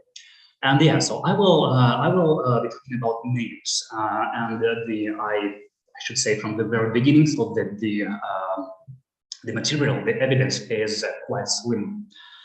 So it's I will be not able so to present many. Well, it's like material which makes well, some argument. Yes, but unfortunately, yes, so it will be I fully aware of that. Yes, so it will be impossible to prove something beyond any doubt. And you know, yeah. 15 years ago, I read a nice phrase in, I think it was a Festschrift of John Killen, so the Messinologist. And so he was characterized as a person who is able to move swiftly and nimbly on a very hard terrain. Yes, so and hard terrain is of course the Messinology, and it was compared with an agreeing goat. So which is like typical of Crete, yeah. And so basically what I'm going to do is just to take you on the Agrippi tour, so through Phrygian enomastics. Okay, and of course the American enomastics as well. In general, so the Homeric evidence of Phrygians is well quite slim, but at the same time very tantalizing. So because it looks like the Phrygians were very familiar to the Phrygian topic, was very familiar to Homer, but he doesn't care too much, so to give much information about that. So basically, we have only 3 interesting and well, really like pregnant passages which tell us something about the Homeric picture of the Phrygians. The first attestation is in the so-called Trojan catalog, or the catalog of Trojan allies, and so where the 2 leaders of Phrygians are mentioned. So Phorcys and Ascanius. Ascanius is, of course, yeah, and of course very important. So the place from which they come, and they come from Ascania. So within this passage, the name of Ascanius is, of course, well, it's not very interesting because it's obviously derived from Ascania. So so discuss it would be well, it's an interesting name in general, yes, but I will not talk about it too much. And Phorcys probably will find something about that. But quite interesting, yeah. So the place, which is Ascania, which is of course quite not the same as Phrygia, yeah, so at least as we usually understand under Phrygia, so it's quite a lot, quite far away from the central part, and basically situated well in Bithynia, But Bithynia is, of course, a little bit later notion, because Bithynia, as arguably part of Thracians, they migrated a little bit later, so nobody knows when exactly, but probably after the 6th century BC. And also Mysia. Well, it's strange. And actually, I dealt specifically with the Trojan catalog within the project, which I had, 4 years ago in Warsaw. Unfortunately, I never came to publish on it something substantial. But the Phrygians were almost like the very important point. So because the Homeric Phrygians is something which we can connect with something different, with archaeological reality, with epigramatical reality and language reality. And this the idea that Phrygians are located in the Homeric epic, not in Phrygia, but still much further to the east, is very interesting, because finally it correlates very well with what we would think about Phrygians as migrating from the Balkan region to the central Anatolia. They just like in between, on the way to the central Phrygia. And to tell several details about the Homeric like a picture of the Trojan alliance, it's basically not what one usually thinks. It's not Greece against Anatolia, because of course you have seen already this map. It's a very simple map, actually found in internet, but I think this is the best one. What can have done on the Homeric representation of the Homeric picture of the ethnicities and cultures of this age. And you can see, so that it actually takes quite a small part of Anatolia. It's basically on the coast. There are only basically 2 small points far away. So this is exactly Ascanian Fortress, as close to Ascania. So you can see it's on the rightmost position, and there is also a contingent coming from Paphlagonia, so it's much to the north and east. But basically, so we're dealing with the Troad, and then Thrace, and interestingly, not even the closest part of the Thrace, but also with the Ionians, which is quite interesting, and absolutely illogical. And then, so the catalog makes a leap to Paphlagonia, and then it returns and mentions the Phrygians, Mysians, Myonians, and then it descends to actually to Lycians. So it's quite interesting picture, which I did think, this is in general consideration. It tells us that it was not some construction, because the like a mental construct is quite illogical. It looks like it was taken from some very specific, very particular reality which we unfortunately don't know. And of course, I don't have time to argue this in any detail, but I should state my idea of the Homer. And actually, so it's formulated very to formulate it in a very short way, I think, which was suggested by Oliver Dickinson, and in his article in 1986, the Homer is the poet of the Dark Age. I think there are, of course, some reminiscences of the late Bronze Age reality, but basically, I think so. The reality which is shown in the Homer is post-dates Bronze Age. Okay, so the second passage, which deals with Phrygians, is found in the 3rd book, and strangely enough, so now we find both a different setting, geographical setting, and different personages. So now we're dealing with Orpheus and Eubogon, and now the events are set on the banks of St. George's, and so they're fighting with Amazons. Well, of course, not discuss Amazons, but it looks like, and again, so of course, these two first passages are so the one in the Trojan catalog, and here it correlates, yes, because now so the Phrygians are not settled on the banks of St. Gary's, they're still fighting. There's like they're expanding the eastern direction, and then so like encountering somebody who is preventing them to settle, for example, in Gordium. Yeah, again, Otreus and Myrmidon. So this is the picture which is suggested by these two first passages. And then even again, so like different setting and different names. Quite interesting though, so the passage is basically, so the it's a simile.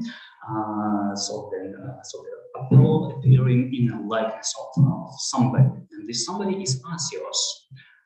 Asios, the uncle of the host-name Hector and the brother of Hecabe, and the son of Dumas. So we have like three names: Hecabe, Asios, and their father Dumas.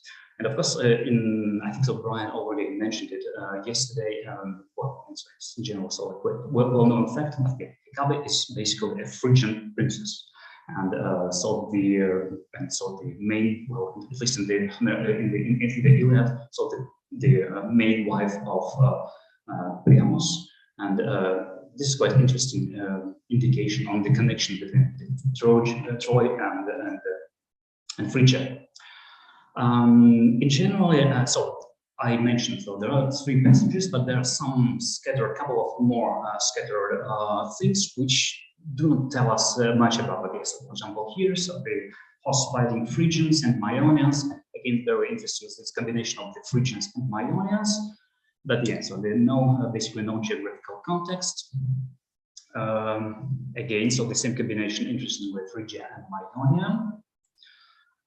And then, so the quite interesting information we found also in the Hammurabi to Aphrodite. Also, again, so it's takes us in the direction of the connection, special connection between the Trojans and the Phrygians. Yeah? So that somebody, so like again, Otreus we already found among the passages. But yeah, so quite interestingly, so that so the passage interestingly sheds some light on the social linguistic reality. So like interestingly, so somebody coming from Phrygia comes to Troy and and learning so the language, so the nerves. What's quite typical situation for bilingualism. Okay, so this is the what can be said about the Homeric Phrygia. Not much, but again, so very so tantalizing evidence. So the Phrygians are very closely connected with Trojans, but not really doing great stuff in tactics. Yeah, so they do not play decisive role, and so it's just background, but very important background. So this is the general idea, so which one that comes from the Iliad. Okay, now I'm making a leap to Gordium, and I will be talking about the graffiti. Basically about graffiti from Gordium, and first several general words about the Gordium graphical material. So it's not exceptionally rich, and mostly so in the form of graffiti, like this, for example. To be honest, when coming to Gordium like 3 years ago, I hoped for a little bit more, because there are several texts which look like statements and not simply like pieces of names. And I hope to find something well comparable, for example, with a cup of Pitikusai or Nestor's cup and so on. I thought, why not? But yeah, no, I was actually a little bit disappointed. But on the other hand, so like working on, I was able to see almost all graffiti, so except those, the graffiti preserved in the depot of the Gordium Museum, but not those in Ankara. It still brought a lot of understanding of what was going on. And basically what we have, so we have names. So the Phrygians were very, the only thing, so which which you can detect. So looking at the graffiti, so they were like fond of writing their names on the on everything they could find. And actually, as it brings to mind so the idea of Andreas Bibi, so the Katmos Anetheke, so of the adoption of the Greek alphabet. And so actually, he suggested that so the main idea of the adoption of alphabet was actually writing the name of the deity and the name of the dedicator. And I think so basically he was right. And so like one of the primary ideas behind the adoption of writing is to commemorate yourself in writing. So we can see the names on the objects from the tumuli. We can see the names on the objects from on the beams from tumuli again. Here, of course, Artes Archaeolevais Midai, so the names are also in the focus on the description. So all the other things are finally secondary. And again, Baba, Memelis, probably several. Well, it's difficult question what is exactly Memelis, but probably Baba is name, Memelis might be his patronymic, but the identification of the person, so by names, but even names, several names, probably the name of the father, and then the name of the tribe, and then titles was the primary purpose. So this is the general background of the body and material. Again, yes, so several examples of names. Almost, yeah. So, well, to tell it once again, so everything which we can read and understand are names in Goryeo. There are some exceptions, yeah. So we already heard, yeah, so just an hour ago about this group and Nepakis. But again, so it's only like expansion of the original like core idea. So to write a name, who did that, and then so to explain. So he who inscribed or did something else, or dedicated, for example. And yes, actually, so the idea about the Nestor cup came from this, so from the thing which you see on the right lower corner. It's as you can see, it looks like well, like sensible full inscription, but unfortunately, so this is exactly the description which I was not able to advance in. Not a iota.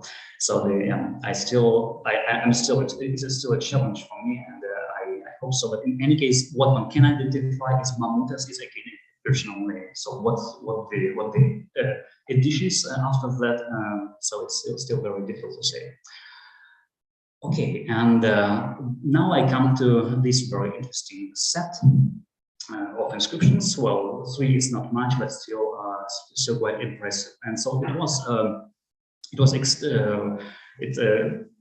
Grown up by one inscription only several years ago.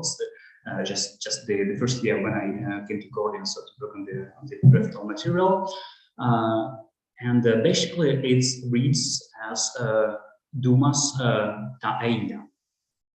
So you can see the 2 pieces well date from already quite several decades.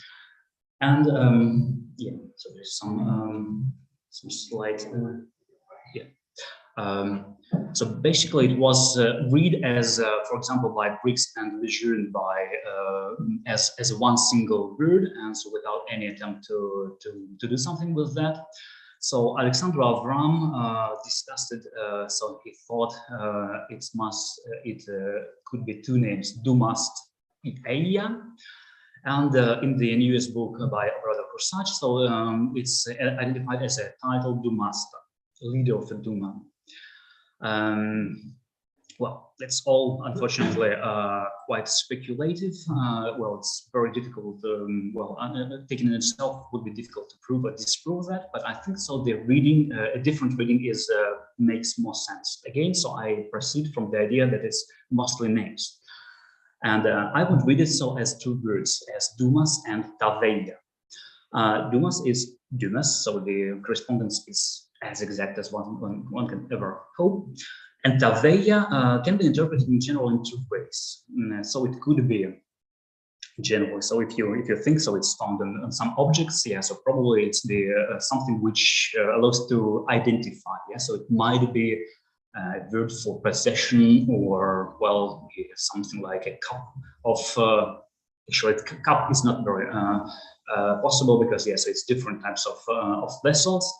And the problem with this interpretation is, of course, so we do not know actually what is dumas. It could be genitive or nominative, so both interpretations are possible in theory, but the indication of the Homeric evidence, so the name belongs to a different stem class, so it's the genitive is dumantos, and so one can think that probably in the Phrygian, so the name was not simply like dumas, so the arc class, but something different, and so probably it's the idea that it's nominative is more physical. As for the second name, for the second word, I think it's also simply a name. And of course, it could be two different personages, but given that, so all this material is actually found, well, this is quite striking. This is the only case where we have a long sequence on 3 different objects. And it indicates that Dumas had quite a, held quite a high position. So I think he belonged to the elite at least, or probably to the royal stratum of Gordian.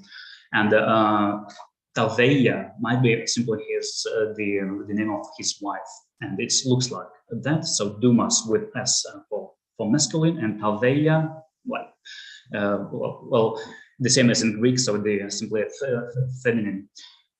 Moreover, I would propose to connect it so with the name of Tavion, and as you can see, so the in Phrygia, so the pattern of derivation of toponym from Persian language was very well attested. Yes, so like almost well, half of the Phrygian names which we know. Yes, so we can derive from something, yes, including Gordian and Midian and Desculeian and so on and so on. So in general, so the derivation of Tavion from Pavia would be quite thinkable. Moreover, so again, so this is all small pieces, but still which more insight, curiosity than so like give something tangible about it.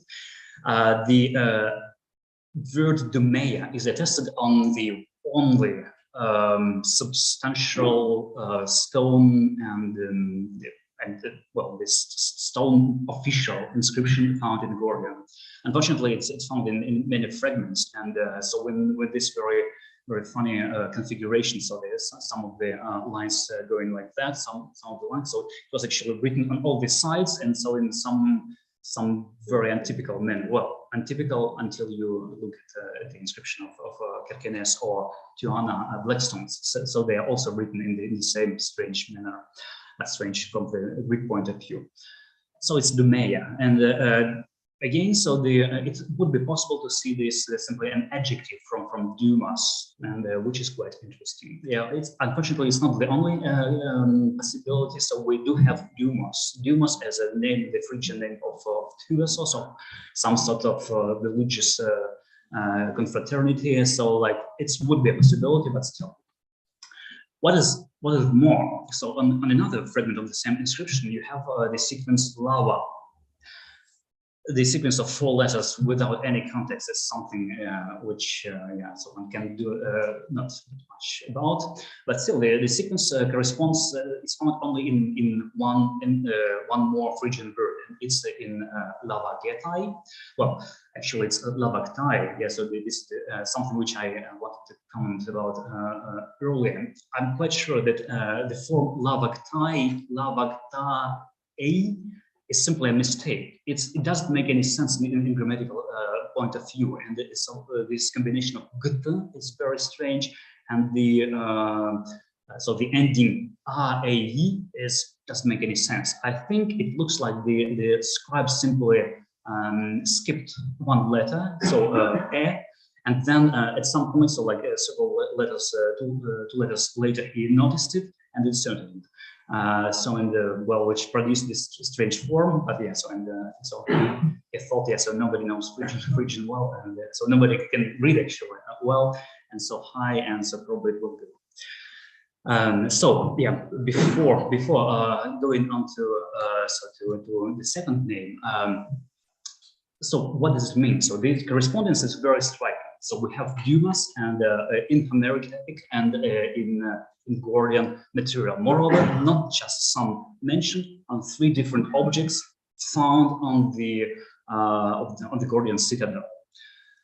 I think so that at least one can propose it like a working hypothesis. So we are dealing indeed with the real royal name. So Dumas is indeed a very early Phrygian leader, probably of the 8th century. I will have no, I think so. I have no time to talk about paleography of this graffiti in which Dumas is attested, but I think it could be dated to the 8th century. On the one hand, and so of course it has quite an interesting implication for Homer. So because it gives us very untrivial piece of evidence, suggesting that Homer knew something about Gordian, about Phrygians, and probably specifically Gordian. So it's established actually a connection between Ionia and Gordian, which is of course has many other exponents. Okay, very quickly, so another name, probably even more interesting in a way. So this is the name which Greeks read as Asuiados or Askiades. So as for paleography, I think so the reconstruction by Greeks is, well, a little bit exaggerated. I think so we lost less than he suggests. So the only, probably so the last, well, quarter of letters, and basically, so this is the original limit of the graffiti. And basically, if we would have K, it would look like that, or probably a little bit lower. But in any case, we would probably have traces of the second hasta of K. So the reading, I think so, is definitely Asuiados, and this should stand, of course, for Asuiados. We have, well, in this case, we can so to bring a piece of evidence supporting this. This is the writing of Memeuis instead of Memevice found in the Midas city.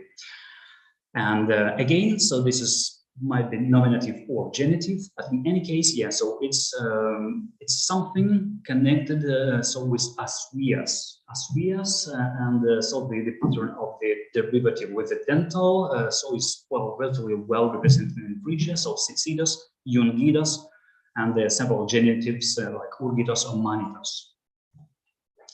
So basically, this is a derivative from Asios, as we remember, is mentioned as one of the leaders, well, the kings of Gordian. And so the name is extremely interesting. So it has I don't think I have time to explore all the directions in which it takes us to. But first of all, there is this name is attested for Lydians. So the Herodotus was the first who noted it. So there is probably there was a king called Asius, one of the early kings of Lydians, and in fact, so the existence of existence of a king called in this way, and the tribe derived after it is now attested also in an inscription found in Sardis. So it's quite possible. Of course, it's very late. It's actually 2nd century AD, and so we cannot discard the possibility that it's like late construction taken, yeah, based on something. But still, so the possibility is that yes, that Asios was indeed so an ancestor of the Lydians.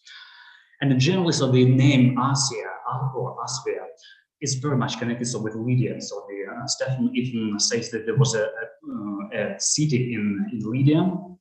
But in any case, what is important? So according to Homer, there was what he calls Asios Laemon. So something like the meadow of Asios. It's very difficult to say what exactly stands behind this Asios, but again, it could be the same personal name. And okay, so I'm wrapping up. So just several. So the name is found also in other parts of Anatolia, also close to Iconium. And probably there is a Zeus Assays somewhere in Laodicea, on the border of Phrygia.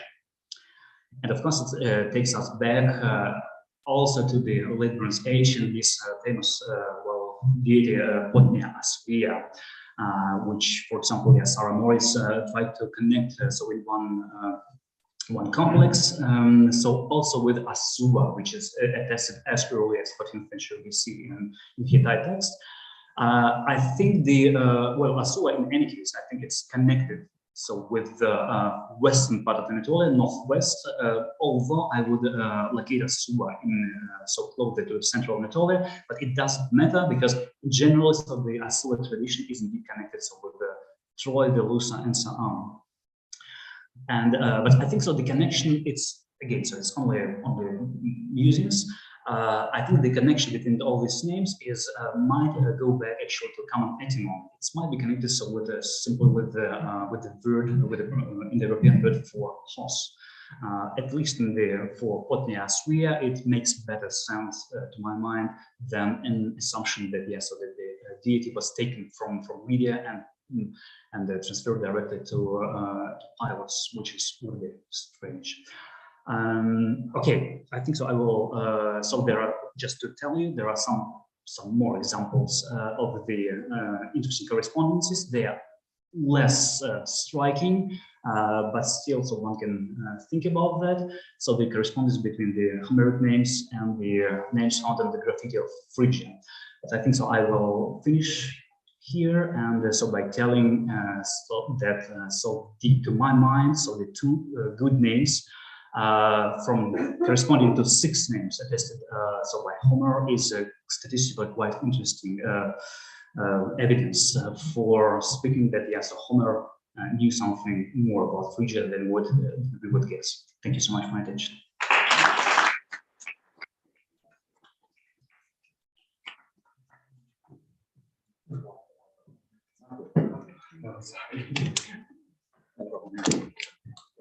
I suppose that we have no time for questions, but anyway, me too, I would like to thank very much our colleague Oresto for giving to us this acute exploration of names, despite of the terrible context of your country attacked by this aggressive Russia. I would like to express, me too, as my colleague Alfonso, our sentiment of support of all the University of Pavia, especially of this Department of Humanities. Humanities is the key word. Anyway, thank you.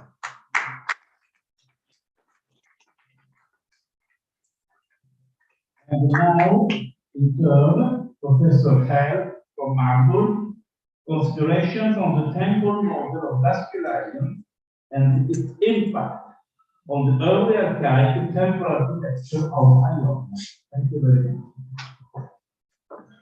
Well, thank you all very much, and especially the organizers of the conference also for inviting me here, although I'm not really a researcher of Phrygia, but I'm coming from another part of Anatolia, from Caria, more or less. Well, and I will now take you to the northwest of Phrygia, or whatever that exactly is, meaning to Daskyleion. Daskyleion, which is situated, as you see it here on the map, at the Maniasgölü, the ancient lake Daskylitis, and is somehow, maybe let's say, the northwestern periphery of Phrygia, whatever that exactly means.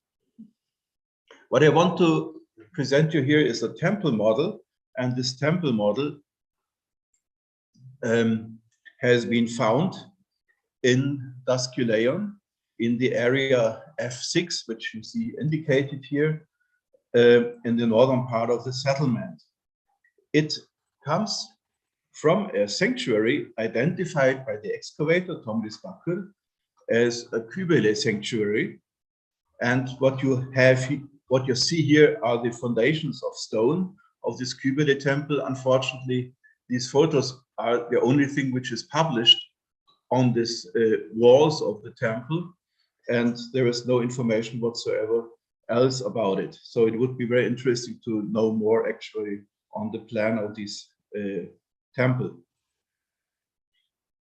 Well, Tomris Bakker dates the temple to the late 8th century BC according to a late geometric Corinthian oinokoe, which you also see here, and which has been found under the foundation of the temple.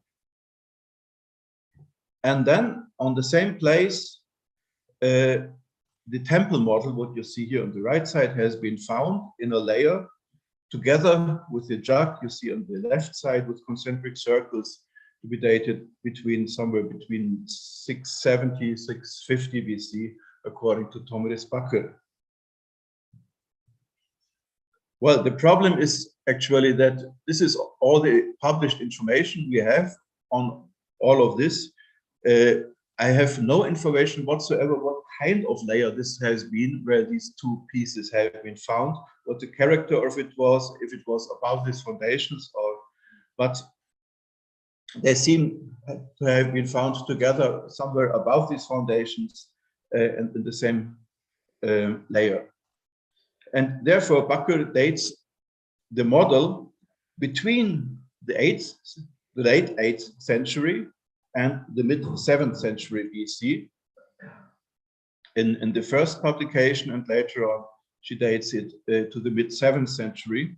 And then she says this has been created either in the memory of the late geometric temple model, which has been destroyed by the Cimmerians, or by its as a model of the successor of the temple, which has been erected in the mid 7th century. So we have the choice of these two phases. Now, the publication of Tomris Bakker is also only very preliminary. There are two of them in 1995 and in 2004, and there is a longer publication, more in detail, by Suat Ateşlier in 2006. Ateşlier, he in the end dates it to the mid 7th century, and he made this wonderful drawing of the temple model also. And well, I cannot follow directly the dating of the mid 7th century, but from all the information I have, I would say the mid 7th century is the terminus antiquem. It can be whatever older. And you have also to take into account that the pottery found with the temple model can be not really dating the model, because the stone model is much more durable than pottery. It is not breaking that fast. So it can be much older than the pottery found in the same layer. It can be, we don't know. Anyhow, Ateşlier dates it to the mid 7th century. And you see here now the temple model. It is rather small. The height is 25 centimeters of this. This you have to take into account. What you see here is a building of an almost square plan. It has a pitched roof, and both pediments are adorned with horned acroteria.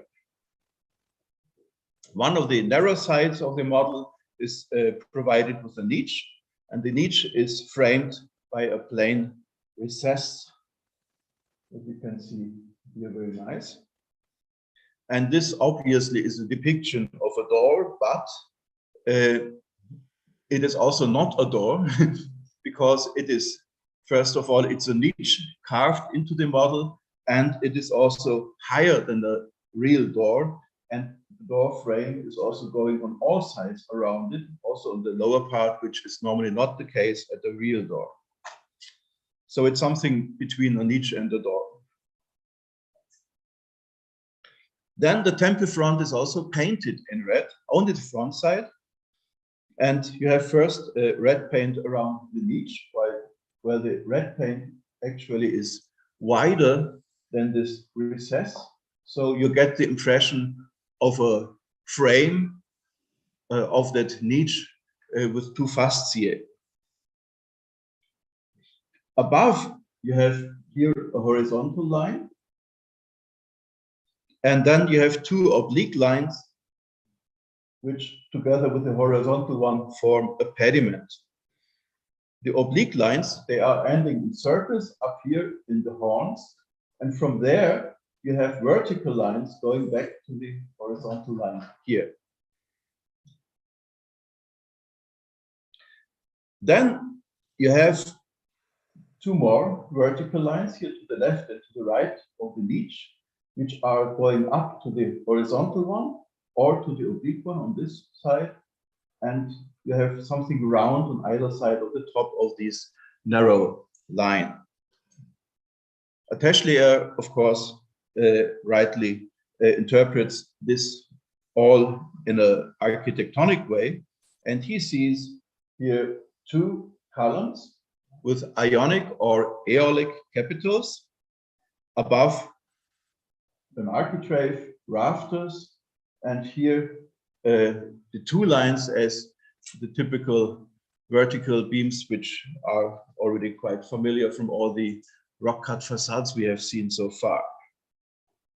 And therefore, Ateshlier also connects this, of course, with the Phrygian architecture, where you have exactly this.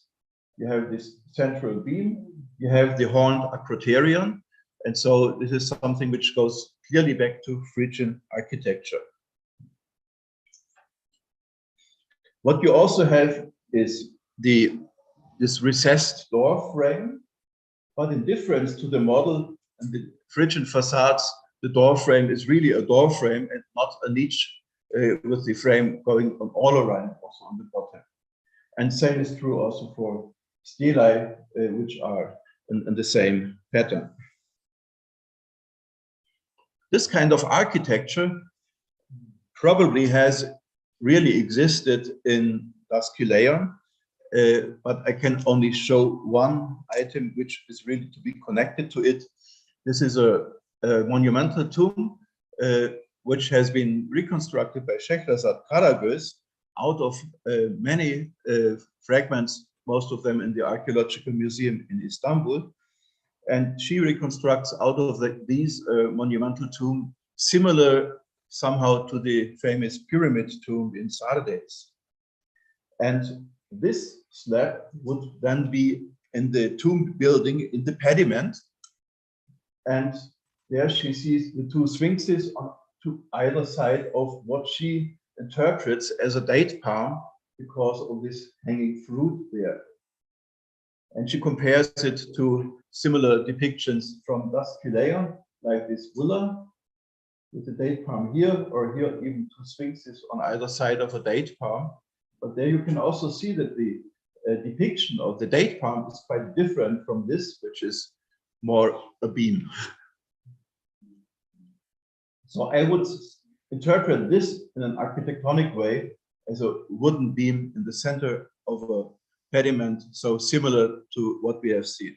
This is, of course, later. This is early 5th century BC, but I think it goes back to an architectural tradition of real architecture, which has been present over all this period in Daskyleion, and which you also know from other contexts, like, let's say, the Lycian sarcophagus from Sidon, now in the Istanbul Archaeological Museum.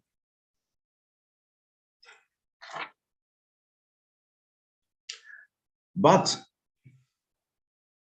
the columns cannot be connected to Phrygian architecture. Ateshlier thinks that this has to be thought, if you translate it in real architecture, as columns which are placed in front of the facade. And he first of all compares it to a rock-cut facade in Phrygia, which is Keskaya 1, where he also says you have here the same columns in relief, which are meant as columns in front of it. But what we have here actually, I see only as a door frame with recesses, and I don't see the columns. I think these columns are not existing. So if nobody will tell me any better of the specialists of Phrygia here, I would say this column architecture is not existing in the Phrygian architecture. Of course, we have that in the Greek world. So in the 8th century BC, we have prostyloi, prostyle temples, like you see here, the temple of Apollon Daphnephoros in Eretria, and that works in the way that you have here the two columns, and then you have a separate roof above the door, and that roof is not connected to the rest of the roof. So the columns are in front of the facade, they are carrying a roof, and the facade of the pediment is behind it in the layer of the door. The same is true for the Delphinion in Trieros in the 8th century BC in Crete, and same also for temple models, like the temple model of Perachora, we have also seen already here on the left, and various reconstructions. I think that is the way you have to think the real architecture of it, and also the model of the Heraion of Argos of the first quarter of the 7th century BC. And according to that model and this architecture, Ateshlier comes with the reconstruction of the real architecture behind the model in this way, that you have here the two Ionic columns, a roof on top of it, and behind it, then this Phrygian pediment above the door.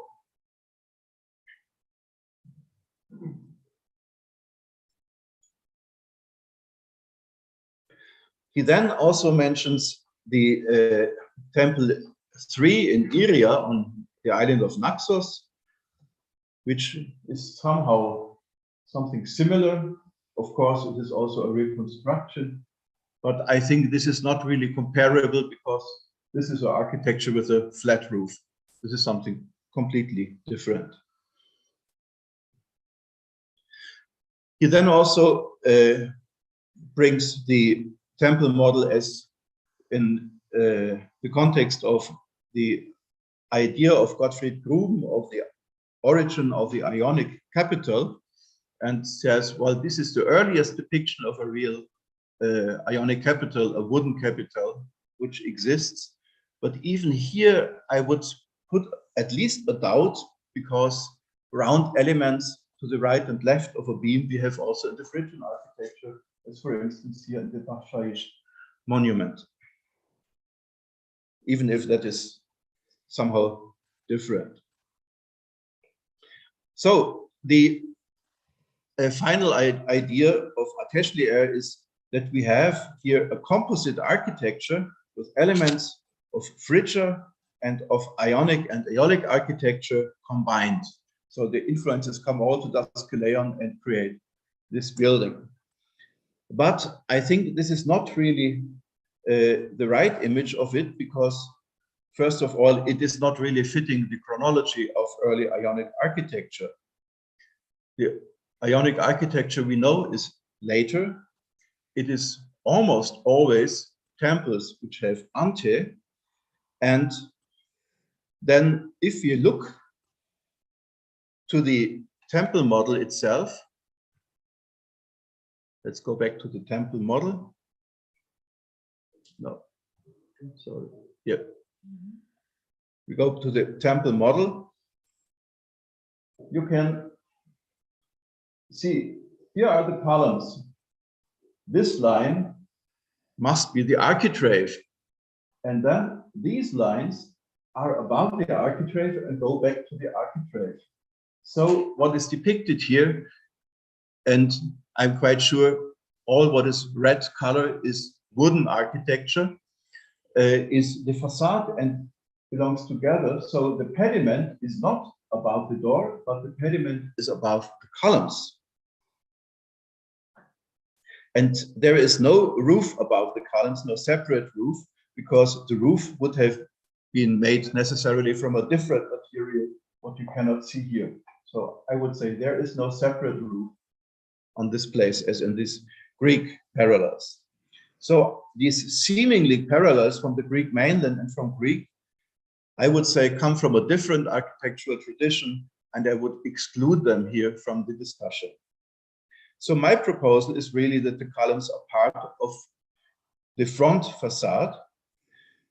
But if you have columns in the front of the facade, you would put the columns right on the corner and not between the corner and the door. This is also not really fitting to a real architecture. And so I think that the columns which are painted here are not to be taken one by one, but more as pars pro toto. So I would say what is in real architecture behind it is a temple front with 4 columns. So that would make this temple a prostylos or maybe a peripteros, because there is a parallel which is already well known, which is the temple of Artemis of Ephesus in its very earliest phase, the so-called Naos I, from the 2nd quarter of the 7th century, so roughly contemporary to the Daskyleion model. Also, the plan is similar. What you can see here, this is this very compact plan, which is different from these very long Ionic temples which we have in the earlier period, Hekatompedos of Samos, for instance, which is completely different. And what we have here is a peristasis, and that's the earliest peristasis which is really safely attested in the 2nd quarter of the 7th century. And we have also most probably the roof belonging to that temple, according to Schädler and Schneider, a terracotta roof, where we can see on the one hand from these parts here that it was an architecture with pediments. And on the other hand, it is a terracotta roof which comes from the Anatolian tradition, not from the Greek tradition of the West. And here I just want to refer to the poster we have seen yesterday from Katrin Euler-Sasswil. So this is then again an architecture which is actually different from what we otherwise know from this early Ionian architecture. So we have the peristasis, we have the terracotta roof, we have no ante, we have this compact plan, and we have inside a cellar with 3 naves, which we have nowhere in this early Greek architecture. Normally we have a flat roof in the early Ionic temples. We have ante, we have 1 or 2 naves. So this is somehow a stranger in the Ionic architecture. And the question is, of course, why? This I cannot argue in length at this place, but in Ephesus there are lots of reasons to connect this temple with the Lydian king Gyges, and the one who founded the Lydian dynasty of the Myrmidons, and maybe or not also took control of Phrygia. I will not interfere in that topic, but in any case, there was a cultural close relation to Phrygia. And we have then also as arguments the following temples. That Naos II, the successor of this one, has very rich temple founding deposits, which are full of dedications which can be only derived from royal Lydian dedications. So the Naos II is probably a royal Lydian dedication. The whole of the temple has also already been proposed by Michael Kerschner, and I'm very sure that he is right. And then I can also only refer to the famous Dipteros of Kroisos, which is well known anyway. So I think all the line of these archaic temples in the Artemision of Ephesus are actually Lydian temples. So I put this now as a Lydian, early Lydian peripteros. And for this Anatolian peripteros, tradition, I would give some few more examples. One of them being the temple model from Larissa on the Hammers. You see here only a corner of the building. You see here part of the door, part of the roof, and you see at the corner a column with an Aeolic capital. When this has been excavated, there existed also a corner of the rear part of that building, of that model, and that also had an Aeolic column that is vanished. But so we have a model with 4 columns at the corners, which is quite interesting. Schefold dated this only just very generally to the archaic period. Schattner tried to fix it in the mid-6th century, but it could, of course, be older. The real architecture behind this one, Schattner thinks that it was an architecture with only these 4 columns at the corners and the roof like a baldachin above it. But I think this is not really working. If you think about this as a real construction, it would be completely unstable. It would just collapse or with the next wind fly away. So I think you have to take into account in your head more than these columns, what you see here. And then I can also add the 2 famous marble temple models from Sardes. One of them dated around 560 BC, the other one 540-30, according to Hanfmann. Here Schattner prefers slightly later dates, but this is not very important here.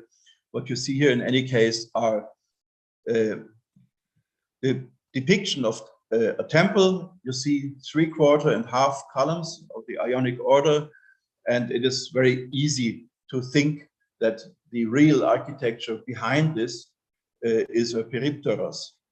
This is actually not astonishing in the 6th century, because then the Greek peripteros is well established already, but this one is from the Lydian capital, and it may go back to an architecture, a real architecture, which is somewhat older than these models. And what is quite interesting then is that we have these kind of models of peripteroi in Anatolia. The Greek models are not peripteroi. So in the temple models, all the peripteroi are Anatolians. This is quite interesting.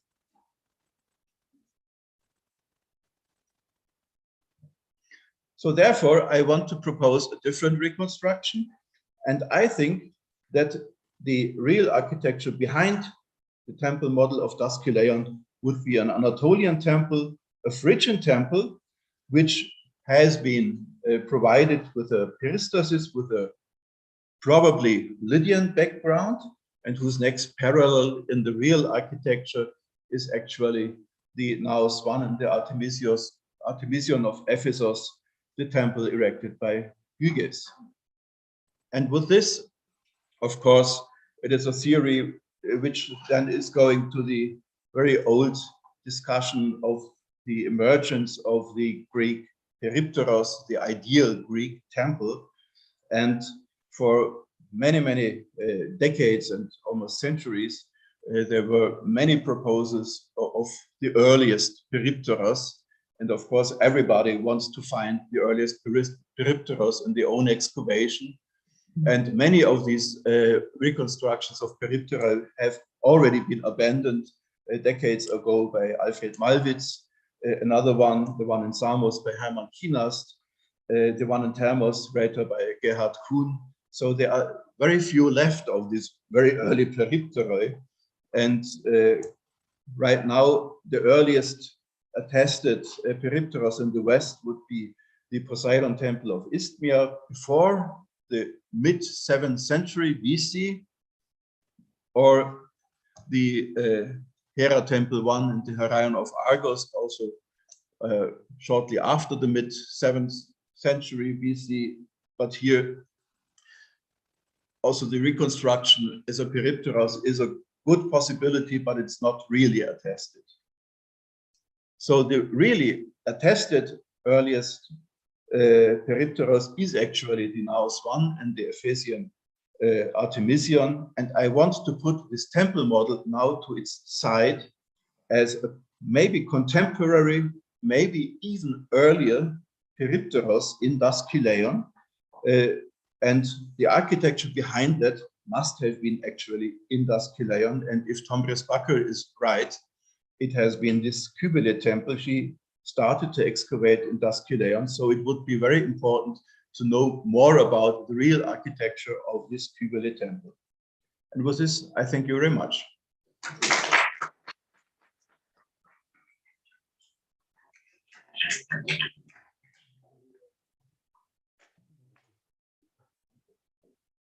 Thank you very much for this very important contribution to the history of the process of the formation of early temple architecture in Greece and in the Greek environment. There is time for 1, 2 questions. Maximum 2. Yes. There are 3. Somebody acceptable. First of all, Madam, yes, we can start by you.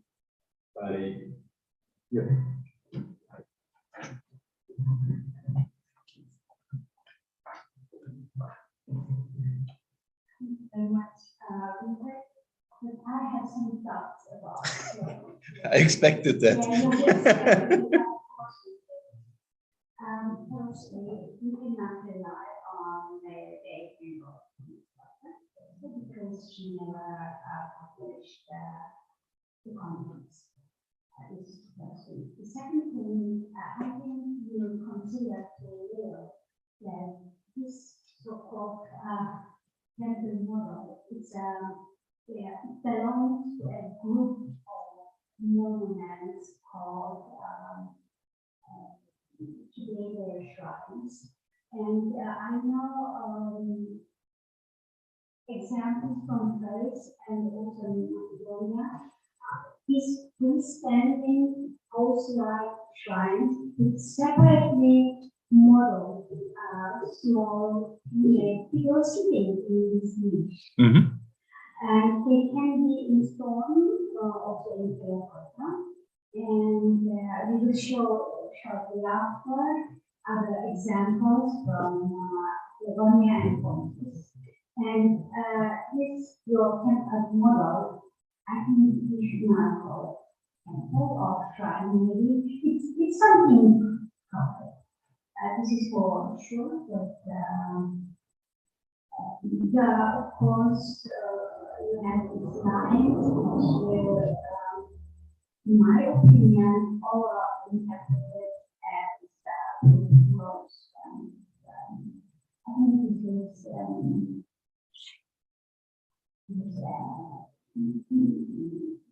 this has to be the foundation. Well, I think the foundation is not that bad.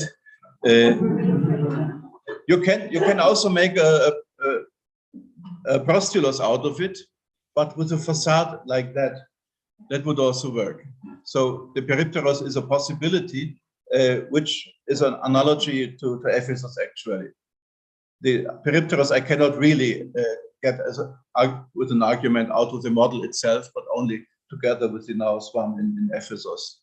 And this is a possibility. It's a theory.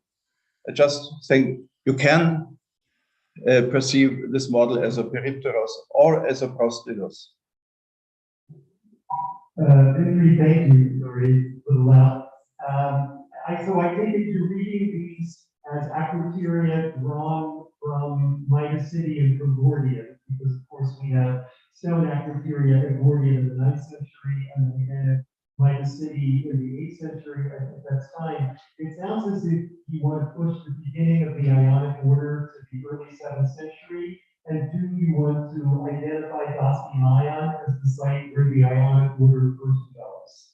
The Ionic column. I think that we have a lot of development of architecture in general in Western Asia Minor in this period, and we see only 1% of it. There is so much knowledge lacking, and we have so few And this is just, I try to put together some of these tiny, tiny fragments to create an image which is at least plausible, or at least a possibility to think about. I would not say the Peripteros has been invented in Deuskalion. I would not go that far, but it could be in Sardes. Why not in Sardes? The Ionic. The Ionic order. Well, if this is on the model, if this is really Ionic order or not, I can't say. This is just something round. So can be or can be not. And I think this is not my point of this. But I think it is not really necessary to connect it to the Ionic order. Although you could do it, of course. The third kind of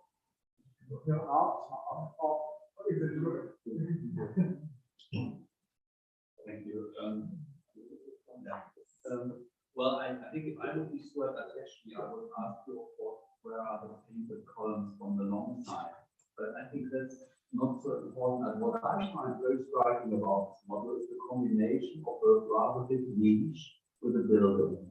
Something like with a, let's say, rectangular building, something which perhaps in practice couldn't work really. I have difficulties to imagine this, and I think that in your drawing on the left-hand side you will construct a door, but it's what the model shows is a niche, and you show very striking similarities to rock-cut facade. So perhaps we should think a bit about this kind of medium. Yeah, it is actually depicting a real existing architecture, or if it wants to combine two ideas. Yeah, that of a temple and that of a rock-cut facade with a niche. And I think that's something which is quite interesting. Also, for the history, let's say, of perception, of combination and various media. So thank you for well, giving these interesting small finds such a good image. Yeah, thank you for the question. Actually, it is a line of argumentation I wanted also to follow with the model, but it is not really time to explain everything here. But you have similar niches in the temple models actually of Samos, which are also that high. These are the very early ones of the 8th century, actually.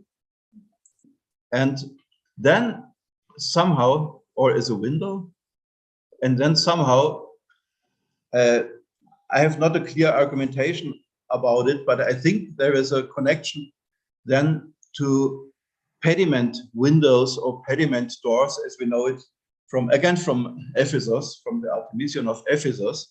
But what we know now, I have dealing with the pediment windows years ago, but the evidence has changed now. I always thought it has been invented in this temple, but it is not true, because we have them, and this is certainly earlier, in the rock-cut facades in Kaunos, and that these are earlier is not very clear, because we have now the evidence in the Andron Bay in La Braunda, in the Carian Andron, also earlier than the Artemis temple in Ephesus. And this has also something to do with the appearance of the god or the goddess. And maybe there's a connection between the niche in the model and that pediment door or pediment window. But I have not a very clear argumentation about that, but I think there is a connection to this, leading then to the pediment doors of the Artemis temple and again to Ephesus. Thank you. Thank you very much.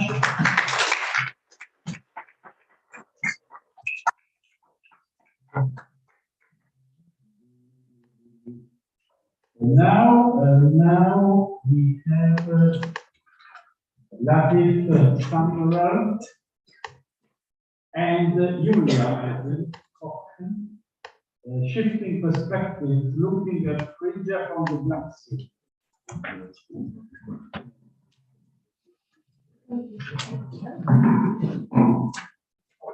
Good afternoon, ladies and gentlemen. The heartland of Phrygia is traditionally located on the Western Anatolian Plateau.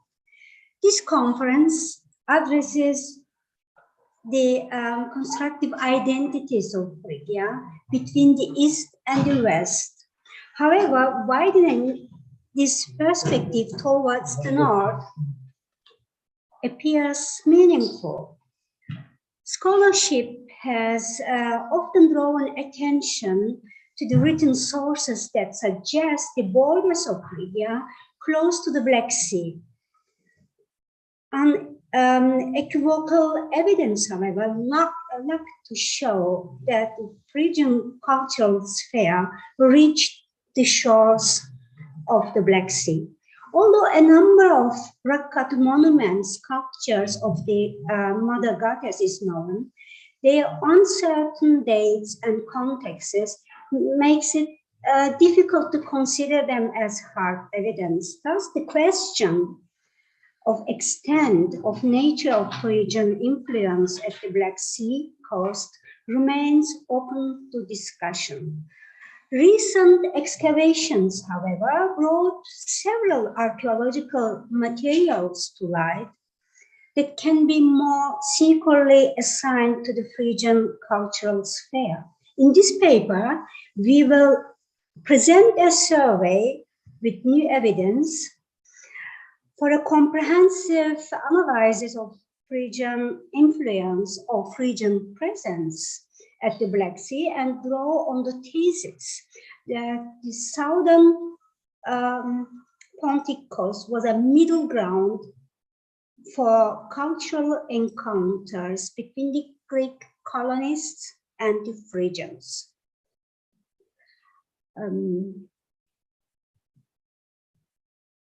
Phrygia is traditionally, as I said, located in the Anatolian Plateau, centered on the Sangarius River. Recent scholarship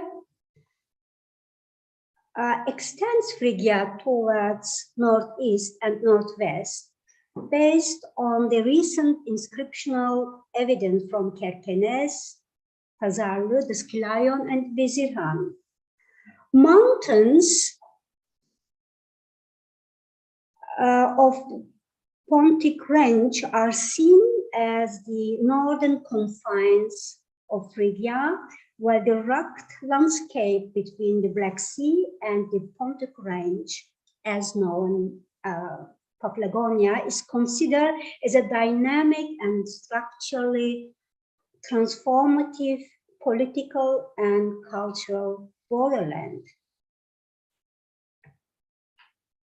In her article, Phrygia and the Southern Black Sea littoral, Maya Vasilieva discusses a number of written sources which mention Phrygians in the same context with the Paphlagonians, which would suggest close links between these two ethnic groups, and concludes, however, that no direct evidence for Phrygian influence or presence on the southern Black Sea coast is available.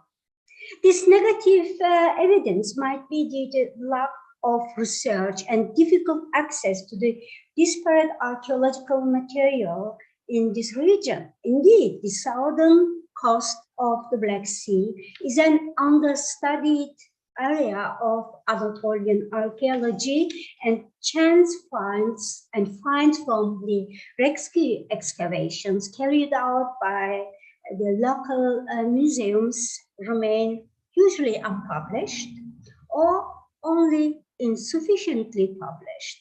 A few systematic excavations brought, however, recently a number of archaeological materials to the light that can be more securely placed within the Phrygian cultural sphere. They are mostly presented in excavation reports and local publications which are hardly accessible to the international scholarship. Based on this publication, we will briefly present new evidence and argue for the Phrygian character of the indigenous culture and the presence of the cult of Cybele at the present, and draw on the role of the Greek colonies for the introduction of metal cult to Athens in the 6th century. Doing these surveys and gathering all these materials from local publications, and we try to interpret the new evidence within the theoretical frame of lived ancient religion. We now, Julia will continue to present this new evidence.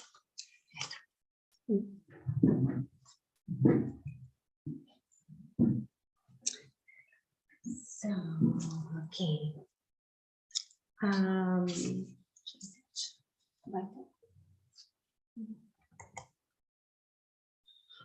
Although noted, not widely appreciated, is the early evidence for the veneration of the mother goddess, including some sculptures and rock art monuments in Paphlagonia.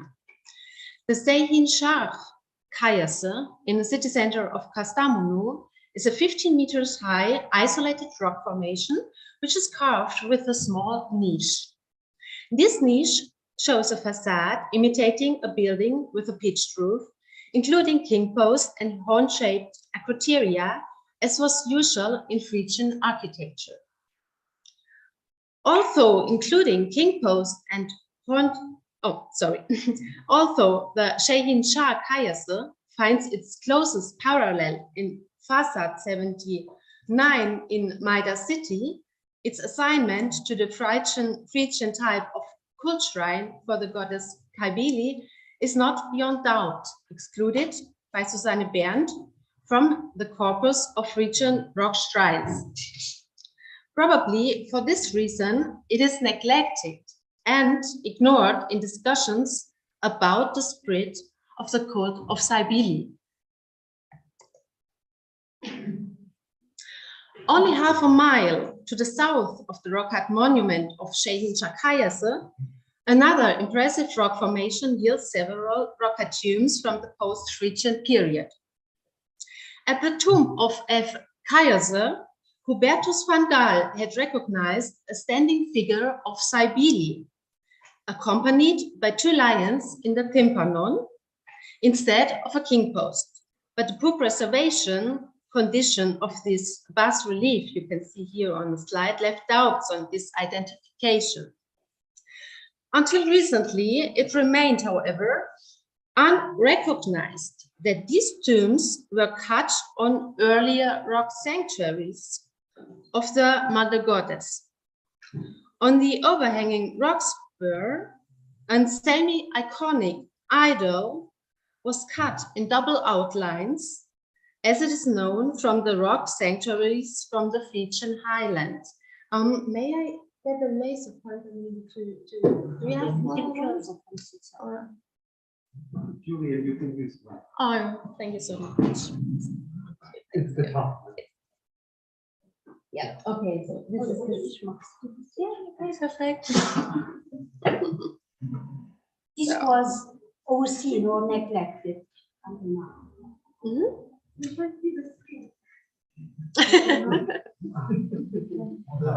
is sorry. Okay, sorry. Okay, this semi-iconic idol is just right there, and it was for years it was overseen. It is what Julia was saying. It is there is no doubt that it is a Phrygian kind of monument. Mm-hmm. So close to Kastamonu, there are several other rock set monuments unknown in the literature. Another rock sanctuary with a rock cut stepped altar was recently discovered in Kurul near Kotiora in the eastern zone of the southern coast of the Black Sea. The narrow and elongated rocky outcrop extending in north-south direction, measuring 75 meters in width and 220 meters in length on the plateau, was used probably since the Iron Age as an open-air sanctuary. The stepped rock altar at the southernmost and highest elevation of the outcrop is equipped with numerous niches and has close parallels in the Phrygian sites on the Anatolian plateau. Since 2016, Kurul is being excavated. An under-life-size marble statue representing and enthroning Cybele was found in rather poor preservation conditions, but in situ in a decorated naiscos within the gateway of the fortified sanctuary. The erection of this Hellenistic marble statue in a naiscos within the gate of the fortified sanctuary seems to tie up with an older Phrygian tradition, as it is attested at the east gate of the Iron Age fortification Ucalais at Oaskö. The on-the-life-size statue of the goddess with two small musicians in the Ankara Museum, commonly dated to the 6th century BC, was also set up in a naiscos according to the reconstruction of Kurt Bittler. Yes. It's about 4 million. Oh, sorry. Okay. Okay, you can see the reconstruction done by Kurt Bittler. In addition, the recently discovered fragmentary under-life-size sandstone statue at the gate of the Iron Age city walls of Turkmenistan is also associated with the Anatolian mother goddess. As the Kurul Cybele, the Turkmenistan statue is representing a deity holding a cup scepter.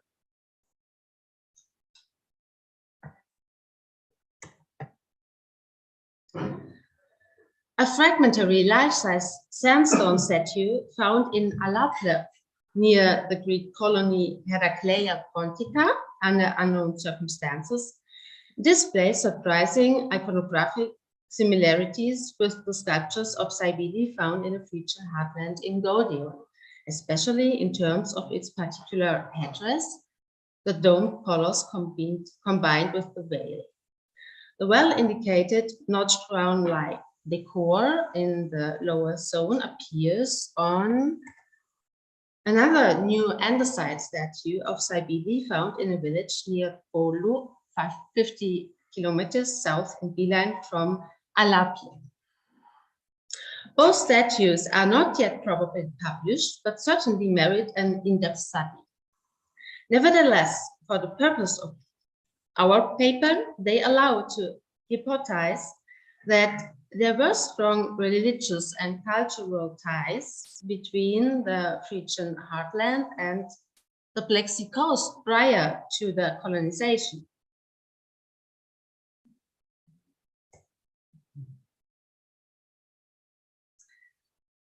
A number of naiscos reliefs representing a seated female goddess are mostly on prominence, chance finds, or found in secondary use. They usually represent houses with pitched roofs and king posts and sometimes discs, while the seated female figure might represent Cybele, although typical attributes lack. The right arm is bent over the breast, while the left hand rests on the laps. Only 2 of these naiscos reliefs are known in the literature, which were tentatively assigned to the 7th and 6th century BC by Friederike Naumann. Nevertheless, this early date is not beyond doubt, since their simplistic style itself seems rather undateable.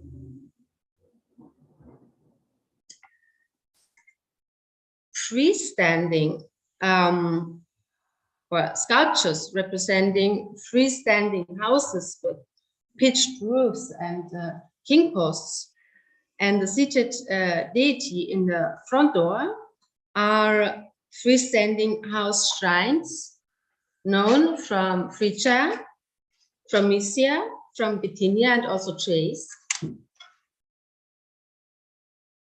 and also trace. The examples from Pontus, however, curiously depict a horse chariot on the lateral wall of the house. The stone houses with the goddess at the gate can be interpreted as small shrines of Cybele, but they lack precise dating. And therefore, it is difficult to assess whether they attested the early veneration of the Phrygian goddess at the Black Sea. Nevertheless, the recent discovery of 2 fragments of such a freestanding house shrine, reused as spolia in a Hellenistic tomb, provides an indication for its early date. And this one comes from the Salmanli tumulus.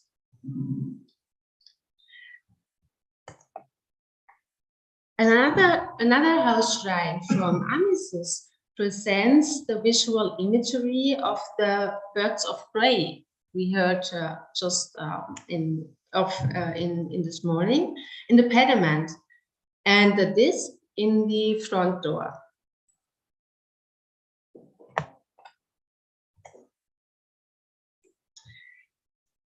The most striking evidence that the Phrygian culture prevailed at the Black Sea coast is the use of Old Phrygian that originates from the Milesian colony Tiayon, modern Philios.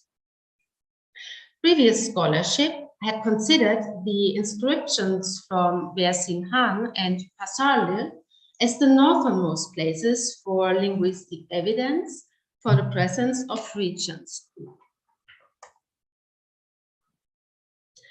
2 pottery sherds inscribed with Old Phrygian letters were found in Tiayon, in the same context with some fragments of painted Phrygian pottery and East Greek vessels datable to the late 7th, early 6th century BC. Although the inscription is not fully understood yet, the Phrygian character of the incised letters is evident. And in addition, in the immediate hinterland of Tiayon, 25 kilometers beeline to the south, a Phrygian fibula was found at the river port of Gökçebey, Üçbogu. Furthermore, a typical Phrygian omphalos bowl with radiating petal design was deposited in a tumulus near the village of Gökçebey. Exact parallels for this omphalos bowl appear, as you all know, in tumulus MM in Gordion, which was closed circa 740 BC with, I hope I'm right, 54 omphalos bowls and further luxury objects. The Gökçebey tumulus was excavated by the local museum, and it is only known by a passing by mention. Nevertheless, we may suggest that in the 8th century, that is the pre-colonial period in Tiayon, there was a local elite living around the city who wished to be buried like Phrygian noblemen. Further unpublished Phrygian finds are reported from the city's territory of Tiayon, but unfortunately without any specification. Unaware of these recent Phrygian finds from Tiayon, the linguist Bartholomew Obrador-Cusack had suggested that in an early inscription from Gordion listed as G249, the letter sequence Tias was a demonym, and he connected this demonym with the name of the Greek city of Tiayon.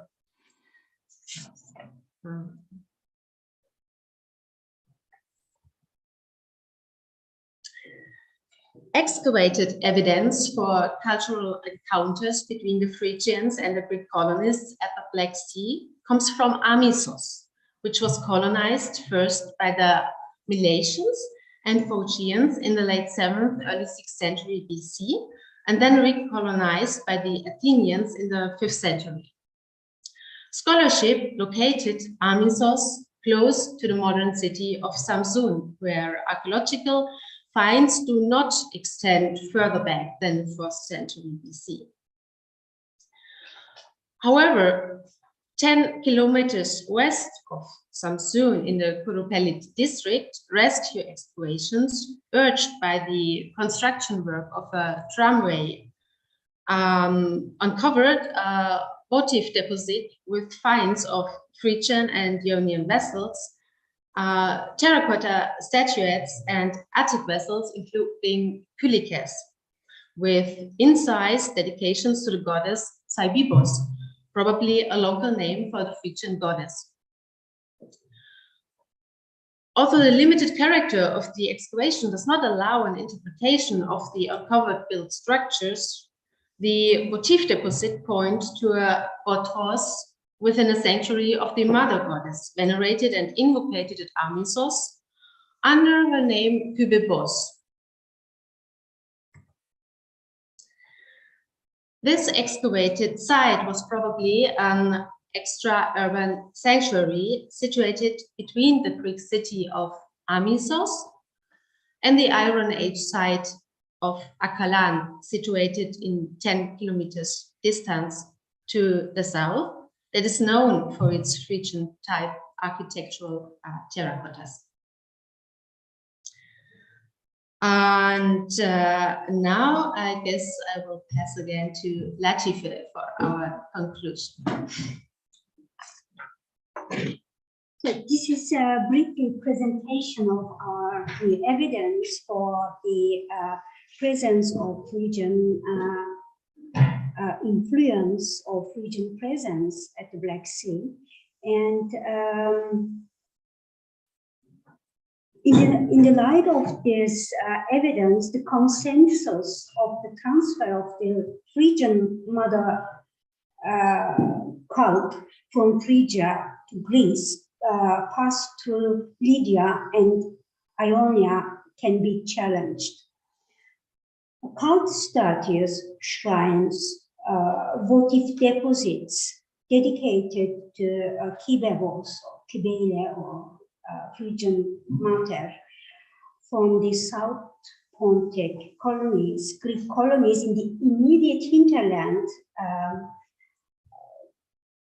shows that the Greeks and Phrygians or Phrygian influenced local population were in direct contact at the southern Black Sea coast.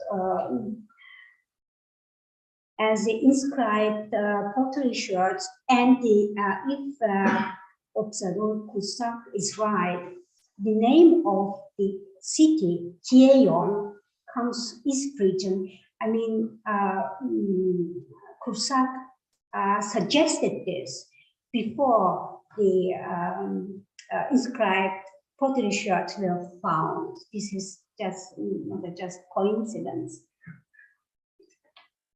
Furthermore, at Amisos, the archaic and early classical kylikes inscribed with graffiti dedications suggest that the cult of the mother goddess could have been introduced to Athens by the Athenian colonists from Amisos. The impact of the Phrygian presence at the Black Sea appears in the archaeological record beyond doubt, although the evidence is still sparse. Further research in Tieon, Amisos, and Kotiora and elsewhere will continue to develop and elaborate on this picture. Thank you for your attention.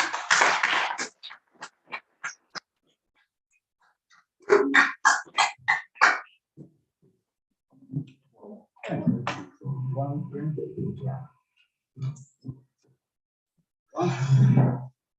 question? Two questions. First of all.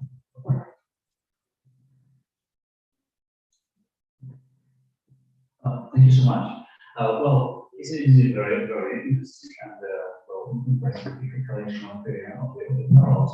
I kind of agree that all this zone is, well, built sort of cultural or ethnocultural quality here in the river. But I think so so the very serious question is actually term Phrygian for all this. And I think, well, it's of course the usual problem. So just finally, so we just took a term and so applying it as a label for many things. And the question is, were they indeed Phrygians in the linguistic terms, first of all?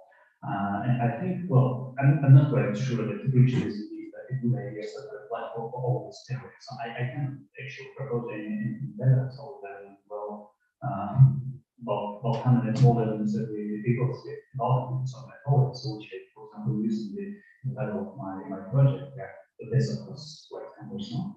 And specifically about the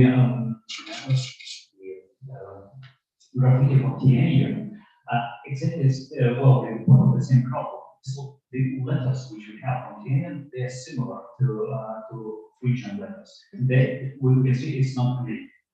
But is it Phrygian if it's close to Phrygia or still not? And I think there is a big problem behind that. So we can have something close to Phrygian, but not quite Phrygian. It would be, so just to give you an example, in the linguistic sense, because it's not only about epigraphy, it's about language. So yes, well, I already had some doubts. The definition as Phrygian, the description from Bithynia is actually quite correct. It's could be something well, quite close to a relative Phrygian, very close, or a dialect Phrygian, but not quite Phrygian itself. It will be the same, for example, if you find something like Mensch in the description, and that's all, and so basically you don't understand. You think, well, it's Dutch or German, and then so you begin to discuss it, because there are many things which actually correspond. And so to be able to define is it Phrygian or not quite, these are the last minor details. I'm afraid so on the right on the levels of analyzing this fine details. Okay, actually, we cannot, this succession of the letters, we are not photographs, we are not epigraphists of Phrygian. We are working with the people who are specialists in this, on Kursak and Abraham, he passed away recently, and they said us the letters are Phrygian, but the succession of the letters is not attested in Phrygian. But the pottery shirt is for sure Phrygian. It's a gray pottery, and the shape. These are Phrygian type pottery shirts. I would say the pottery will be usually defined labeled as Phrygian. No. I mean, you would, if we have a city of which the name most probably is Phrygian, and we have Phrygian pottery, what reason do we have to recognize another language here than the Phrygian one? Because we are not in Phrygia, so because we are on the border of Bithynia. We are looking for, I mean, we are defining Phrygia. Phrygia is not yet established, its localization. It's still developing. Yeah. We have no reason for the time being, we have no reason to see here another language than the Phrygian. If you have a very striking good parallel that you can recognize a Phoenician or another language, it's okay. It's not about recognizing so two different languages. As I mentioned, so it can be something what, for example, dialect, all the different languages which evolved from Phrygian, so being located in the application, and that's all. So I mean this, so the details are important. So, and so you're trying to explore for a very general term on that. And it shows that the classical always well say nothing about bridges in the area. This also which makes me conscious about the definition of the alien bridges here. Thank you for the presentation. I agree with also on the extension of the Phrygia in that area, especially because I think we should first determine what we mean with Phrygia. Which kind of concept that we mean with that. But in any case, I had a question about the graffiti from Tiayon, the settlement of Tiayon, and the shekel, Tiayon, and the graffiti of Cordoba. So what's the chronology of the graffiti of Tiayon? What's the chronology of the settlement? And what's the chronology of the graffiti of Cordoba? Yeah, we have a very good context with East Greek pottery, which can be dated very well. These are datable to the late 7th century. And the settlement as well? I mean, the settlement as well. Where does the settlement begin? This is an Acropolis, this is a Greek city. And I mean, the colonization, the Milesian colonization is debated when the colonization began, because the literary sources are contradictory. They sometimes they suggest very early dates, but we have no archaeological evidence for this. But in this case, we can surely say the 7th century. Okay, because I'm asking because the graffiti people having something labeled by shekel of Tiayon, depending on which date we assign to that, and depending on which kind of reason we apply to Tiayon, maybe a set of questions. So if Tiayon is Phrygian, then why do you have it going in something monetary or weight measure labeled in that from the name of very tiny cities? So this would beg questions in terms of how the economy of the region was organized. If the area is to be considered part of the region state, which not really. Just in the hinterland of Tiayon, there is a tumulus of which we know nothing. Or there is someone, either Phrygian or Phrygian influenced person, an elite person, who wants to be buried like the man in the tumulus and end, you know, with this 8th century omphalos bowl. And who is him? And what culture? I mean, when the Greeks arrived, the southern shores of the Black Sea, which kind of culture did exist there? The Greeks first called this area inhospitable sea because they were not very hospitable. And yeah, but at least there was in the 8th century, there was such a community, at least we can say that of the elite imitated burial habits of the Phrygian. Can we agree this? With fibula. That doesn't mean that, you know, that doesn't mean any argument about the or and these are many things that come together.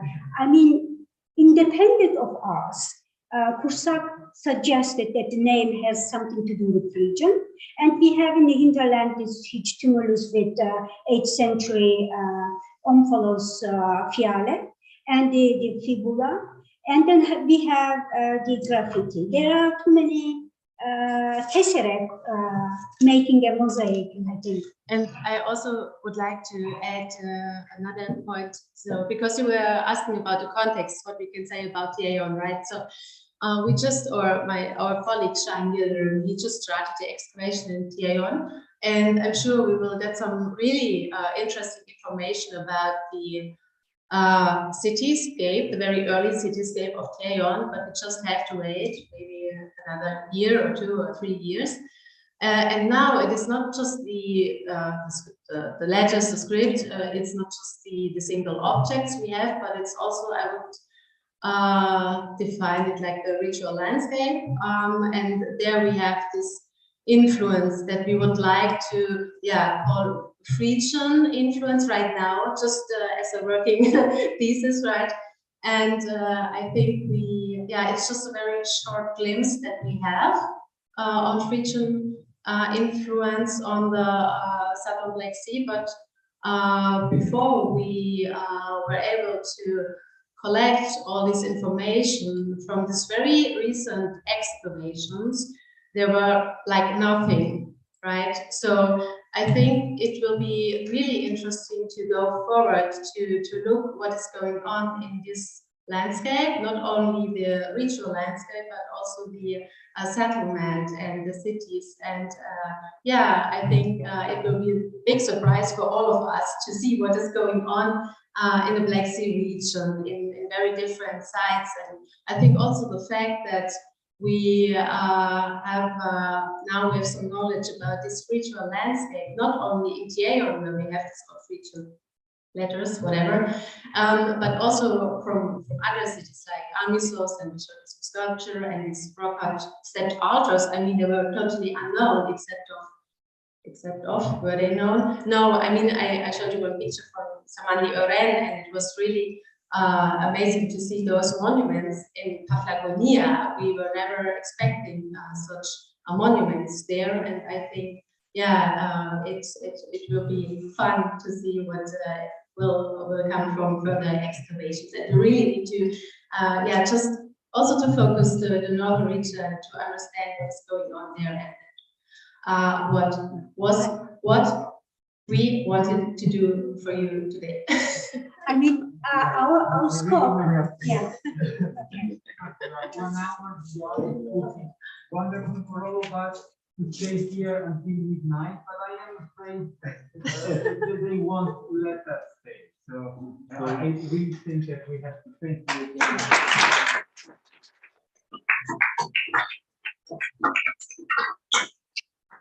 Ten minutes.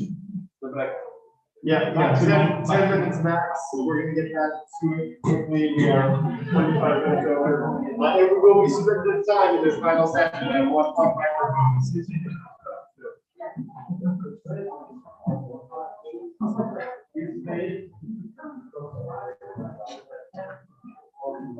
is a popular item.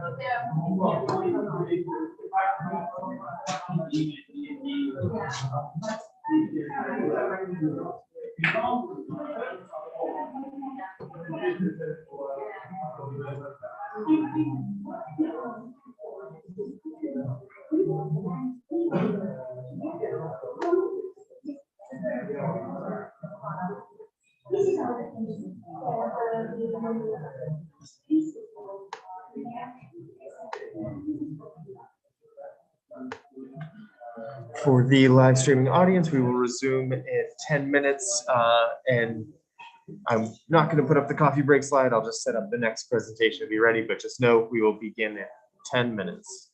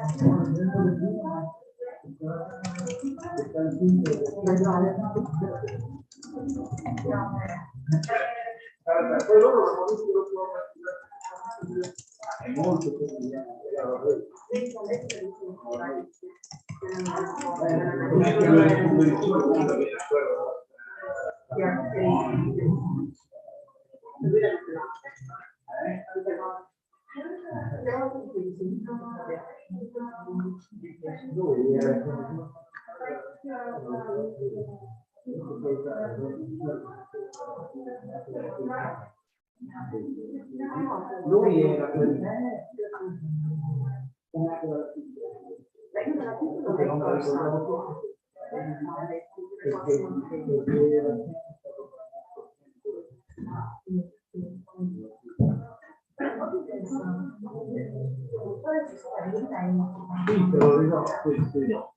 Anch'io l'avevo preso, anch'io l'ho lasciato. Can't be me. Let's see. You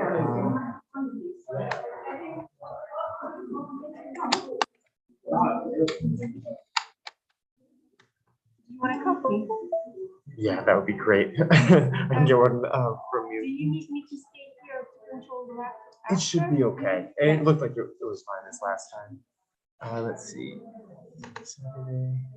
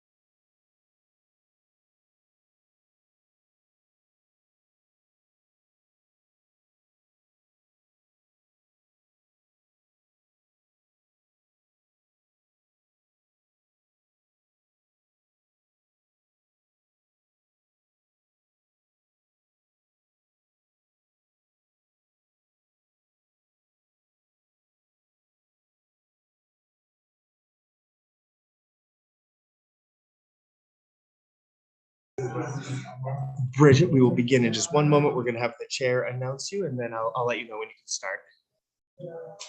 Sounds good.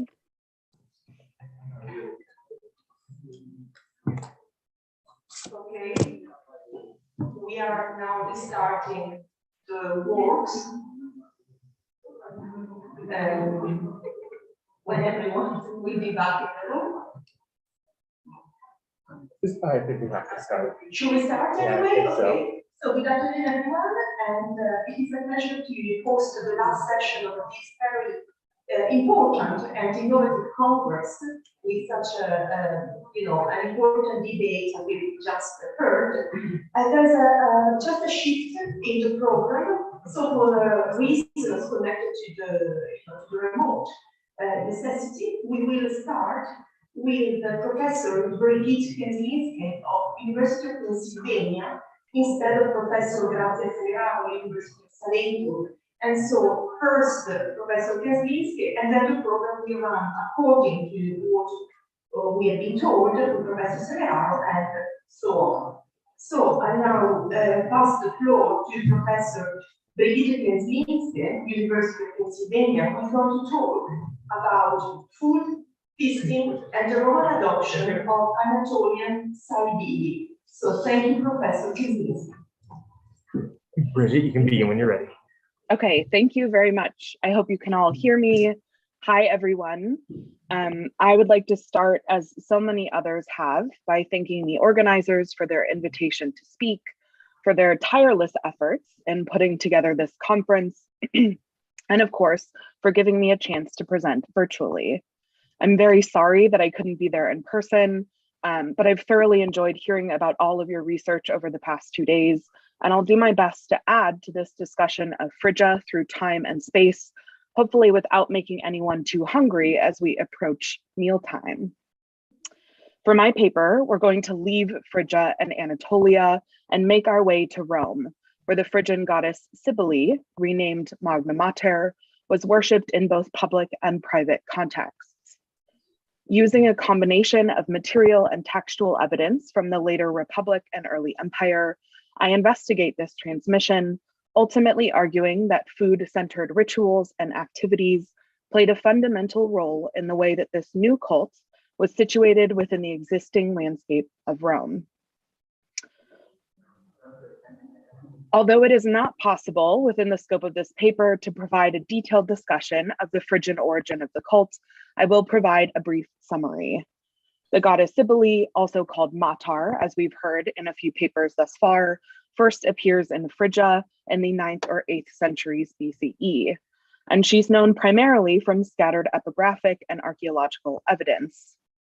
Although some aspects of her cult remain relatively enigmatic, it seems that she was closely tied to civic matters and to the state, and that much of her worship centered around often monumental rock-cut shrines in the Anatolian countryside. Again, something we've heard about very recently. From there, her cult spread, both around the Mediterranean and beyond, particularly in the wake of the conquests of Alexander the Great and the Roman emperors. While it is generally difficult to determine when these various communities began to worship her, as is typical in the diffusion of foreign cults, there is good evidence for the exact moment in which Cybele was imported, so to speak, by the Romans. In 205 BCE, the Roman Senate was prompted to consult the Sibylline books, and our sources provide a few possible reasons why. Livy, for example, as you can see on the screen, tells us of a specific prodigy, a shower of stones. One might also turn to the response of the oracle, also again in Livy, which points instead to the Second Punic War and to the looming threat of Hannibal as the motivation for ritual action and oracular consultation. Indeed, it is this motivation that has traditionally been privileged in studies of the goddess. However, scholars like Eric Orlin have recently drawn attention to the fact that the war was nearly finished by this point, as Rome had secured a defining victory at Metaurus just 2 years prior. Even so, the Romans were faced with some additional difficulties aside from their war with Carthage, and that's what you're seeing in this passage on the left. Livy tells us, for example, of multiple army camps ravaged by plague. And according to Ovid, the city of Ostia was faced with a rather serious drought, one which might have threatened to disrupt the food supply, perhaps even to Rome. Regardless of their exact reason for consulting the oracle, though, the Roman Senate complied with the request to bring the Idaean mother to Rome. According to numerous sources, several Roman ambassadors retrieved the goddess from Anatolia, either from Pergamon, Troy, or Pessinus, and established her in a sanctuary on the Palatine Hill. According to some of our textual sources, Magna Mater seems to have been a source of anxiety for the Romans, at least for some of them. Here I turn your attention to a section of an often discussed passage from Dionysius of Halicarnassus, who tells us that Roman citizens were barred from participating in certain activities related to the cult of the goddess. These, so we are told, are the quote-unquote Phrygian aspects of the cult: the wild and ecstatic processions, the brightly colored robes, and activities like begging for money. Even in spite of this tension, though, Magna Mater became a fundamental part of the Roman pantheon and was for much of Rome's history. And over the last century or so, a number of scholars have worked to understand this paradox, and in particular, to identify how the cult was adapted to its new Roman context. Most often, it is the goddess's Trojan associations that are discussed. By associating her with Mount Ida, with Troy, or with Aeneas, Roman authors situated Cybele within Rome's own heroic and historic past, and fashioned her into a goddess who was fundamentally Roman. Here I provide just one of many possible examples, this one from Virgil. In narrating the history of Rome and the lineage of the Trojans to Aeneas in the Underworld in Book 6, Anchises compares Rome and her empire to Cybele riding a lion-drawn chariot across the cities of Phrygia. Depictions of the goddess also provide insight into how she was syncretized. And again, I provide just one well-known example, that of the so-called Getty Cybele. You can see the way this sculpture combines traditional elements of Cybele, like the lion and the mural crown, with attributes of other Roman goddesses, the cornucopia and ship's rudder of the goddess Fortuna, and the wheat and poppies of the goddess Ceres. The actual rituals through which Romans interacted with and worshipped the goddess, though, have received greater attention only recently. But if we return to this passage from Dionysius a few lines earlier, he hints to which activities we might look. For him, it is the games and the sacrifice which are conducted according to Roman custom and which are to be differentiated from those Phrygian elements of her cult that I described earlier. Scholars like Lynn Roller, Mary Beard, and most recently Eric Orlin have focused on the ludi, the traditional Roman games to which Dionysius is referring here. And they've drawn attention to the way that these provided an opportunity for Romans to engage with the cult in a particularly Roman way. For the remainder of my time, I would like to do something similar, but instead, I'd like to look at those essential food-related activities that also lay at the heart of Roman religious practice. These include sacrifice, which Dionysius has drawn our attention to in this passage, as well as dedications and feasting. Let us begin with the latter. For the Romans, as for us, dining together had economic, social, and political connotations and consequences, and this is no less true in ritual contexts. Regardless of the underlying ritual character of these activities, they simultaneously allowed for the expression and maintenance of community and identity. It is perhaps not surprising then that banqueting was one of the main activities in the Megalensia, the festival for the goddess held every April. These mutatationes caenarum, or the exchanging of meals, are attested in the Fasti Praenestini, where they appear under the entry for April 4th, the first day of the annual festival, and the anniversary of the Magna Mater's arrival in Rome. As Ovid tells us in his own Fasti, this was an established tradition and one that involved a significant amount of banqueting, as members of the Roman elite hosted one another and engaged in a system of reciprocity. According to Ovid, the explanation for this ritual derived from and replicated the goddess's own journey. Just as she went from one home to another in Phrygia and then to Rome, so too did the Romans who participated in her worship. Aside from Ovid, Aulus Gellius is perhaps our best source for these banquets. In a section on frugality and early sumptuary laws, he discusses a decree of the Senate passed in 161 BCE, which was intended to curtail the activities of elites at these so-called mutatationes, at these banquets. Although he's writing in the 2nd century CE, he does attest to the presence of such activities already in the Republican period, soon after the goddess's arrival.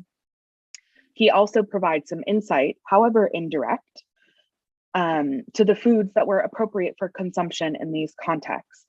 And I want to look specifically at his mention of far, which I've underlined. It's translated as bread in this passage. Now, it may seem overly pedantic to hone in on a single word, and one that's only 3 letters at that, but cereals were an important identifier, even in spite of their seeming ubiquity. It was telling in the ancient Mediterranean, and especially in literature, what kinds of grains you ate. And in this way, far is much more than bread it is traditionally translated as. Rather, it is a kind of whole wheat steeped in Roman tradition. As Pliny tells us, this was the first food of ancient Latium, whose inhabitants ate porridge or poles. Additionally, it was commonly used in sacrifices, particularly those made according to ancient rites. The inclusion of far, then, is not just about restricting diners to a simpler form of sustenance. It is also, I argue, a kind of shorthand for a very traditional and thus very Roman food. Such a reading is further supported by the fact that this decree supposedly stipulated that participants were only to drink native and not foreign wine. It was not just Roman worshippers, though, who dined in honor of Magna Mater. It was also the goddess herself. The first of the rituals that I'd like to talk about is called the Lectisternium, a long-standing Roman tradition in which the gods were invited to a feast, and their images were set up on couches in the sanctuary as if they were reclining at a banquet. And on the left, what I'm showing you is one of the only images of this ritual that seems to show 2 cult images of the goddess Fortuna from near Praeneste, who are sitting atop a cline or a couch. Likely borrowed from the Greeks, this ritual was first celebrated in the 4th century BCE, and the earliest ones were held primarily in honor of the Greek gods, like Apollo and Hercules. By the later 3rd century, though, it had become entangled with Roman ritual practice, and the major Roman deities were likewise invited to this proverbial table. There were, for example, major Lectisternia held every year in honor of Jove and of Ceres. It is perhaps not insignificant then that Lectisternia were celebrated in honor of Magna Mater. In fact, this was one of the first rituals carried out upon her arrival in Rome. After processing the goddess up to the Temple of Victory on the Palatine, people crowded the sanctuary and there was a Lectisternia and games. These, so we are told, are the foundation for her annual festival, the Megalesia or the Megalencia. The other ritual I'd like to discuss is the Celesternium. It's very similar to the Lectisternium in that it involved inviting the gods to dine and the preparation of places for them to do so. The major difference, though, is that the Celesternium involved the setting forth of chairs or cellae instead of couches. And because of this, the ritual is often associated with Roman goddesses, as women are typically depicted as seated upright at Roman banquets. Such an association is further supported by the fact that our best evidence for Roman Celesternia comes from the activities of the Lude Saeculares, which describes the preparation of Celesternia for Juno and Diana. In addition, it is likely that chairs were set up for Juno and Minerva during the Eculum Jovis, the annual lecticernium to Jove that I just mentioned, so that they may dine as well. For this ritual in the cult of Magna Mater, our evidence is primarily visual. Although few fragments of the pediment of the Augustan temple to Magna Mater survive, it seems to have been decorated with a scene meant to represent a Celesternium. This is based in large part on the so-called Valle Medici reliefs, a grouping of sculptural frieze which comes from a yet unidentified Julio-Claudian monument. For the purposes of my paper, we'll focus on only the part of the frieze that depicts the Augustan temple of Magna Mater on the Palatine. And that's what you're seeing in the upper left. This structure was built after the earlier Republican building was destroyed by a fire in 3 BCE. In the center of the pediment, you can see an empty throne with a footstool beneath it or in front of it, and a mural crown seated on the seat. On either side of the throne are draped reclining figures, which have been variously identified. Some people see them as Galli, the goddess's Phrygian priests. Some prefer to interpret them, as Lynn Roller does, as Attis, the goddess's counterpart and consort. And more recently, Rosalind Bell has suggested that they're personifications of Mount Ida and of the Palatine Hill, the 2 domains of the goddess. Finally, at the ends of the pediment, there are 2 lions, each eating or drinking out of a vessel that resembles a dinos. Now, this is a fairly unique pedimental scene. Although the possible topographical references align it with the programs in the Augustan temples to Mars Ultor or Quirinus, as Rosalind Bell has demonstrated, there appear to be no other examples of pediments that feature cult personnel or ritual objects in place of the gods themselves. That said, this pediment does include a recognizable motif. As I said at the top, empty chairs draped and adorned, especially with symbols of the gods, were the central element of this ritual called the Celesternium. Because of that, the pedimental scene has been interpreted as depicting this Roman ceremony by a number of scholars. The positioning and action of the other figures in the program seem to support this interpretation. The 2 draped figures recline as they would at a banquet, and even the goddess's typically fearsome feline companions seem to dine. Although it is not possible to know for certain whether this pediment draws on earlier Republican precedents, we can at the very least speak about its meaning in an Augustan context.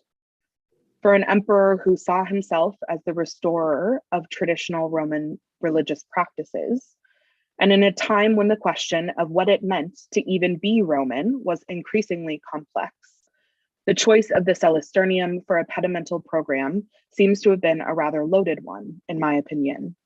It privileges one of the fundamentally Roman aspects of the goddess's cult, one which involved the sharing of food. Next, I would like to consider some of the evidence for the dedicatory activities that, like feasting, formed an integral part of the worship of Magna Mater. First, let us turn to Ovid's Fasti to discuss one particular food-based dedication. In his section on the Megalensia, Ovid asks his guide, the muse Erato, to explain various aspects of Magna Mater's cult. He asks, for example, why worshippers host one another at banquets, as I discussed earlier. He asks why her games were the first of the year and why her priests are called the Galli. The last aspect that he seeks an explanation for is the tradition of placing moretum, an herbed cheese, on the goddess's table. Given its lower class and rural associations, this offering is unquestionably humble. And Ovid seems to wonder whether Romans were ashamed to offer something so modest to a goddess. In response, Erato explains that this practice allows the goddess to partake of those ancient foods obtained directly from the land by people, perhaps Romans, of the quasi-legendary past. In other words, as Krishni Burns has recently argued, moratum allows for the worship of the goddess in a particularly Roman way. This more traditional act of consumption is certainly to be read in conjunction with, or rather against, that which directly precedes it. In the very lines before this excerpt that I'm showing you on the slide, we are told that the Galli, the Phrygian priests of the goddess, derive their name from the Gallus River in Phrygia, whose waters instill a madness in those who drink from it.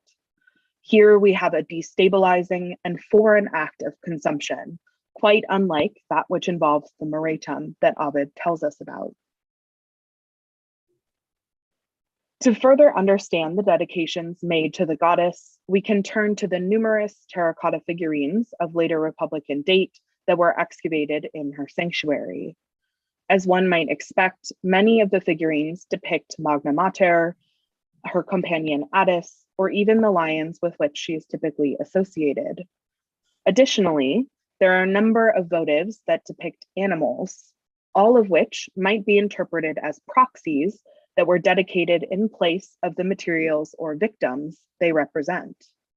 Some of these, like the figurine of a dog or representations of horses, are perhaps unexpected in a ritual context, although there was an annual sacrifice of horses to Mars every October. Most figurines, though, depict the kind of animals that were typical victims in Roman sacrifice. These include chickens, rams, cows, pigs, sheep, and even a goat.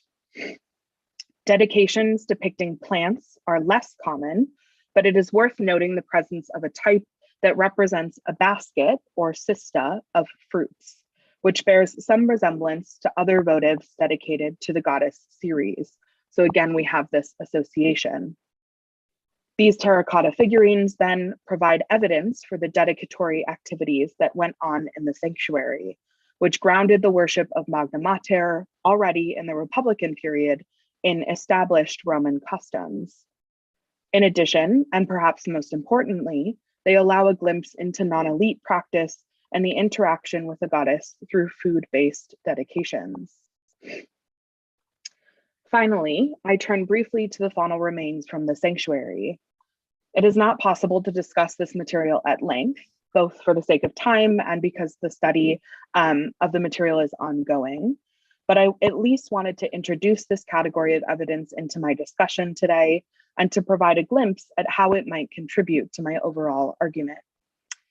In their excavations of the sanctuary, the University of Rome Sapienza team, directed by Dr. Patrizio Pensabene, discovered a deposit containing 5 whole pig crania beneath the pavement of the western portico of the sanctuary.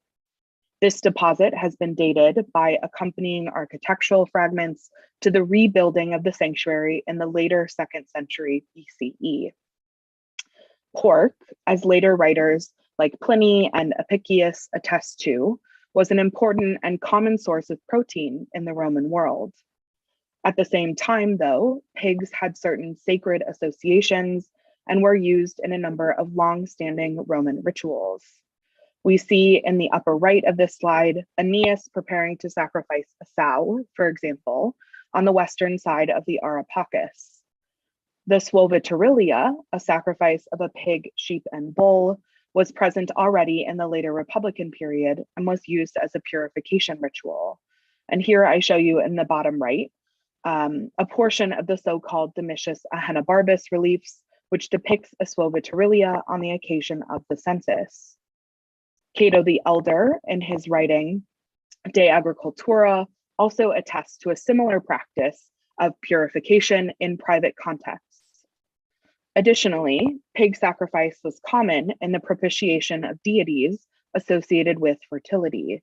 The goddess Ceres, with whom Magna Mater seems to have been associated in a number of ways, often received a pig, or more specifically, a pregnant sow, but one might also sacrifice a pig, according to Cato, to a deity if your grove or your field was bare. Given its associations with purity and fertility and its deep-seated place in Roman ritual, the choice of the pig then, I argue, for this construction-related deposit in the sanctuary was a meaningful one and helped to align the goddess and her practices with other contemporary and related activities.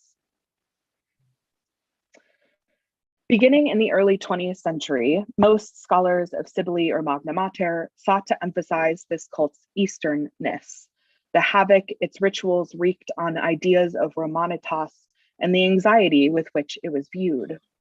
For them, this goddess was irreconcilable with traditional Roman religion, so much so that a narrative was constructed of a Roman state that was totally ignorant of the reality of the cult that they imported from Anatolia. Recent scholarship, on the other hand, has focused on how this goddess was made palatable to a Roman audience, how she was situated in an existing ritual landscape. And it is within this context that my study of food-based rituals should be situated. For the Romans, these activities, dedication, sacrifice, and feasting, lay at the heart of their interaction with and worship of the gods. And that is why throughout this paper, I've highlighted the role they played in the negotiation and adoption of a new and foreign cult from Phrygia. If we are what we eat, as the saying goes, then perhaps the same might be true for gods in the Roman world. Thank you very much for your attention.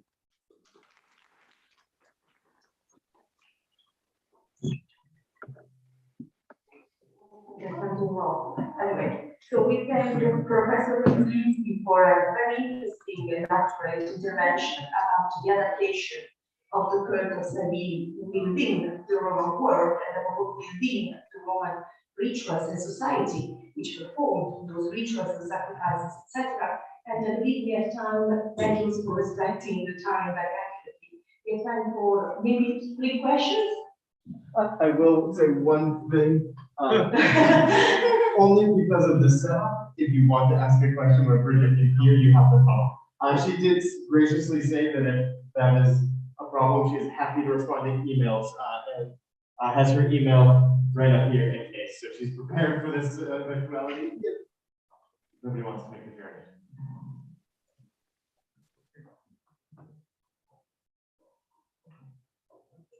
Nobody else is out of ignorance. Hey, Bridget, this is Lorenzo. It's really a pity that you couldn't make it in the end. Could you expand a little bit, as a pre-classical scholar? I was really interested in this, sorry for the ignorance, all of you, this banqueting with animal participating in them. If you could expand from when it is associated with the cult of Kybele, so where is the prehistory of this practice? I would be interested, if any. Thank you very much. Sure. So thank you very much, Lorenzo, for your question.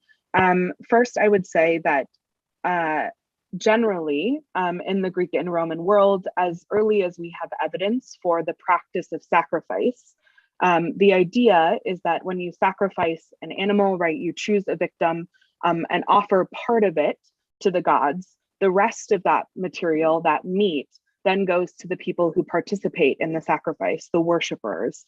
And so whether or not people actually saw themselves as eating, as the gods eating this food, right, consuming it, is hard to say, right? We have myths that tell us of the gods, right, partaking in banquets, but there is this idea, I think, that when you make a sacrifice, the gods partake of some of it, they eat this food, and then the rest of it is for the worshipers. And so in this way, sacrifices are a kind of banquet. They're an exchange in which mortals get to eat, quote unquote, alongside the gods.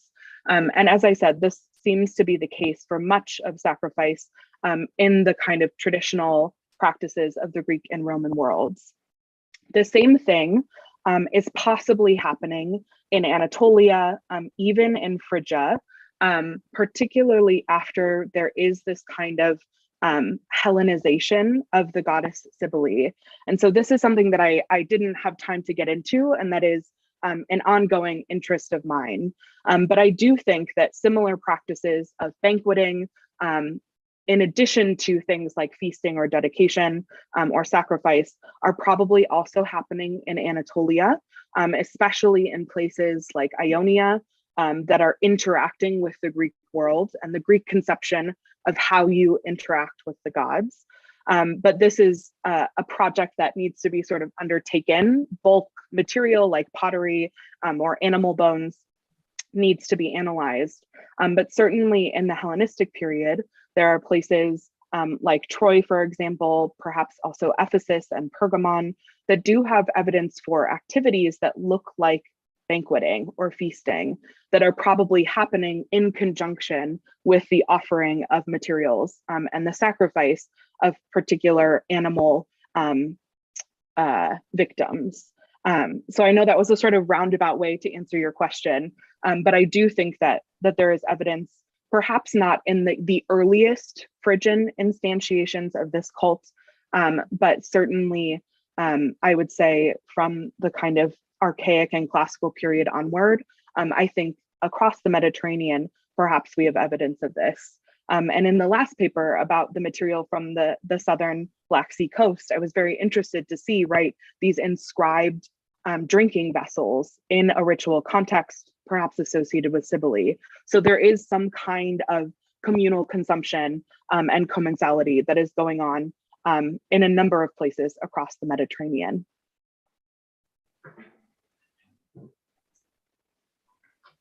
Thank you. Any other questions? Well, if not, Professor Kaczynski has welcomed any emails maybe from the grad scholars for idea and as we are developing this topic. And so we thank again Professor Kaczynski for a very accurate intervention. Thank you. Thank you, everyone.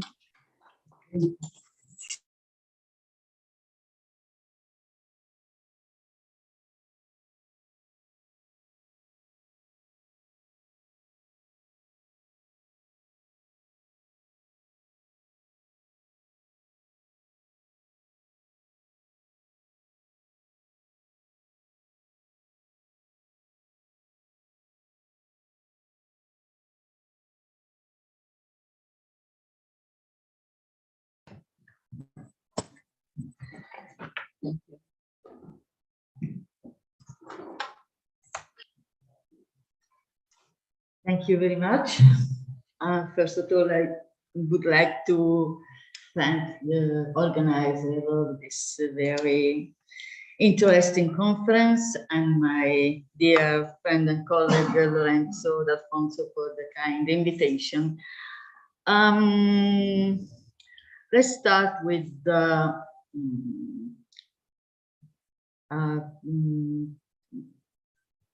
to go. Sorry. Okay. In this part. So Okay. this should work now. Yes. Okay. Yes. Let's start with the presentation of the historical and geographical context. The city of Hierapolis was founded in the Hellenistic period, probably in the second quarter of the 3rd century before Christ by the Seleucids, on a plateau overlooking the Lycos Valley, one of the tributaries of the Meander River. This site is characterized by a very peculiar geomorphological context with the presence of hot springs, which in limestone, which creates the famous travertine waterfalls. Here, a photograph of this wonderful landscape. Last city of Phrygia to the west, Hierapolis is located in a strategic position for communication between the interior of Anatolia and the Aegean. In pre-Roman times, the valley was crossed by the Greek-Persian royal road built by Darius I to join Susa with Sardi. And according to Herodotus, a stele marking the border between Phrygia, Lydia, and Caria was set here by Croesus, the king of Lydia, in the still unknown town of Tigra. The urbanization spread throughout the valley during the Hellenistic period, in particular during the Greek colonization. The settlement system of the previous phases is rather difficult to reconstruct. There are few literary sources and archaeological data. The archaeological research on the most ancient phases is absolutely less advanced with respect to the Roman and Byzantine period.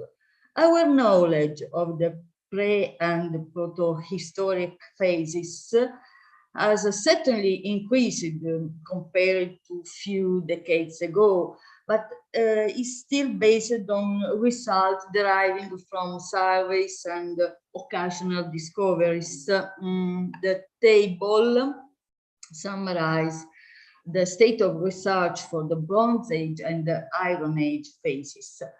As you can see, the data relating to the Iron Age are very, very scarce. An important contribution was undoubtedly provided by the excavation of Laodicea, where the research conducted by Jalal Shimshek in 2006 allowed the identification of the site frequented since the Chalcolithic on the hill of Asopos Tepesi.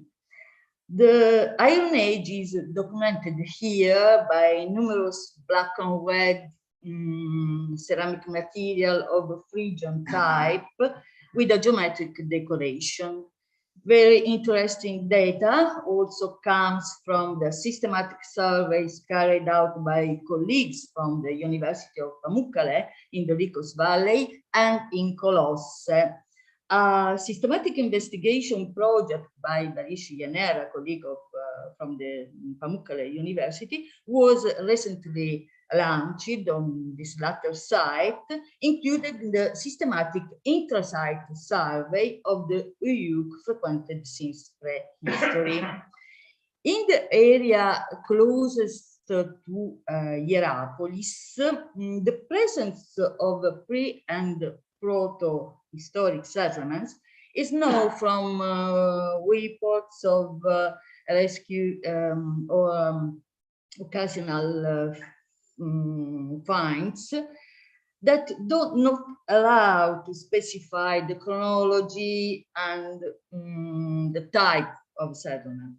Various Huyuk, certainly frequented in pre-proto-history, are located around the archaeological area of Hierapolis, such as, for example, in the nearby Karait, Kızılseki Tepe.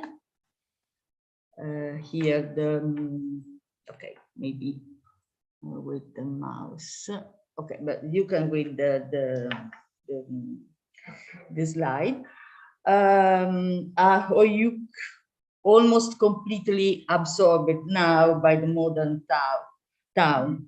The surveys on the territory carried out by the Italian mission team have documented sites such as the Huyuk of Akoi, here in the slide,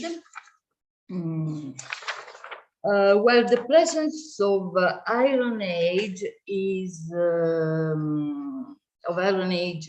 documented by Iron Age material emerged during the excavation for the construction of a wood. On the plateau overlooking the city of Hierapolis, interesting sites are reported, such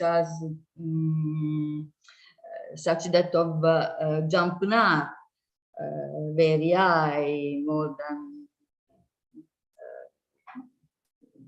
1 which is very high and extended for 3 hectares, where the main evidences date back to the Middle and Late Bronze Age with sporadic Iron Age materials. An Iron Age presence is also reported in another site, Kabbalah, with Bronze Age material. Very interesting for the more advanced phases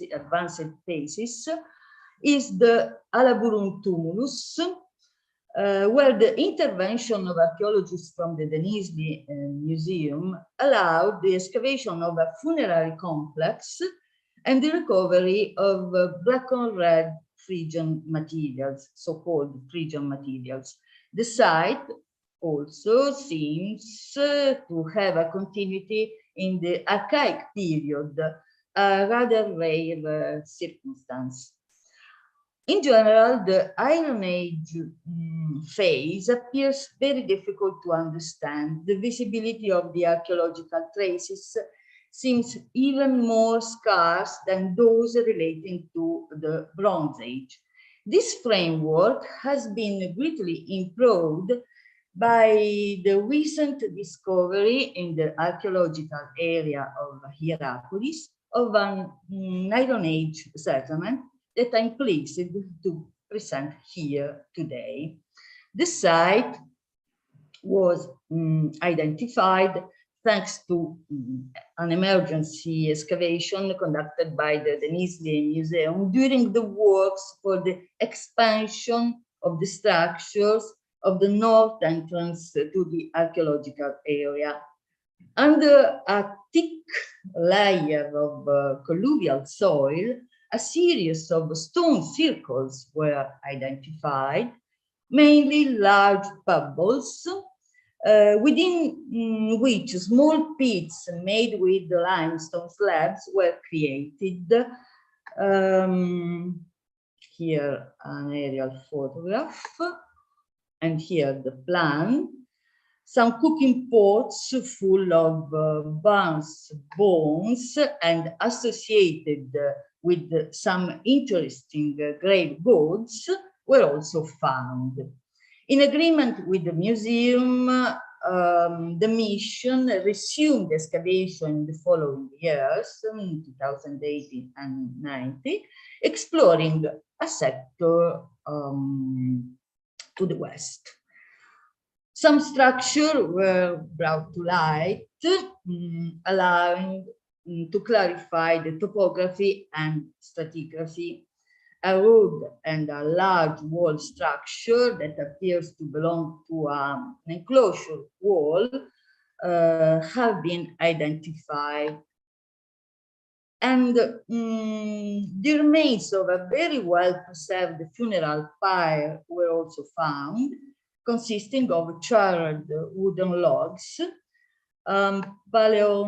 Here's some imaging of the excavation. Paleobotanical analysis indicate that are fig trunks. Next to the pyre, a pit full of charcoal belongs to pines. There are no other remains in the pit that seems to have been used exclusively for burning pine essences, probably to counteract the smells from the pyre. A short distance away from a pit, sorry, I have to check the photo. Okay, another pit full of charred anthropological remains was also identified, cut by the modern intrusion that crosses the area. The pit was defined by a slab and showed the strong scene of thermic alteration on the walls, probably due to the combustion process of the bones inside.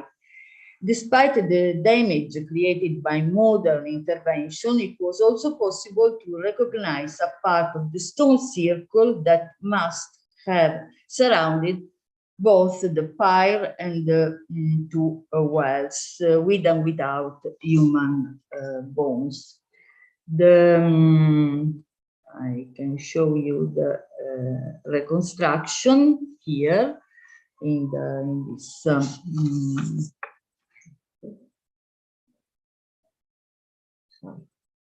Okay. Well,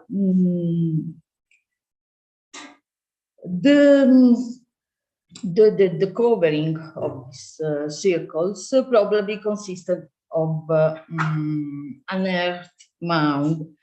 The use of stones or pebbles is to be excluded because no traces are preserved in the higher level or in section. In general, now it's possible to get an idea of the structures and attendance of the necropolis.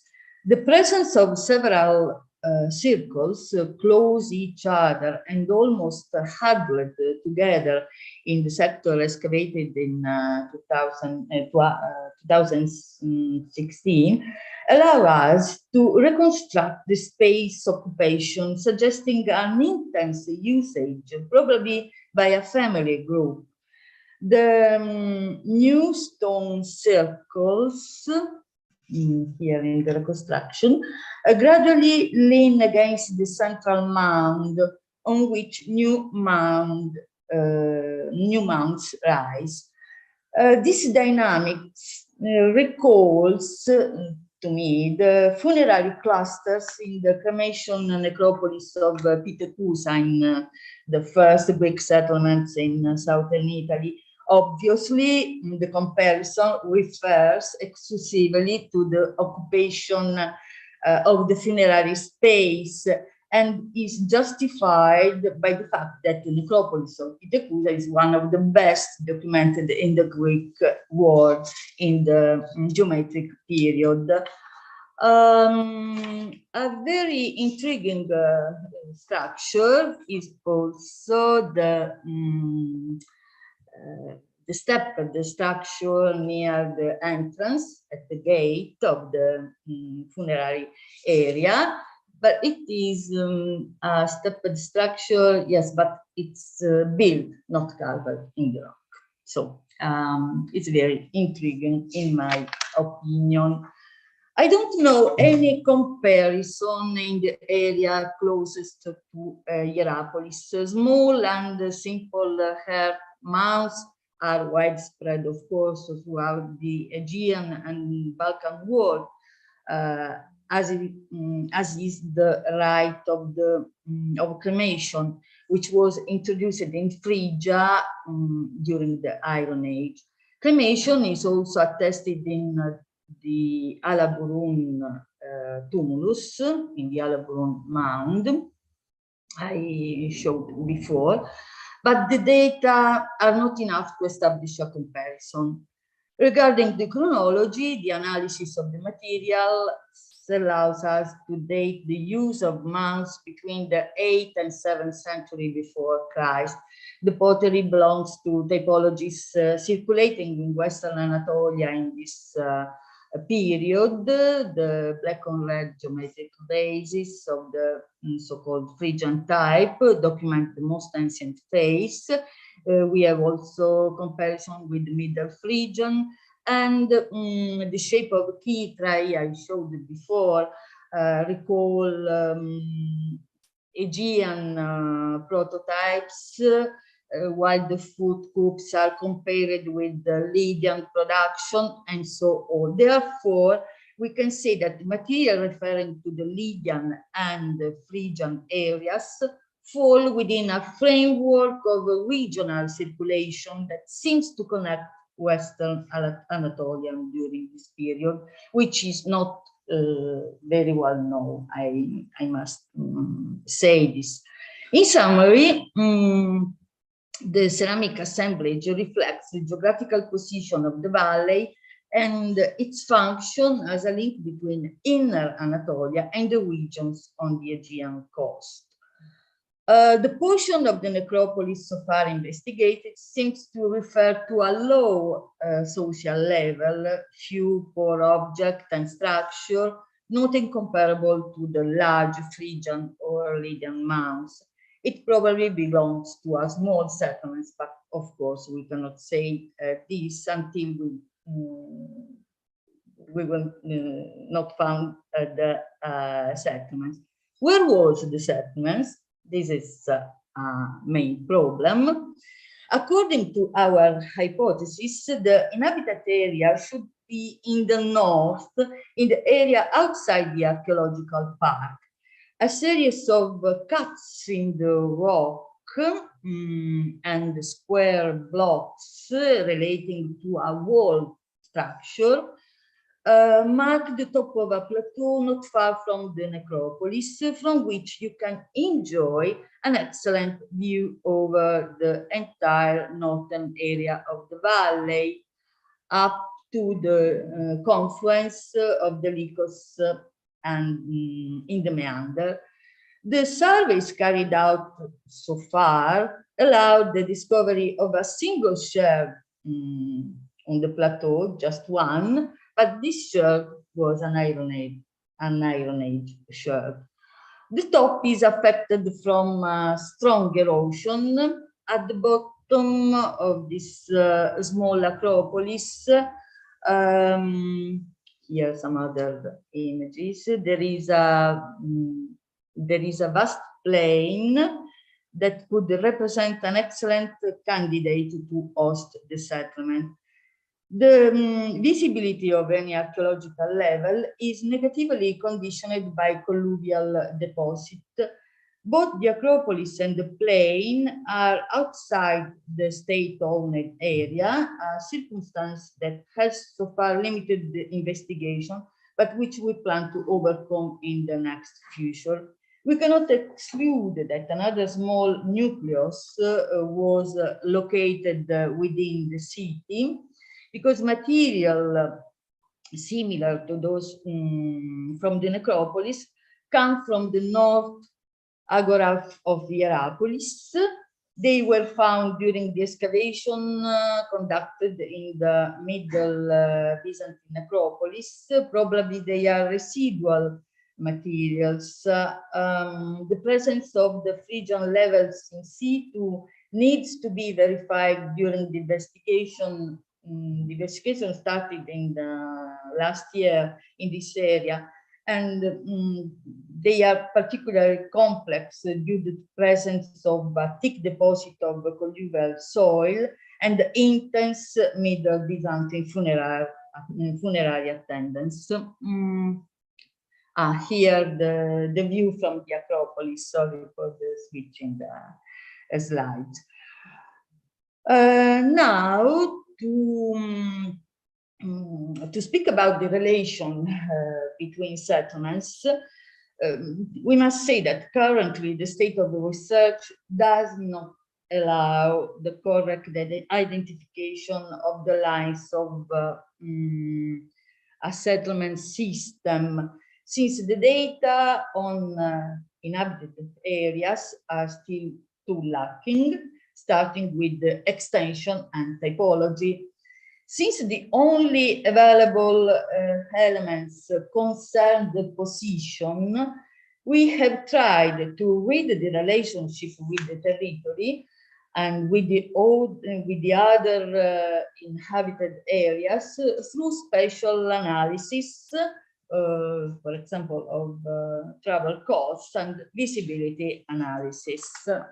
In particular, visibility analysis, we present, as known, a powerful tool for exploring cultural landscape. The visual relationship between sites are the basis of the system of connection and communication between communities in a territory.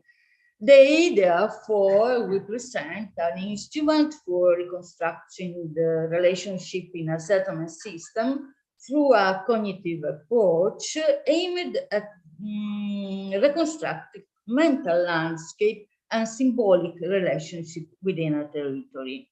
The intervisibility analysis we present now in the next slide show the visual relationship with the other center of the Lycos Valley, where an Iron Age phase is attested. The visibility field of the settlement of the Acropolis, you can see here in this slide, face northwest and embrace the entire northern part of the Lycos Valley, the ford of the Meander and the Lycos Meander confluence. It is connected to the Asopostepi Sea of Laodicea, and but it is outside the visual cone of the southern part of the valley where Colosse stands. The southern settlements are connected to each other and with Asopostepi Sea. This site, Laodicea, that is Laodicea, seems to be the junction point of two systems of visual relation. It has the role of a hub that may reflect the rather significant role played in the settlement dynamics of the valley. We must remind that the Asopostepi Sea of Laodicea is the only center of the valley having a settlement continuity from the Chalcolithic up to the Iron Age. And I will show now some of this visibility analysis to support my statement. This is the analysis from Laodicea, which is a very large one. And the cumulative analysis between the two sites, which show us as all the northern part of the valley is embraced by this this visibility. These analyses are also interesting for the predictive, as a predictive tools. And in fact, one of the most important field of visibility is that of, from Baylor Beyuyuk, that is a site, a very important site, but which is still unknown from the archaeological point of view. The current state of the is also, this is the cost relation. Okay, but this is the system of visual connection between the site in the upper part of the of the valley. At the current state of the research, we can only point out the interest of this evidence in order to better understand the Phrygian, the Iron Age settlement system. Small settlements scattered within a territory where maybe more settlement system can be hypothesized, and where we do not yet have elements for suggesting a hierarchy between the inhabited area. Oh, thank you very much.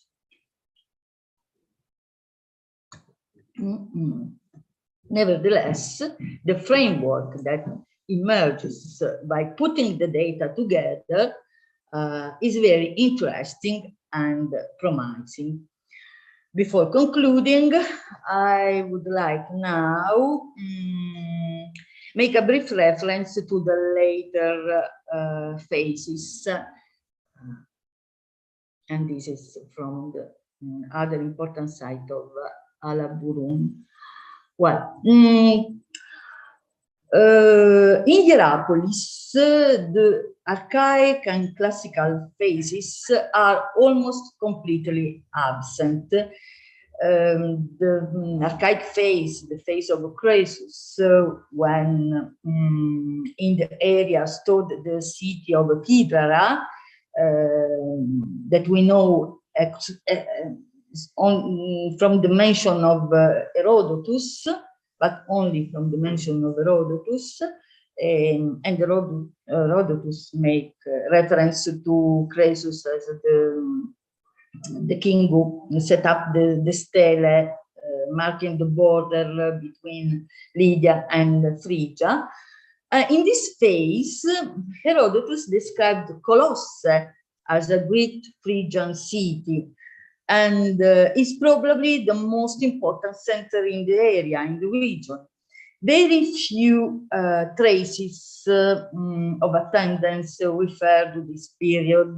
The only evidence from the territory of Hierapolis currently seems to the above mentioned Alaburun tumulus, where, and this is important, according to the hypothesis of Jalal Shimshak, in the archaic period, a place of worship dedicated to Cybele seems to arise, and where the cultic attendance is attested by a dedication to Apollo. In Hierapolis, the only archaic evidence is the beautiful fragment found in the Plutonian area, where, according to the reconstruction of Francesco d'Andria, the ancient place of worship dedicated to Cybele is to be located. These traces indicate a changed settlement framework, which now seems to gravitate around a reference center, Colossae, and small settlements mentioned by the literary sources. Hydra, Carura, Callatebus are mentioned by Herodotus, but not yet recognized in the archaeological records. The sanctuaries play an important role in the settlement system, as evidenced also by the Hellenistic epigraphic sources, slightly earlier, the Greek colonization, which mention places linked to cultic attendance. Babacome, Kidiacome, this last is a very indigenous name. With the Greek colonization, the urban realities that will mark the region also during the Roman age appear. The birth of the city of Laodicea and Hierapolis must have also led to an urbanization of the rural communities in the territory. The continuity with the previous settlement system is shown by different evidences of the Hellenistic period, from local onomastic to the funerary sphere, dominated by monuments such as tumuli, deep-rooted in the local tradition. Nevertheless, the most evident relation with local tradition are in the religious sphere. In Hierapolis, the research showed the deep relationship with the Phrygian cultic dimension, both in Plutonian and in the sanctuary of Apollo. In the latter, the polyardic deity, the Apollo Archegetes of the Greek colonists, is venerated as Kyrios, named after an ancient indigenous deity who appears in local iconography as the companion of the Meter, as we know from the shrine in the territory of Hierapolis once a time. Thank you very much for your attention.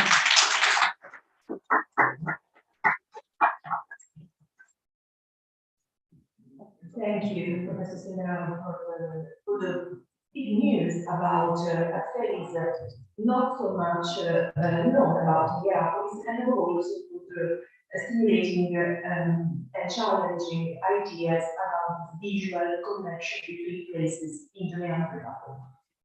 Question time? Well, then I break the ice with one of the initial things you said. So this, I know if you presented, it's a very initial moment of research. but these new funerary circles, which of course I really liked your comparison with the first funerary circles, but the materials are slightly different. So you mentioned that in your reconstruction, it seems so that these early necropolis known really in a very small part related to an early settlement that you positioned on the Acropolis, which seems to work, was populated by, the amount of pottery that you found just pottery in this funerary circle. No matter nothing else. No, some fibula, but and at the moment, did you do some other, do you plan to carry on the excavation of this funerary this summer? Yes, of course. But about the comparison with the Pitacusa, it's just for the dynamics of, you know, the attendance of the necropolis, because in Pitacusa also there are tumuli which are added together. Yes, because they are cluster of family clusters. That sounds right. This is based on the stratigraphic relations, so I think it's could work. And you also showed the special relation between these new necropolis and the other Phrygian necropolis of the other Phrygian maybe settlements, because we don't know. We have stratigraphic excavation in Laodicea, but no necropolis, only layer with a lot of very beautiful geometric pottery, black on red, with geometric decoration, which are very, very interesting for this space. More than the number is a huge number of pottery, more than the pottery coming from the Hierapolis necropolis. Okay, thank you. Any further questions? If not, then we, that's it, sorry. I can try without microphone, that's fine. Many thanks to Rasia, and I just have a brief question concerning your visual networks. Is this basically a relation between settlements, or could you see that, for instance, Chuli, Sanctuary, or other places that say our high symbolic value are integrated as well? Oh yes, thank you very much. Yes, we integrated also the sanctuary in this network of analysis, because as I said in shortly, I think that they are good tools for the reconstruction of a symbolic relationship within a landscape. And in fact, the visibility analysis, which links the Alaburum tumulus, which is a very interesting spot, with the landscape, is a very important one. You can see that tumulus from all the valley. From the tumulus, of course, you can dominate all the valley, and the plutonium, for example, which probably was the only cultic area in Hierapolis frequented during the Archaic and maybe the Iron Age, but we don't know the most ancient phases. Thank you, Grazie. It's the answer. I'll make it really picture. The unpublished literature that from the Acropolis. That Francesco published. I wanted to know if you found anywhere else during the survey, during the excavations, a strong material, anything like that? No. Because in Lucca, excavating Iron Age levels now, they found something that as a production technique is different, but as motive and relief is the only palette that comes to mind. And as I don't know what's the opinion of other people working on Phrygianness. Okay, that's a joke.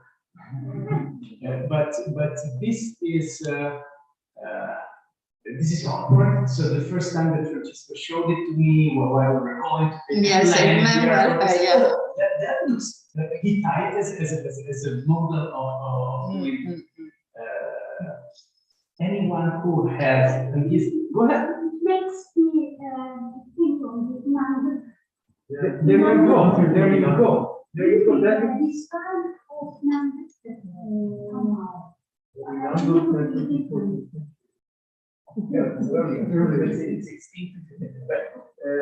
But okay, there you would have reserved with other colors, so it's not exactly the same, but it's unique. Yes, but it's unique until now in Hierapolis. We have now. Also, you don't. Yes. Okay. But we hope in the future. Now we have a new chapter for the history of the site. But thank you. Welcome. Okay.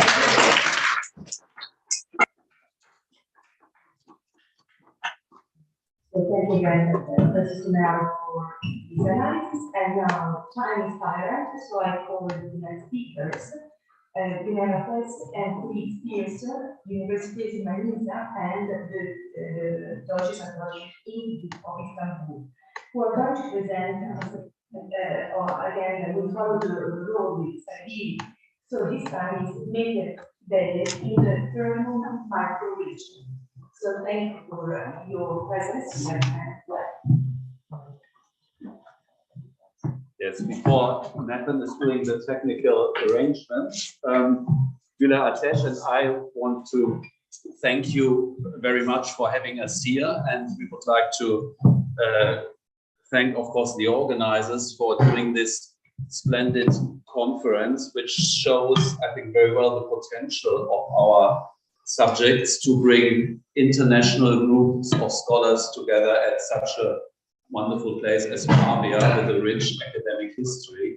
And I think particularly in times like ours at the moment, this can make a difference and gives perhaps a bit of brighter idea of the future, although I think at the moment we have to look at the present.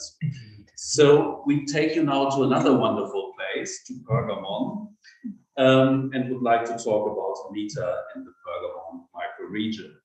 On the first glance, the subject of Meta in the Pergamon microregion seems to be particularly promising in the search of the reception and integration of Phrygian legacy in the Greek, Hellenistic and Roman world, and here I quote from the program of the conference. Pergamon and Phrygia were interconnected, among others, by the great goddess. The transfer of the sacred black stone from Pessinus to Rome 205-204 BCE was arranged by the Pergamenian king Attalus I. According to Varro, the aniconic idol came to Rome via Pergamon and might have even stayed there for a while. This episode is embedded in territorial bonds between Pergamon and Phrygia, which was partly Attalid territory in the late 3rd century BCE, and then again after the Peace of Apamea 188 BCE. Furthermore, Straben records the dedication of a temple for Meta and surrounding marble stoi at Pessinus by the Attalids.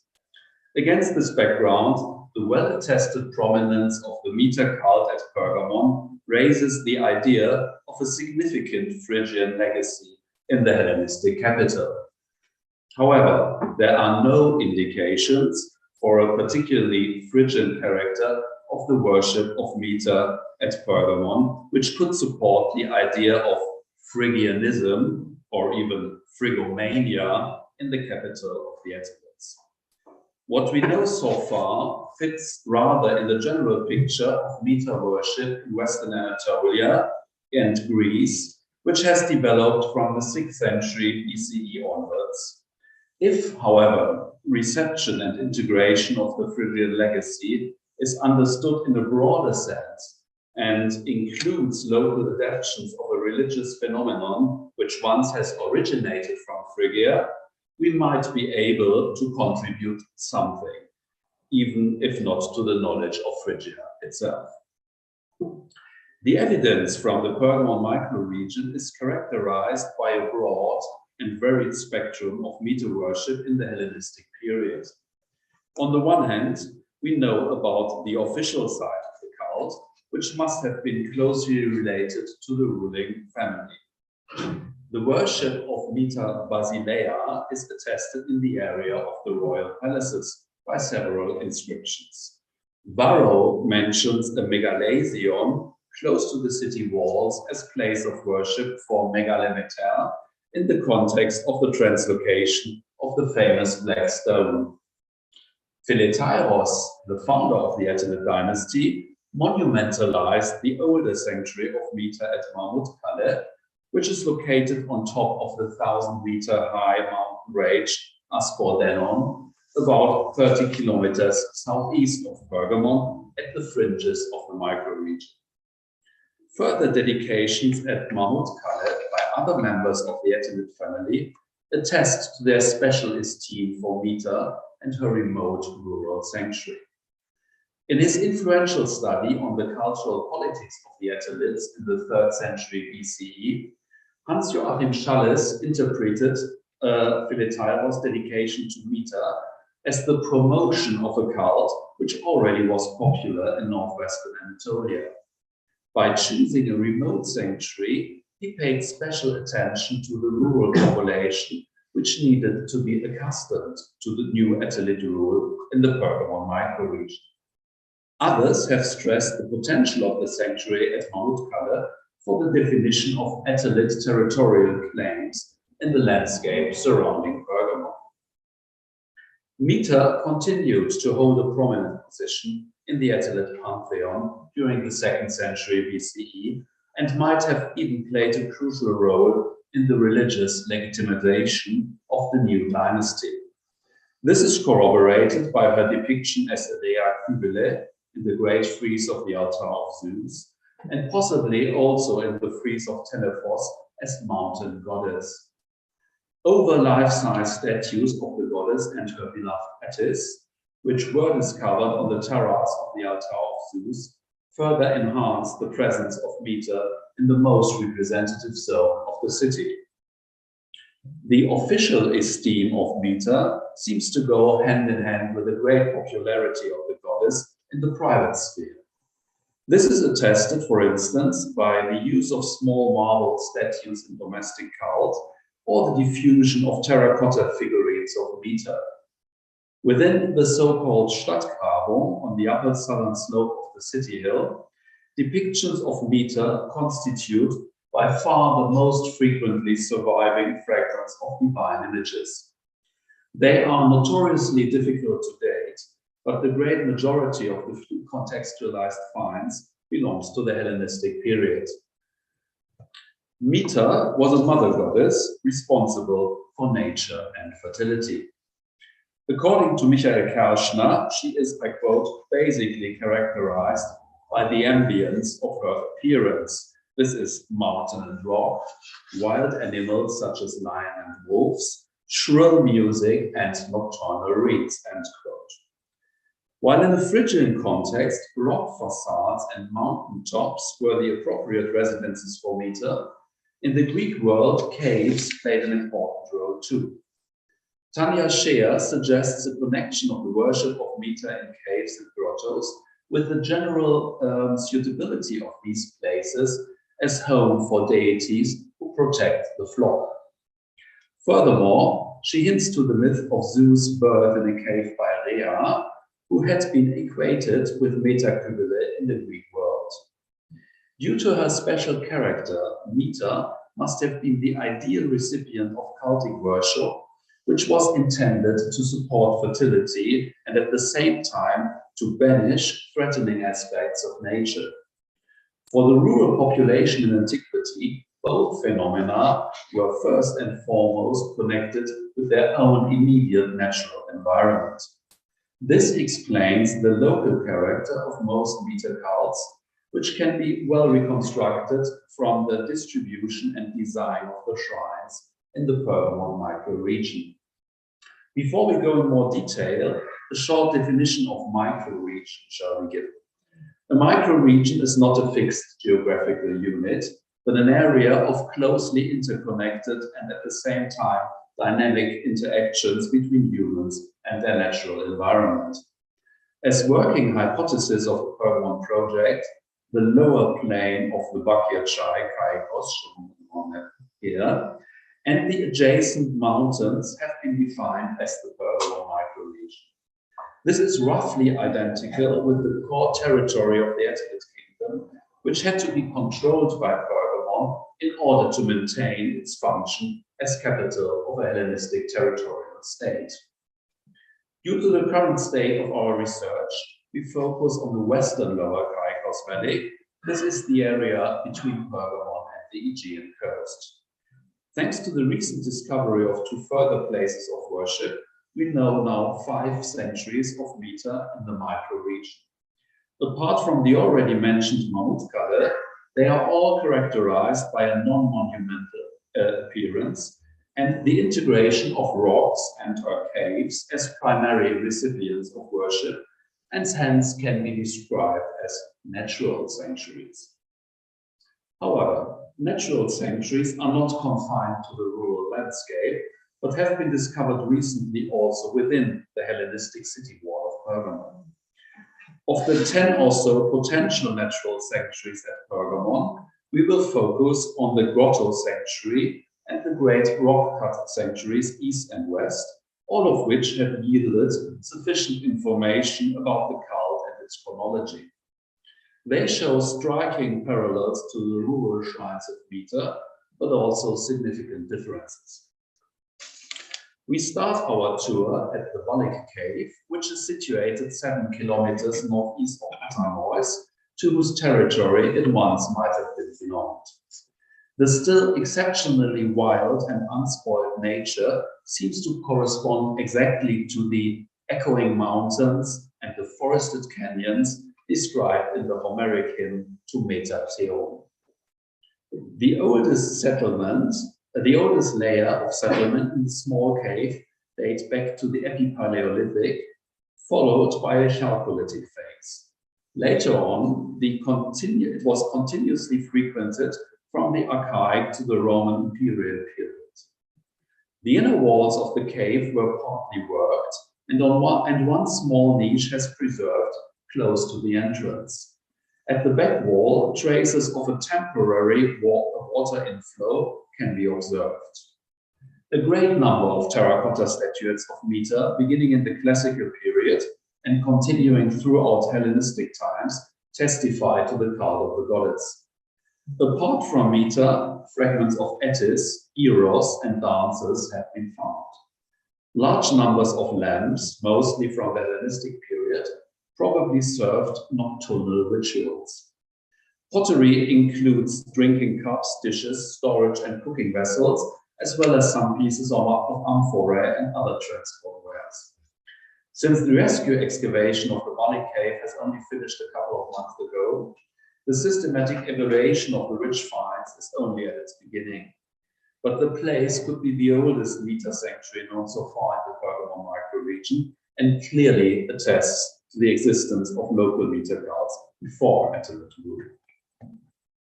For the question of common characteristics of Meta worship in Western Anatolia and their transformation between the Hellenistic and the Roman imperial period, it is significant that the Balik Cave shows many analogies with a Meta sanctuary consisting of 2 neighboring caves next to ancient metropolis in Ionia that is more than 100 kilometers south of Pergamon.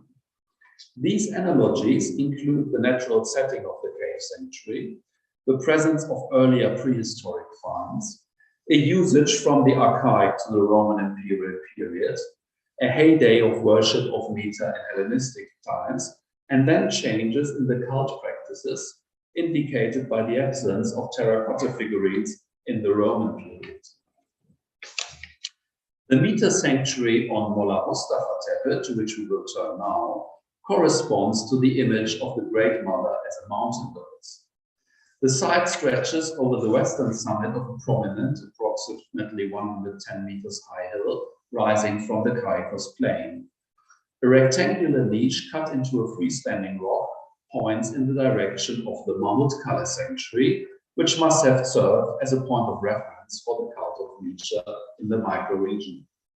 A second conspicuous rock formation on Molla Mustafa Tepe was transformed into a simple shrine by the addition of two niches, a rubble stone wall, and a roof.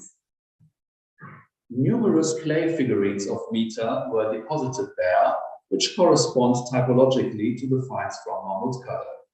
In this respect, the common relief-like depictions of the goddess in her naiskos is particularly revealing, since it probably reflects the cult image at Mahmudkale. In addition, dances, eros, and attis are attested by a few fragments. The pottery found in the sanctuary attests to activity from the late classical period to the 1st century BCE. CE. Very little is known about the Mita sanctuary on Ilyas Tepe, a 260-meter high steep hill immediately to the east of the Pergamon city. A small excavation in the early 20th century revealed walls and some terracotta figurines, among them one image of Mita. A recent survey could add two small rectangular niches and, most important, a rock-cut throne oriented towards the shrine of Mahmudkale. Such rock-cut thrones are known throughout Phrygia, but also in the Kybele sanctuary at Samos. Pottery finds indicate a usage in the late Hellenistic period. The sanctuary at Kapelkaya, 5 kilometers northwest of Pergamon, combines the natural scenarios of mountain and cave, which are both suitable for Mita. Below the summit of a prominent rock, a monumental boulder rests on a rocky article.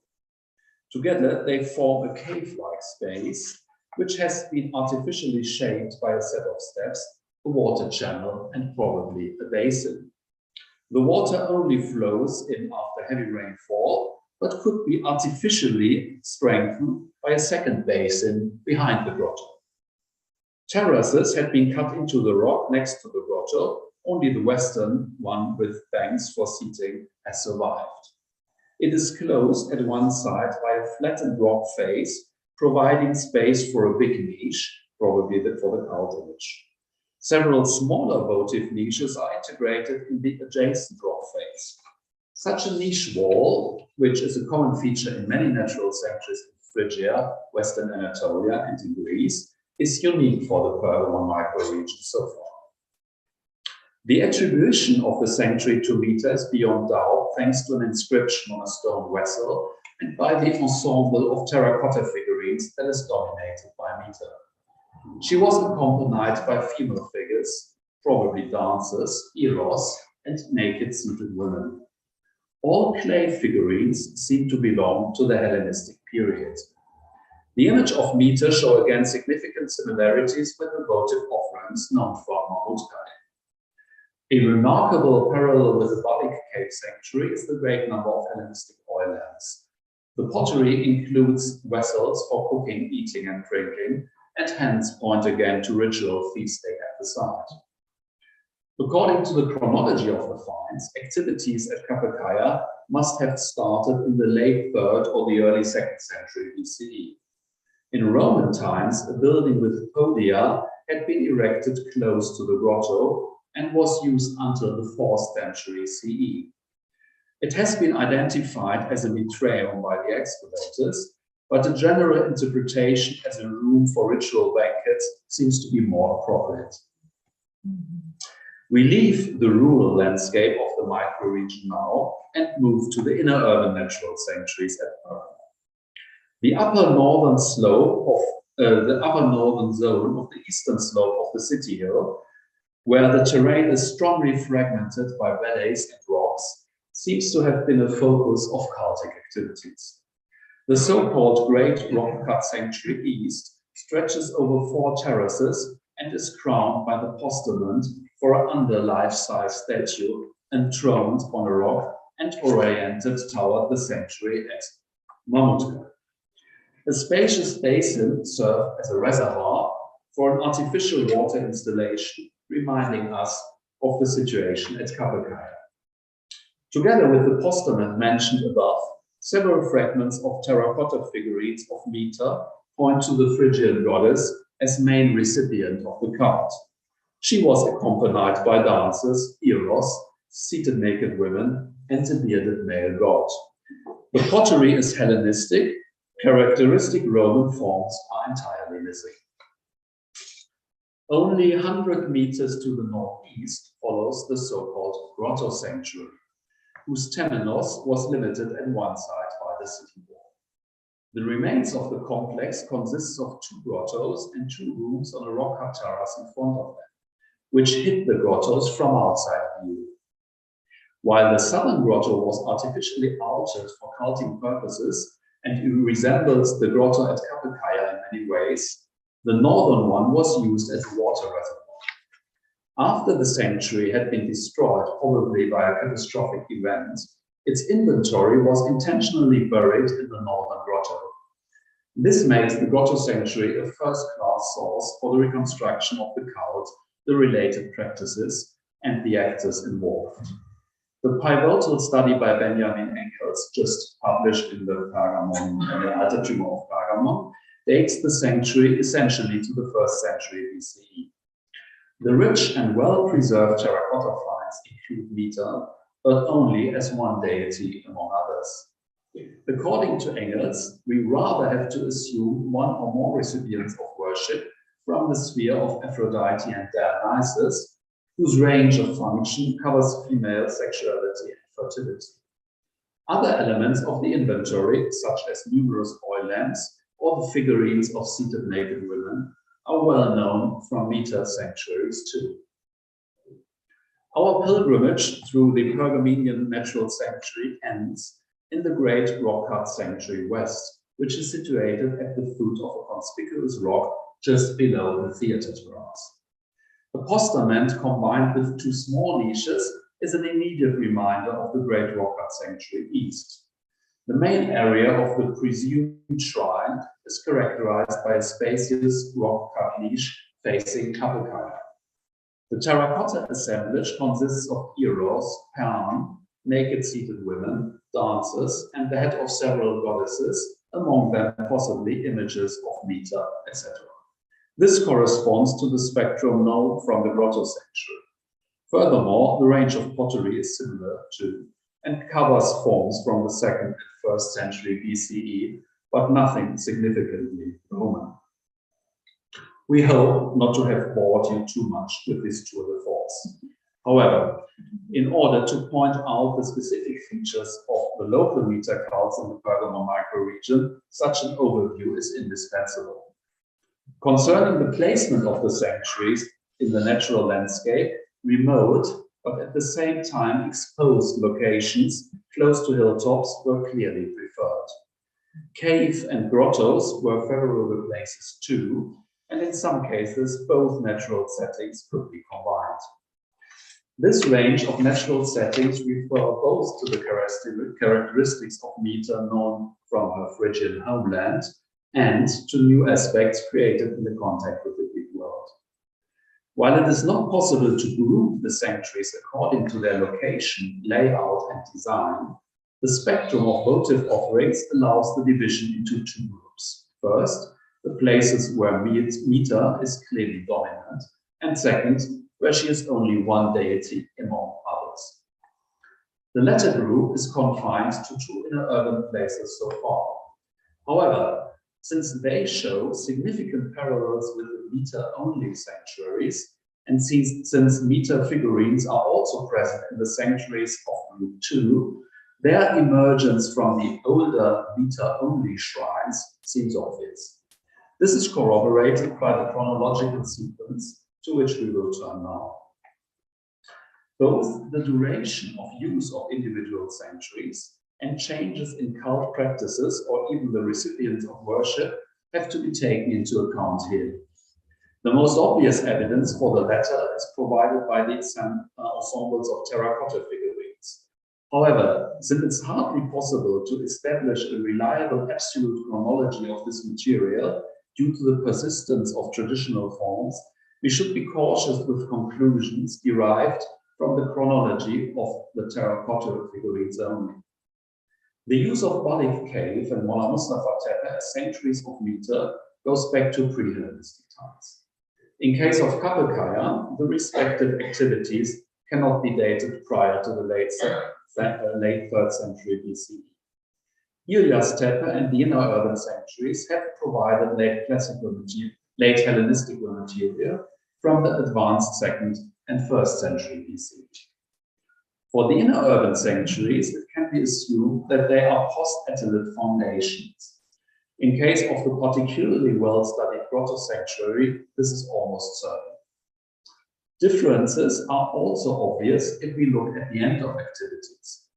Balik Cave and Kapelkaya have been frequented until the late Roman period, while the other places have been abandoned at the beginning of the 1st century CE. But even places with a long continuity, such as Balik Cave, Kapelkaya, and the monumentalized sanctuary at Mahmutkale, witness fundamental changes in the cultic practices, and perhaps even in the recipient of worship, since the dedication of figurines, including meter, ceased in Roman imperial period. The same phenomenon has been observed in the meter sanctuary close to Metropolis too. The erection of a building for cultic dining, together with an increase in cookingware at Kapelkaya, points to a fundamental transformation of the meter cult in the rural sphere during Roman times. While this has to be evaluated in the context of more general changes in religious beliefs and practices, the short lifespan of the inner city natural sanctuaries at Pergamon deserve a special explanation. Their occurrence not before the late century BCE is roughly contemporary with a general increase of building activities in hitherto non-systematically settled zones of Pergamon city. In the microregion, a significant reduction of fortified settlements has been observed during the same period. Hence, it has been assumed that after the end of Attalid rule, parts of the population of the microregion moved to Pergamon, either on their free will or even by force. Such a transformation, including the transfer of people from the countryside to the metropolis, and leading to the development of previously non-built-up terrain within the city walls, could well have created particular religious and spiritual needs, and hence might have stimulated the erection of the inner urban natural sanctuaries. Their abandonment only about a century later can be explained by a variety of factors. The end of the transitional period in the settlement history of the microregion, general trends in religious beliefs and practices, and possibly also natural disasters such as earthquakes. The chronological sequence and the hypothetical explanation for the creation of the inner urban sanctuaries at Pergamon point to their emergence from the rural shrines. This, however, shall not be confused with dependence.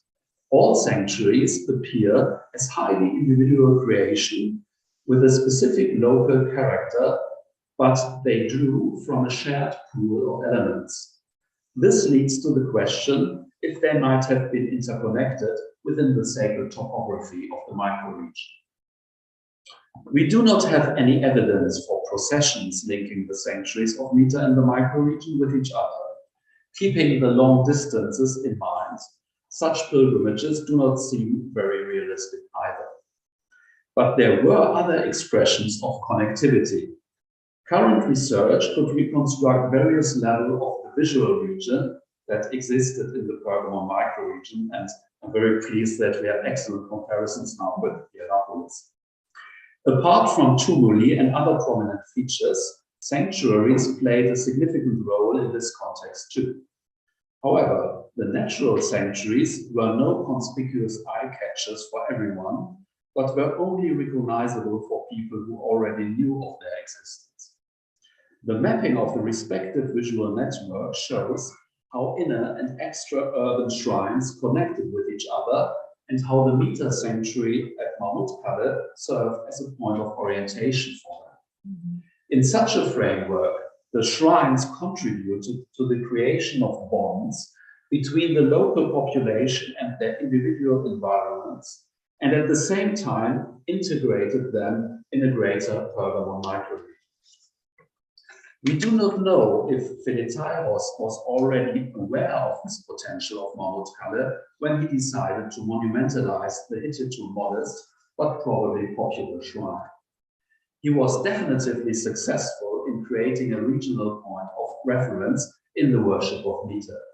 However, before we can fully assess the role of the Atelids in the diffusion of the Mita cult in the Pergamon microregion and beyond, we would need to know more about our official shrine at Pergamon, which still is an enigma. However, Mita appeared probably twice on the frieze of the Great Altar, as Rhea Kybele in the Gigantomachia, and as mountain goddess in the frieze of Telephos, the legendary forefather of the Atelids and founder of Pergamon. The statues of Mita and Attis found next to the Great Altar added to the strong presence of the Great Mother and created further opportunities for visitors from the countryside to link their own local shrines of Mita and the surrounding landscape with the Acropolis of Pergamon, a sea of gods and rulers. Supported by the Atelids, Mita played an important role in the integration of city and countryside in the Pergamon microregion.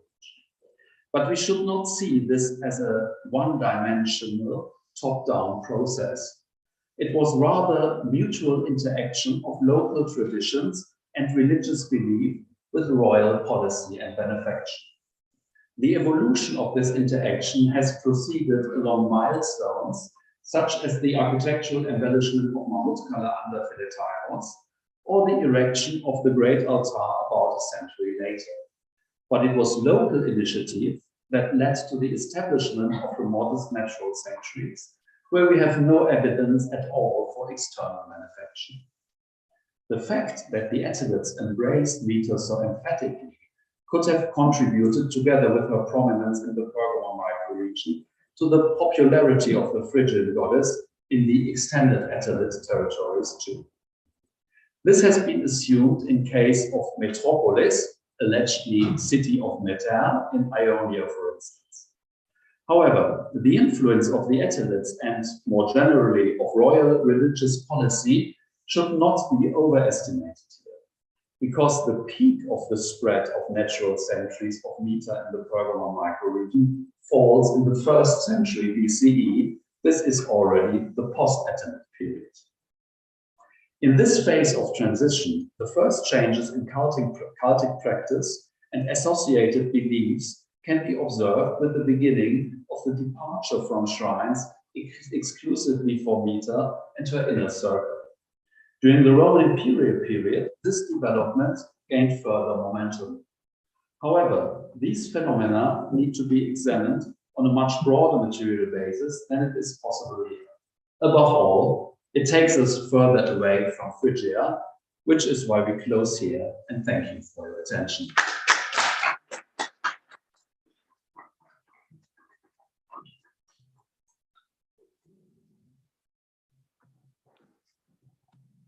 Thank you for your amazing presentation of all new to me, I'm sure not to the audience, a data set about the total Mita in the region of Pergamon, so the amazing Mita great around the town and then the countryside.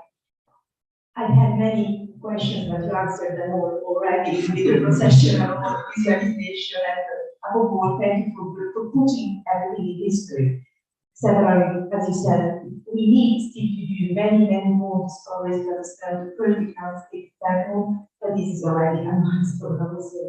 I'm sorry, time is limited, so I don't know if we have. I think not. We're I'm afraid we don't have time for a discussion. Of course, we will visit you and we are to you. So thank you again. Okay.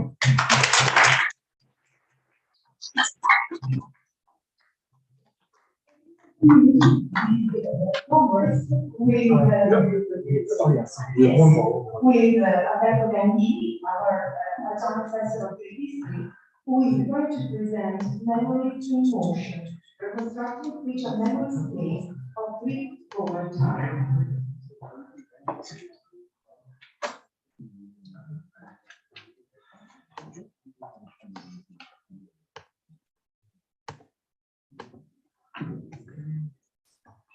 Thank you, Nathan.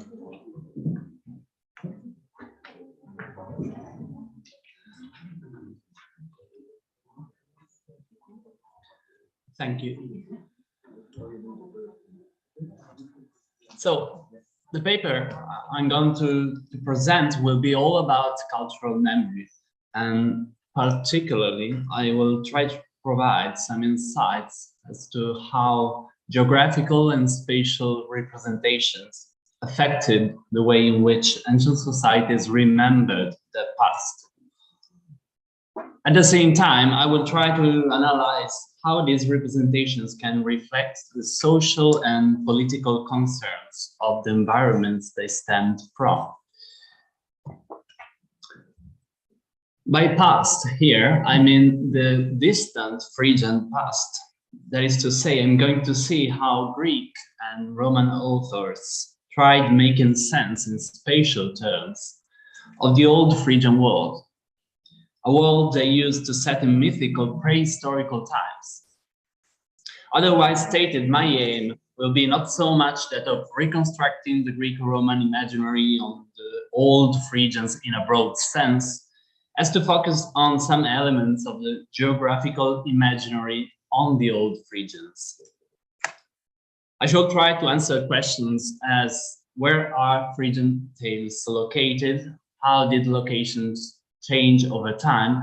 And how did historical events contribute to shaping the geography of the ancient Phrygian world? I will be here mostly concerned with the literary works which were composed throughout Greco-Roman antiquity and mostly from the archaic to the Hellenistic period. It goes without saying time constraints require some drastic choice as to the extent of present research paper.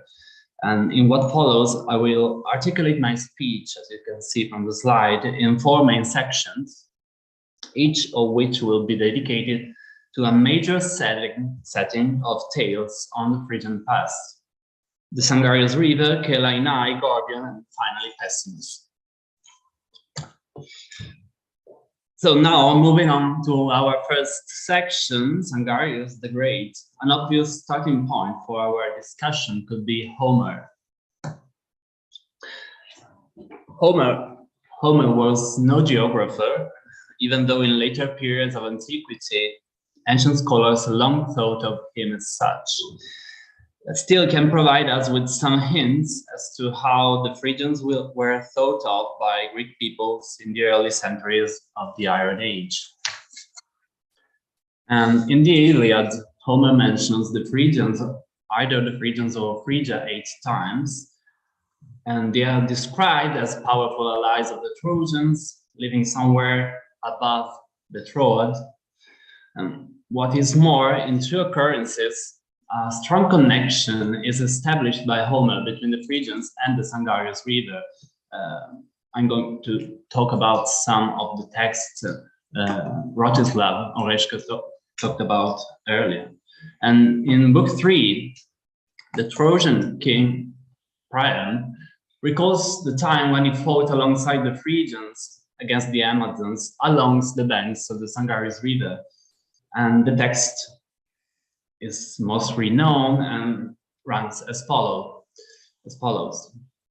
Before now, I have journeyed to the land of Phrygia, rich in vines, And there I saw in multitude the Phrygian warriors, masters of glancing steeds, the men of Atreus and godlike Mygdon, were then encamped along the banks of Sangarius. And again, in book 16, mention is made of the Phrygian Asius, Priam's brother-in-law, who is said to live in Phrygia by the streams of Sangarius. Okay, that's. And to this Homeric evidence, one could further add a passage by the 7th century epic poet Hesiod, who lists the Sangarius within the catalogue of the divine rivers born of Okeanos. And there it is recorded as Sangarian Megan, Sangarius the Great. And now, this special place accorded to the Sangarius River in the collective memory of archaic Greeks fits perfectly with what we know about the centrality its basin had for the Phrygian peoples of the early Iron Age. But quite the contrary, apparently we have only one text dating to the classical period, 5th, 4th century BC, mentioning the river as a landmark of cultural or historical significance. And it is a tiny fragment by Xanthus, a Lydian local historian, writing somewhere in the mid-5th century. And according to Xanthus, near the river would have stood a sanctuary of Demeter of the mountain, or a Demeter. And clearly here, Demeter of the mountain should be taken as a Greek interpretation of the Phrygian mother goddess. And so, owing to this lack of evidence for the classical period, it could be surmised that during that period, very little awareness existed as to about the special significance the Sangarius Basin had for the ancient Phrygian civilization. Now let's move on to our section 2, Kelainai, place for myths. King Midas. King Midas was a well-known figure of the Greek collective imaginary already in the archaic period, and he's notoriously mentioned as a figure of semi-mythical standing by the 7th century poet Tyrtaeus, who knows him for his extraordinary and already proverbial wealth. And beginning from the 6th century, scenes related to Midas' story start being a common subject of Greek figure painting. And overall, 3 main stories seem to have been soon associated with him. The one about his proverbial wealth and his golden touch. The one about his unfortunate acquisition of donkey's ears following a judgment on occasion of the musical contest between Apollo and the satyr pipe player Marsyas, and the one relating to Silenus. And the king would have staged an ambush to capture Silenus. He would have poured wine into a fountain, and then he would have got Silenus drunk. And that's the scene depicted on this famous wine jar dating to the end of the 6th century. And it goes without saying, myths were fluid, so the 3 stories often came to overlap. And for instance, the ambiguity as to the nature of the divine Silenus contributed to his common identification with the satyr and ultimately with Marsyas. And as for the setting of these 3 stories, starting from the end of the 6th century, one notes a growing readiness by Greek painters to characterize the location as exotic. And we've already heard something about this yesterday. As one may easily guess, in figure paintings, neither geographic precision nor ethnographic consistency are needed. So to get a more precise setting for Midas' myths, one should look for longer narratives which become available for us only starting from the classical period. And so a pivotal text is, in this sense, Herodotus' histories. And Herodotus is the first author to provide information about the location of the mythical contest between Apollo and the satyr pipe player Marsyas. A contest that ended in the final flaying of the satyr by the hands of Apollo himself. And while relating Xerxes' passage through the Phrygian city of Kelainai in the upper Meander Valley, mention is made by Herodotus of a wineskin which lay suspended near the city's agora. And allegedly, according to a local tale, that would have been the very skin of the Silenus Marsyas.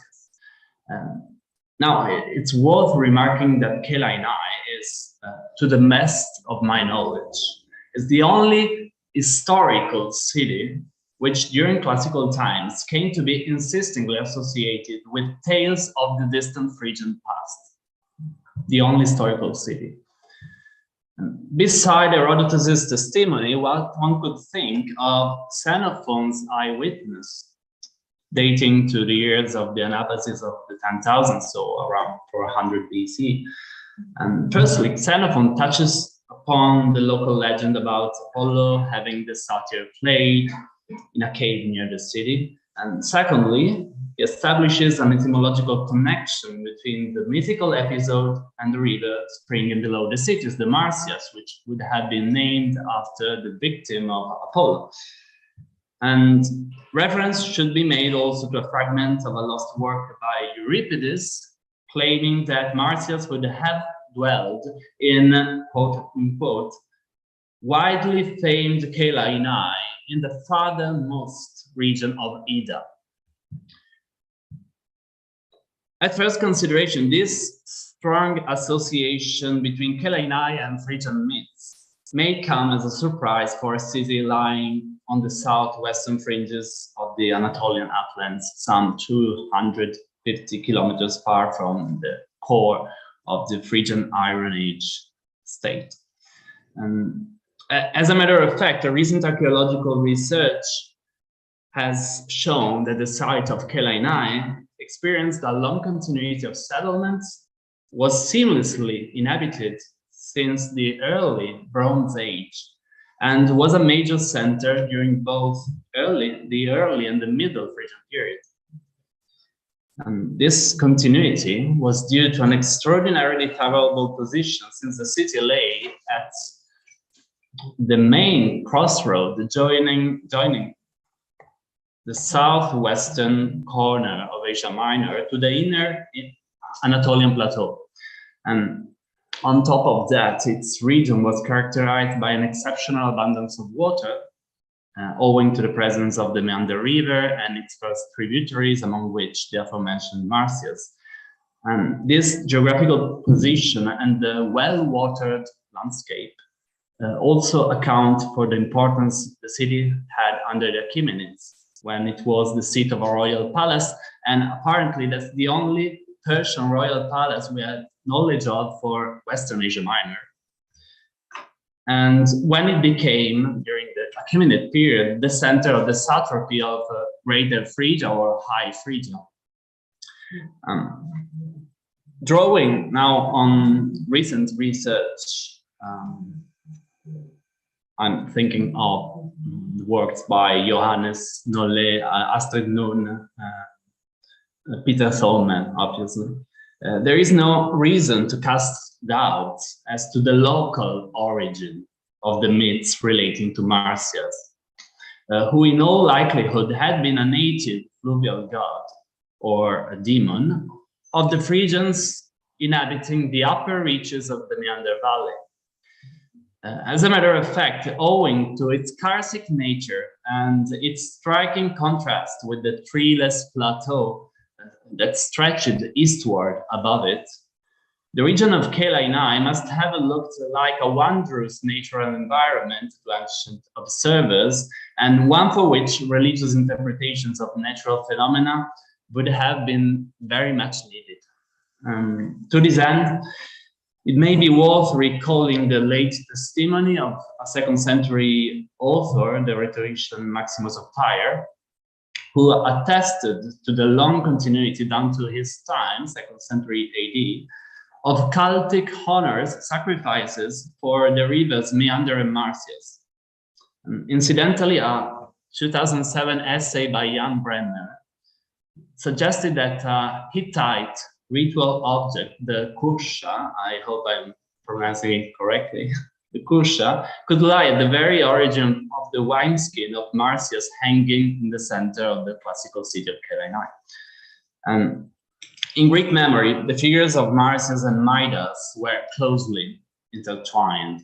Still, despite this, an association between Kelainai and King Midas is explicitly suggested only in scanty and quite late sources of the Hellenistic and Roman period. Owing to this, at first glance, we could be led to interpret such an association, Midas Kelainai, in terms of a later literary elaboration by sophisticated authors. But at the same time, there are grounds for arguing in favor of the antiquity of this association, Midas Kelainai. Tellingly, already in the first half of the 4th century, Xenophon attests to the existence of a fountain or spring of Midas in Thimbrion, which is a minor town somewhere in the upland plateau east of Kelainai. And the spring is related by Xenophon to the story of the ambush of Silenus, but it would be difficult to deny its being a landmark of local origin, since Thimbrion was some 300 kilometers far from the Greek-speaking world of the coastlands. And possibly a further confirmation of the cultural significance the region of Kelainai had for the Phrygian civilization may come from another passage of Herodotus, and here I'm making reference to the same passage that Grazia Semeraro has touched upon before, so the stele that the king Croesus had inscribed in the lower end of the Lycus Valley. So just quite, it is quite known that in later periods, it became quite a commonplace to say that there are no easy borders in Western Asia Minor, so Strabo insists on this. But here we have a clear statement that there was a border around the mid-6th century BC between the Lydian world and the Phrygian world, and that was the Lycus Valley, so 100 kilometers west of Kelainai. The city was around in that area, the southwestern corner. And now let us turn to Gordion, the center of the world, maybe. Gordion is, without contest, the great absent of in the Greek memory-scape of old Phrygia. In fact, one has to wait until the first decades of the 4th century to find mention of it within Greek literature. That's a passage of the fragmentary historical work commonly known as the Hellenica of Oxyrhynchus. Within the context of the campaign led by the Spartan king Agesilaus in the heart of the satrapy of the Hellespontine Lower Phrygia, 395 BC, we are told of the attack Agesilaus launched to Gordion, and an attack that ultimately failed owing to the fierce resistance opposed by the Persian forces in the citadel. On this occasion, the historian of Oxyrhynchus describes Gordium in these terms. Agesilaus arrived at Gordium, a place built on a hill and well equipped. What strikes my attention as a modern reader is the very generic phrasing of the Greek text, which shows no interest for, or rather no awareness of the historical significance of the city put under siege. Apparently, in the eyes of the Greek historian, Gordium was no different than any other place of continental Phrygia reached by the Spartan army. At best, reading the passage, one could get the sense of the strategic importance of the site. On this grounds, it could be surmised that the impressive silence of Greek classical sources on Gordium is to be ascribed to an effective loss of knowledge. as to its historical role in previous centuries. Prior to Agesilaus' expedition, no Greek army had the opportunity to march inland Hellespontine Phrygia as far as the Sangarius River. And it stands to reason that the Persian presence had limited the extent to which information on inner Anatolia could reach the Aegean world. It is no coincidence that the very discovery of Gordion and its local myths, so Phrygian myths, I'm referring obviously to the story of the Gordian knot and so Alexander and the Gordian knot, the wagon of Midas. The discovery of these myths and of the city coincided with another major inland campaign, that of Alexander, 334 BC. Almost all we know about Gordion and its local traditions comes from what remains of the historians of Alexander, since in the Hellenistic period, the Sangarius Basin was not subject to any of the Macedonian kingdoms, and as a result fell again into the shadows of Greco-Roman history. The only other occasion on which Gordion came onto the Greek and Roman historical scene was the military campaign led by the Roman consul Manlius Vulso, 189 BC, against the Galatians, the Galatian War. Now, it seems noteworthy that the historians relating the campaigns both of Alexander and Manlius Vulso provide similar information about one aspect of the geography of Gordion, its centrality in the Anatolian world. Cassius Rufus says that Gordion is equally distant from the Pontic and the Cilician Sea, while Titus Livius states that it has 3 seas about equidistant from it: the Hellespont, the sea at Sinop, and the shores of the opposite sea where the Cilicians of the coast dwell. Clearly, what grounds both of these statements is a long-established and long-standing geographical tradition. One is first attested in Herodotus and is still visible 5 centuries later in the natural history by Pliny the Elder. According to this geographical tradition, the Greek colony of Sinop on the Black Sea and the Cilician Gulf would be the opposite ends of a tiny isthmus, which would physically mark the transition between the continental Asia to the east and a small Asian peninsula to the west. And it is commonly held that this tradition reflects an Eastern, maybe Persian point of view on Asia Minor, and that only secondarily it was received by the Western Greek world. There is no reason to question this view, but maybe there is more in it that has been thought so far. We know that Gordion lay at a key junction of the ancient Anatolian route system, as it was located at the core of the Sangarius Basin and controlled one of the easiest crossing routes from inland Anatolia to the western coastlands. And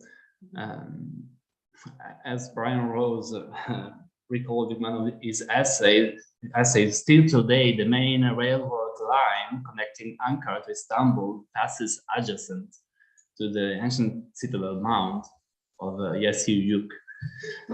Now, would it be too much to hypothesize that the idea of Gordion's equidistance from the seas could be traced back to the old Phrygian past and thought of as an element of old Phrygian common sense geography? Or, in other words, what if this alleged equidistance was a long-rooted geographical notion, a notion whose origins lay in the time when Gordion could be considered actually the center of the Anatolian world? Section 4. So far, we have considered 2 strong cores of the Greek and later Roman imaginary of the old Phrygian past. That is, the Trojan epic on the one side, and the mythology revolving around the figures of Midas, Marsyas, Silenus on the other side. A third main core can be identified in the traditions associated with the figure of the mother goddess, Kybele, a divinity that the Greeks knew by many names and many variants, and had soon identified with the Olympic Demeter or with the goddess Rhea. The cult of Cybele had been widespread throughout the Greek world since the Archaic period, and for centuries the goddess had been vaguely associated to exotic Phrygian or, broadly speaking, Asian barbarian settings. In fact, it was only quite late that she came to be associated with a specific center, the sanctuary of Pessinus, lying well into continental Phrygia near the river Sangarius.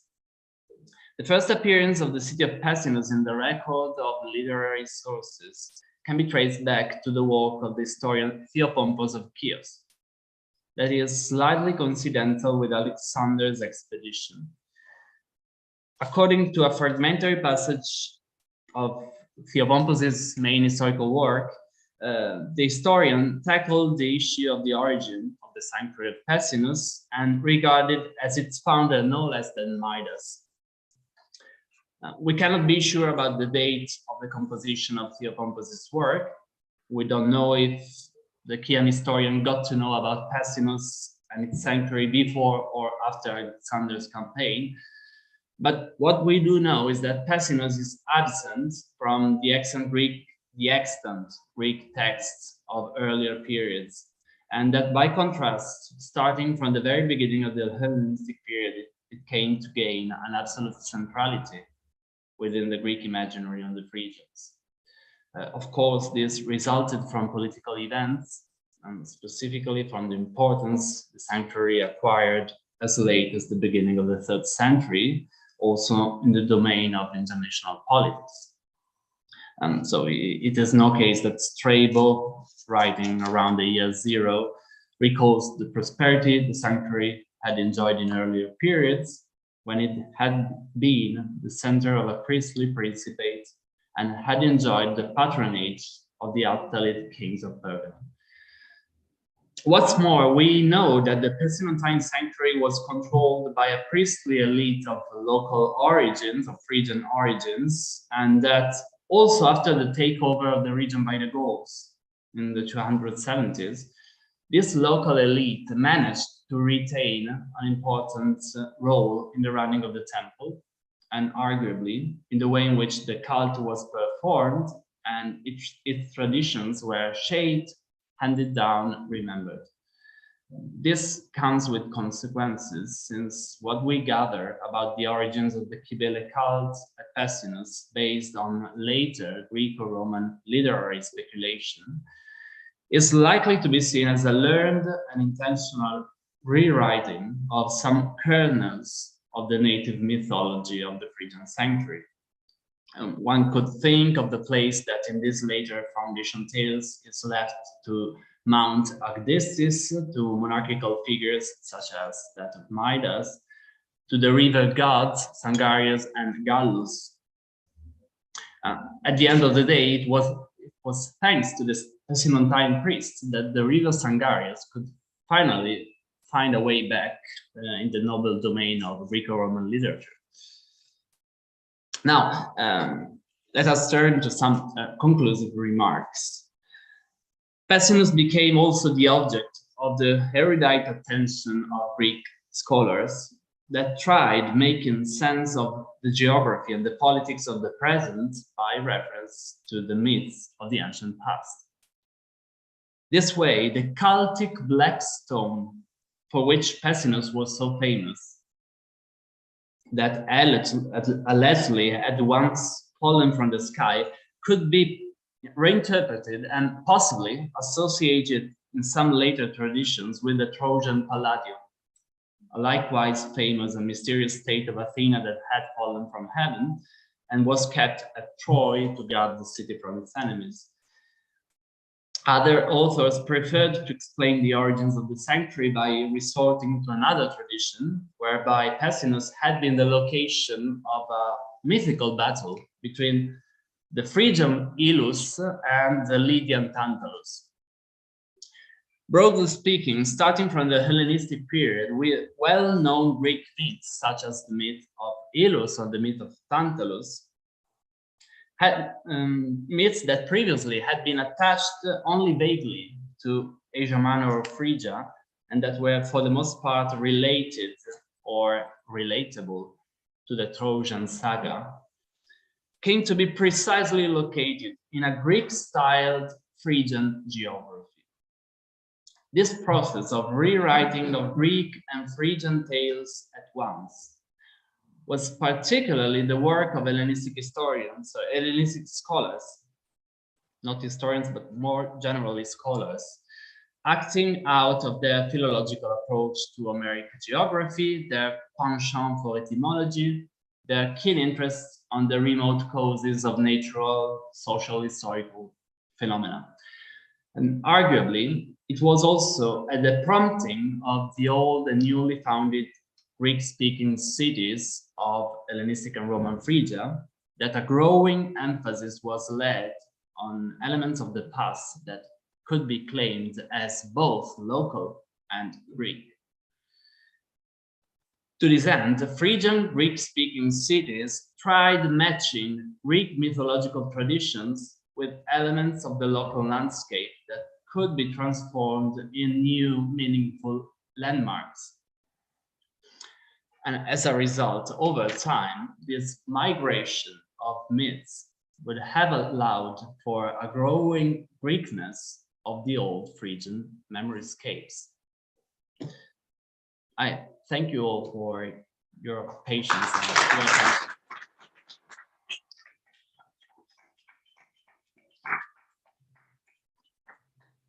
Thank you, Anna. So we are running beyond schedule of book time. For Italian style, no. For Italian style, is 5 minutes. And also for this type of conference, which brought together so many important publications and many more new data and a lot of considerations. We have time for, at this point, for one question for the last paper and one question for this very last paper. So I invite the audience, those who are left, to participate, to the debate.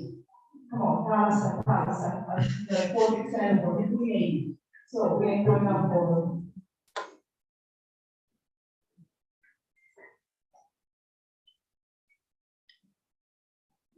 I guess if the organizers allow, maybe the debate and conversation take place in a moment after, following this.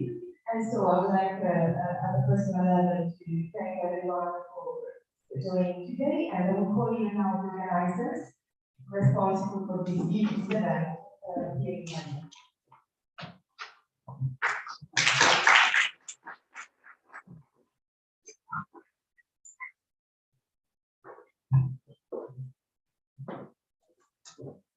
Yes, for me, just a very quick last word. Thank you all for having come from over the corner of Phrygianness to real and today's Phrygianness. I learned a lot, and I'm also tired and without voice, as if I were there with each and every one of you. So thank you very much.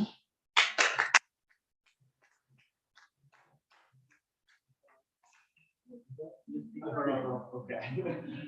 Thank you everyone very much for coming. This was amazing. We had great contributions, papers, posters, attendees, support. So really, we thank all of you. Expect a follow-up email in the next week, information, requests for forms for those who have avoided signing, and with some more information about the proceedings that we hope to push forward with. That's it, I think, for me. Just for information, we had roughly on average 20 people on live stream at any given time, with it going higher, a little bit lower during certain hours. But on average 20 people, which I think is a pretty impressive amount for a public audience. There's a lot of them not scholars, a lot of these people just interested in your work. So I think there's a credit to the work we're doing that is drawing in an audience like that. So thank you very much.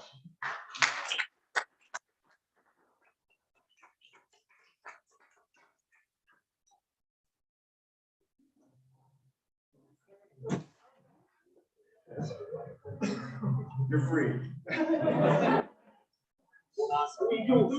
We do.